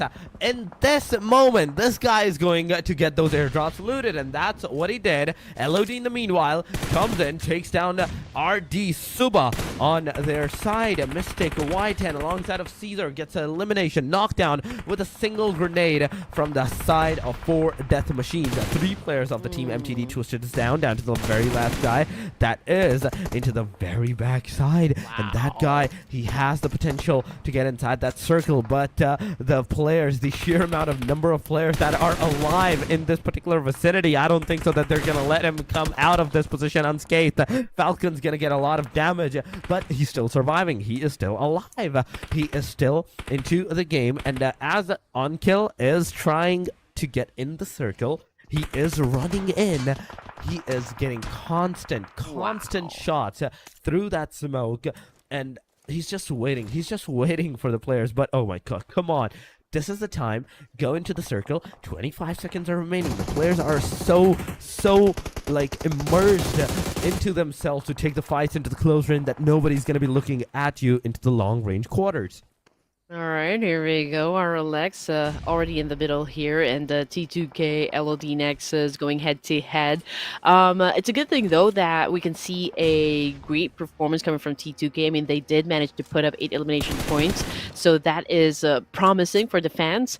And now we can see that Turu Love is, of course, trying to find an angle here that could work for T2K. He's been getting some damage as well coming from Nexus, but they are not stopping, but not up until that thing happened. Turu Love caught a nade to the face. Same thing goes for OG here, which puts them in a world of danger. Igneous, Ajaya, it's all up to you guys, because Nexus already on the charger. They're not going to let go of this situation now that they have the advantage up against T2K. Ajaya now down on the ground. Igneous, last person remaining for the team. He is trying so hard to survive, but Nexus Beast, the predator of Nexus, just sealed the deal, and that is a hard, solid win for LOD Nexus. Oh my god, but oh no! Shreepech also getting those eliminations. It's a back and forth, ladies and gentlemen. We are down to the top 4 from this point onward. 1 player for AST, 2, 3 in fact for the 4 Death Machines, and 3 for the LOD as well, alongside of 3 from the team RLX. So far, the situation is kind of looking into the fact that we are down kind of into the favor of the 4 Death Machines or either the team RLX. But oh my god, me and my big mouth. Another player gets taken down, another player gets a knockdown, and 4 Death Machine is kind of crippled with just 2 players remaining. Oh man, here we go. Zio. Okay, Zio is left to defend a AEROMACY. He is, of course, repping up for the team here. He now has taken over a small building here pretty close with 4 Death Machines. I do hope his presence will not be felt by any of the remaining teams here, because the moment that they do, it could be the end of the line for Zio as well. 4 Death Machines, they do have that number advantage. LOD NEXUS coming off from a strong performance right there, from that win in a clash that happened just like moments ago. RLX continues to be a strong contender for this round. 2 seconds before we move into stage 9 here, ladies and gents. Omega getting damage as well, coming from 4 Death Machines. It's a good thing that he did not overextend his peak right there, Torix. If he did, oh man, he could be looking down on the floor as we speak. So LOD NEXUS, okay, it's working out for them, I guess. They could get the chicken dinner in the bag in the situation just because of their overall position. Oh my god, that they can. But 4 Death Machines LOD, the players with 4, 3, and 3 players remaining. Wait a second. 4 Death Machines, they managed to survive and revive their players once again, but the circle, it's closing on. Once again, AEROMACY Zio, that grenade is definitely not going to hit anyone. The player rushes on you, and Zio with the final nail in the coffin. It's all over for the AEROMACY as 4 Death Machines secures another elimination, making a total of 7 eliminations for the team. Now we're up into 28 minutes marker, 29 minutes marker of the game. 5 seconds, the zone's going to start, and nobody has a circle. Because this is the stage 9, ladies and gentlemen. Nobody's gonna have the circle. The circle is not gonna have the full map. And now it's up to you to finish, finalize this fight, finalize this game, finalize this final match, and make the winner of the final match shown from this point onward. LOD NEXUS, 3-man, 4-man for the 4 Death Machines, and 3 for the team RLX as well. Could this be the round for the GURKHAS? All right, here we go. LOD NEXUS again holding on to this high ground advantage up against the remaining teams here. They do have a total of 30% chance of scoring the last chicken dinner for day 1 of the PMNC Grand Finals. NEXUS, we've got Keto with a massive spray up against 4 Death Machines here, preventing them to actually get out from that building. So lots of pressure being applied onto the side of 4 Death Machines. Godson is still making it happen, but unfortunately he got shut down by Fabs of RLX. Oh no, this could be bad for the side of LOD NEXUS.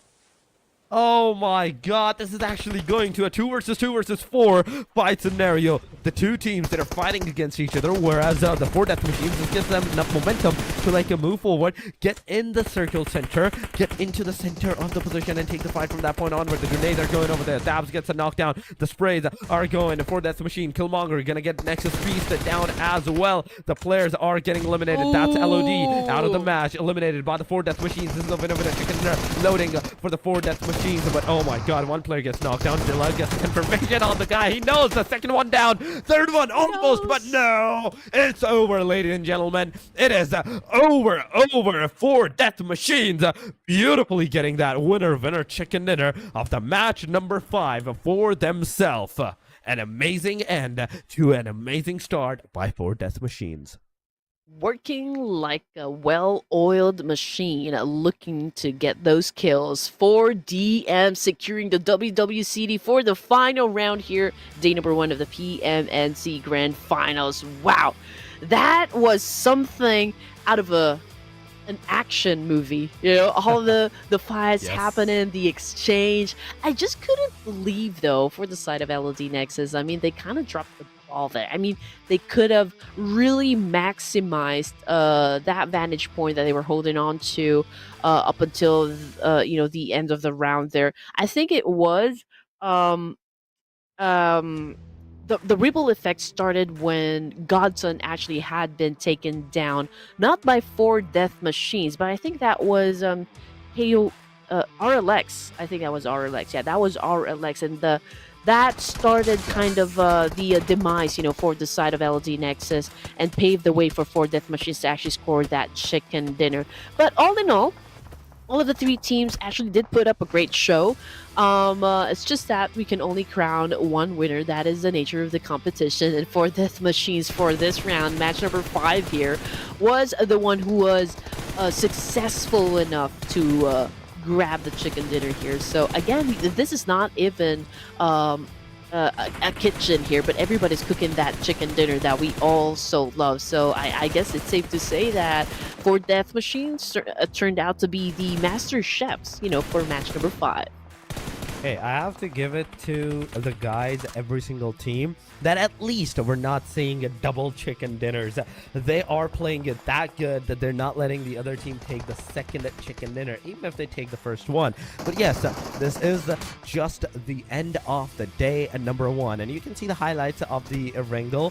So it will be the Erangel day number 2. The next match that will be played, that will be tomorrow. But for now, it is all done and dusted. And so far, the 5 chicken dinners, talking about from the day number 1 to the the match number 1 to the match number 5. I think it was DRS. Then we had NEPX, and then from that point onward, the number of the teams kind of got started getting more and more. But so far on our screen, we will talk about the Vinna chicken dinners later. For now, it is peak, because we don't want to miss this guy as he was peaking and getting those headshots of 22.22% with 77.78% of body shots. Oh man, okay. And we cannot deny the power, the force that is Zayo of Tribe AEROMACY right there. Longest elimination distance. I mean, this guy was left all alone to deal with business just a while ago in Miramar. And I can say that, Zayo has always been quite a key player for the side of Tribe AEROMACY and continues to do so. He continues to be the key player for Tribe AEROMACY. So I do hope they pick up the pace for day number 2 tomorrow of the grand finals. Because Tribe AEROMACY, it was an overall explosive performance as well during the playoffs. And I would love to see them secure a slot in the PMSL as well. Just so, if you guys missed what happened in the last round, we've got 4 death machines scoring a total of 21 points, 11 total elimination points for 4DM, so that is quite a strong one. RLX coming in at second place with 14 at T2K. Ooh, this is by far their best game, for day number 1 of the grand finals. We also got, of course, LOD Nexus right here, scoring a total of 10, so we have at least 4 teams that ended the game with a double-digit score. Tribe AEROMACY, it wasn't the strongest just yet, but again, Tribe AEROMACY did kind of finish at the top 4 in the playoffs without even scoring a chicken dinner. So, I mean, if we're going to talk about consistency, I mean, Tribe AEROMACY definitely has it. I mean, yeah, you can't get out of this factor. So it is what it is so far. It is some teams had a good day, some teams had some bad matches, but it's all part of the game. But KOM, right before this match, they got the winner of a chicken dinner, but now they were the first one to get eliminated. That's kind of sad on the fact that you had such a great start, but then it all crumbled down. Now going to the top performers of the day, it is Killmonger first and foremost, 13 elimination, 2695 damage. Killer YT 10 elimination, 1912 damage. Zordy with 1967 damage and 10 eliminations, and Falcons with 10 elimination and 1941. Survival time averages is the highest for Killer YT. Then it comes to Killmonger. Then it comes to the 4th players, in fact. And last but not the least, it was the 5th guy as well.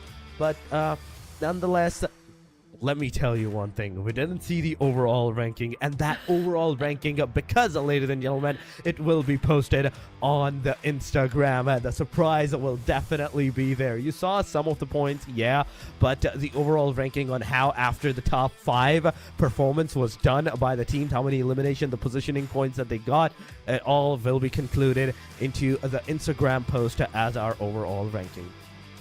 Yep, so if you guys don't want to miss on any action that happened in the PMNC Grand Finals day number 1, well, you know the drill. You gotta follow us on all of these social media platforms to stay updated with everything, every action that's been happening here. And while you guys are at it, don't forget to show us some love as well. You know, we're very easy people to find. Torix here is... he's everywhere practically, so you can find him anywhere, so very easy. And you can always look for me as well, Red Queen Andy. And yeah, that has been quite a showdown for day number 1. Again, we do not really have the luxury of time here. This grand finals is more of a sprint than a marathon, completely different pace, you know, from the playoffs if we're just going to compare it. And again, you know, the expectations, I guess, wrapping things up for day number 1, it's the same teams, you know, it's the same teams who have been showing up. It's the same teams who are aggressive enough to build that solid foundation, that buffer for day number 2, so that they have that small wiggle room to begin with. And for day number 2, I guess the expectation would be if they can keep that consistency going for them. Consistency. Yes, consistency is the only thing that you need to do, but you have to make sure that you go back to the drawing board first and foremost. The day number 1 is done. You will see your overall ranking into the Instagram post onto the Instagram of PUBG Mobile. So make sure you go there, subscribe, and follow that page too to be notified of any upcoming updates for the rankings, for everything, for all the other official tournaments that is on its way too, for the PMSL too. If you want to know who will get the slot, these 2 slots, the 2 slots from the PMSL, it's for the PMSL, in fact, from NC side. But yes, Andy, the 5 matches that we were talking about, the teams and like who got the winner chicken dinner, who did not. And let me tell you, the first match, it was the DRS started amazingly. The momentum that they did, it was good.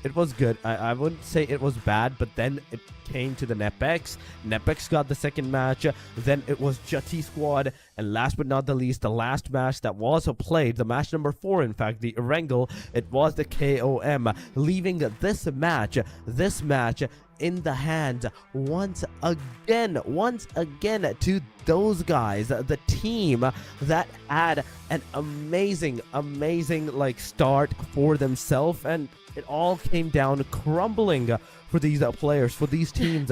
It was great, I have to say. For Death Machines, they did their very great job. Oh, definitely. You know, today wasn't just about the highlights. You know, it was a master class in how every single second counts, you know, from the exhilarating early battles on Erangel, and of course the jungle chaos of Sandhawk to the nail-biting final circle action on Miramar. So each match here told its own story, and while some teams actually skyrocketed and others stumbled, one thing is for sure, we are just getting started here, ladies and gents. So thank you for riding this wild wave with us today. So rest up and get hyped and join us tomorrow as we dive back into the madness that is PUBG Mobile, because if day number 1 is any sign that the best is yet to come. So catch you all tomorrow for more epic action right here in the PMNC Grand Finals. Again, my name is Red Queen. Together with Torix, we want to say goodbye and good night. See you guys again tomorrow.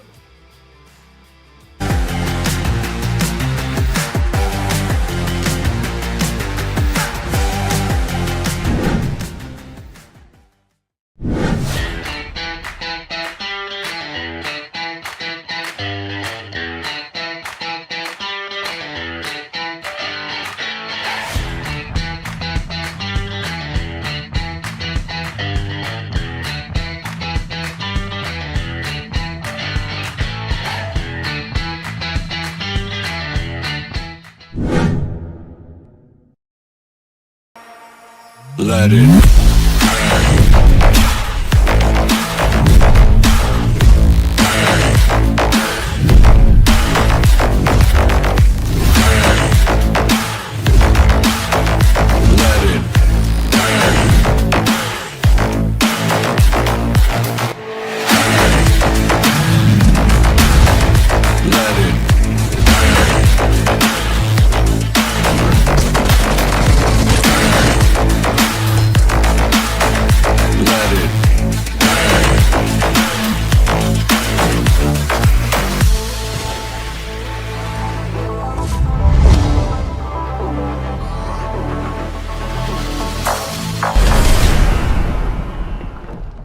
Great news!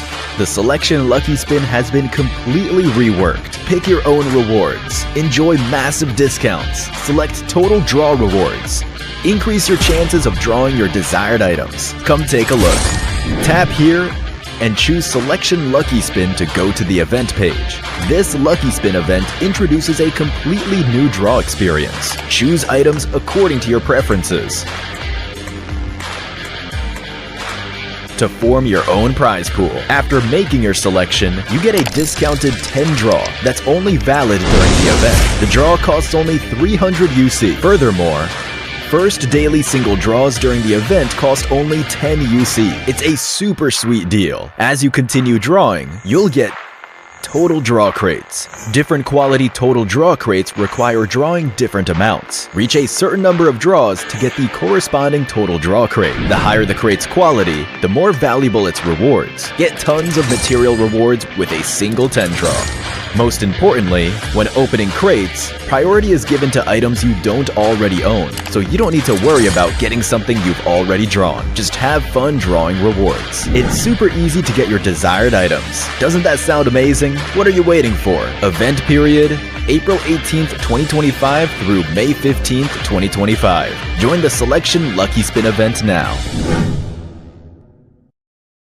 Rondo is here.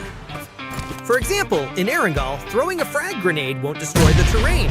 Yet in Rondo, doing the same thing blasts a hole in the ground. Other than frag grenades, you can also destroy terrain with pickaxes and vehicle explosions. They each shape the terrain at different speeds. Frag grenades are the quickest. Just toss it and let it explode.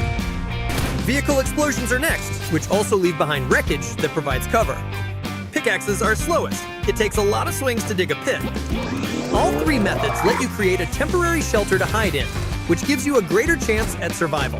When you're in trouble, you can rest at the cover you created. Note that in Rondo, only the ground can be terraformed. Buildings, water, and cement are indestructible. During combat, you can create a hiding space for yourself and wait for enemies to come close to catch them unawares. If you're in an open area with minimal cover, try using a smoke grenade first to obstruct your enemy's vision. Then create a temporary shelter in the ground with a frag grenade before attacking. With a vehicle, you can exit it and attack it from a distance. After it explodes, use the terraformed ground and remaining wreckage to go after your enemies or rest. Head to Rondo now to experiment with this new feature.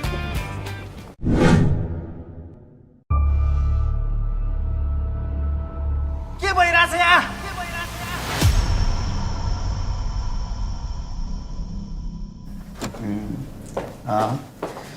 Setu babe अब यस्तै हो सधैँभरि बेबे भनेर हुँदैन हैन अब काम पनि त गर्नु पर्यो हामीले ल ल टेक केयर बेब लभ यु ल मा खोइ केटाहरू कहाँ गएछ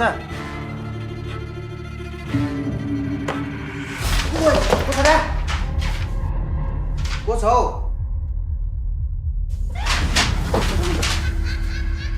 भूत छ कि क्या हो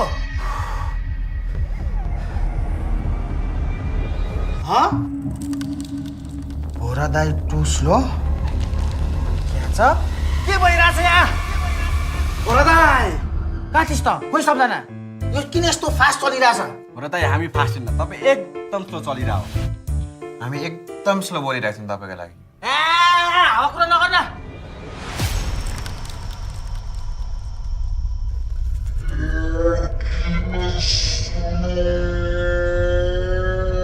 PUBG खोलेर हेर्नु त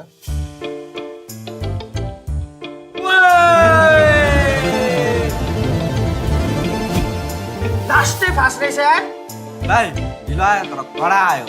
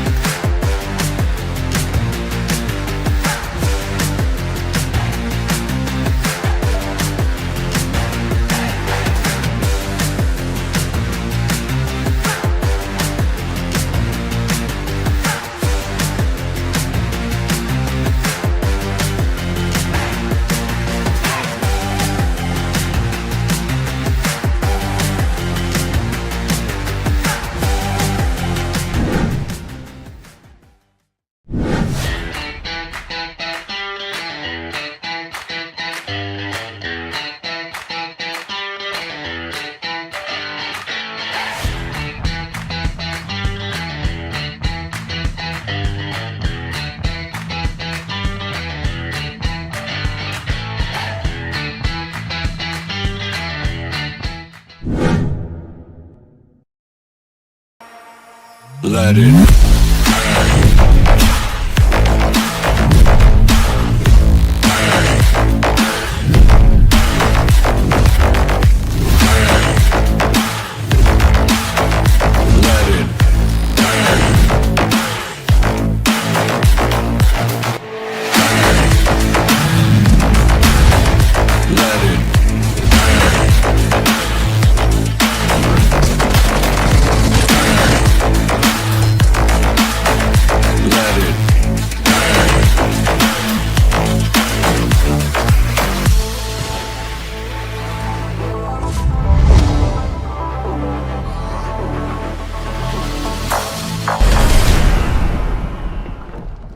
Great news! The Selection Lucky Spin has been completely reworked. Pick your own rewards. Enjoy massive discounts. Select total draw rewards. Increase your chances of drawing your desired items. Come take a look. Tap here and choose Selection Lucky Spin to go to the event page. This Lucky Spin event introduces a completely new draw experience. Choose items according to your preferences.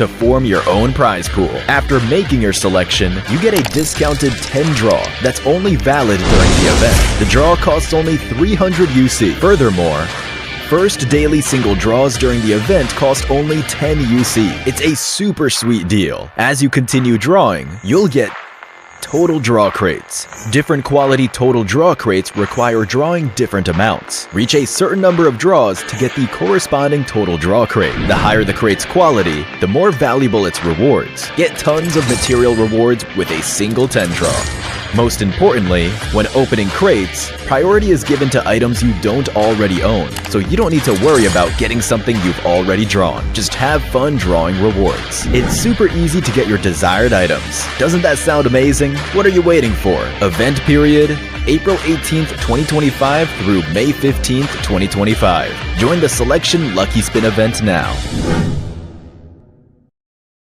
Rondo is here. Are you overwhelmed by all it has to offer? In this video, we'll be going over one of its unique features. Rondo is much larger compared to other maps, and it has features that other maps don't have. For example, in Erangel, throwing a frag grenade won't destroy the terrain, yet in Rondo, doing the same thing blasts a hole in the ground. Other than frag grenades, you can also destroy terrain with pickaxes and vehicle explosions.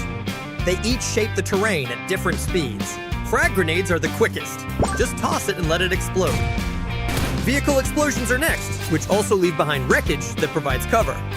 Pickaxes are slowest. It takes a lot of swings to dig a pit. All three methods let you create a temporary shelter to hide in, which gives you a greater chance at survival. When you're in trouble, you can rest at the cover you created. Note that in Rondo, only the ground can be terraformed. Buildings, water, and cement are indestructible. During combat, you can create a hiding space for yourself and wait for enemies to come close to catch them unawares. If you're in an open area with minimal cover, try using a smoke grenade first to obstruct your enemy's vision. Then create a temporary shelter in the ground with a frag grenade before attacking. With a vehicle, you can exit it and attack it from a distance.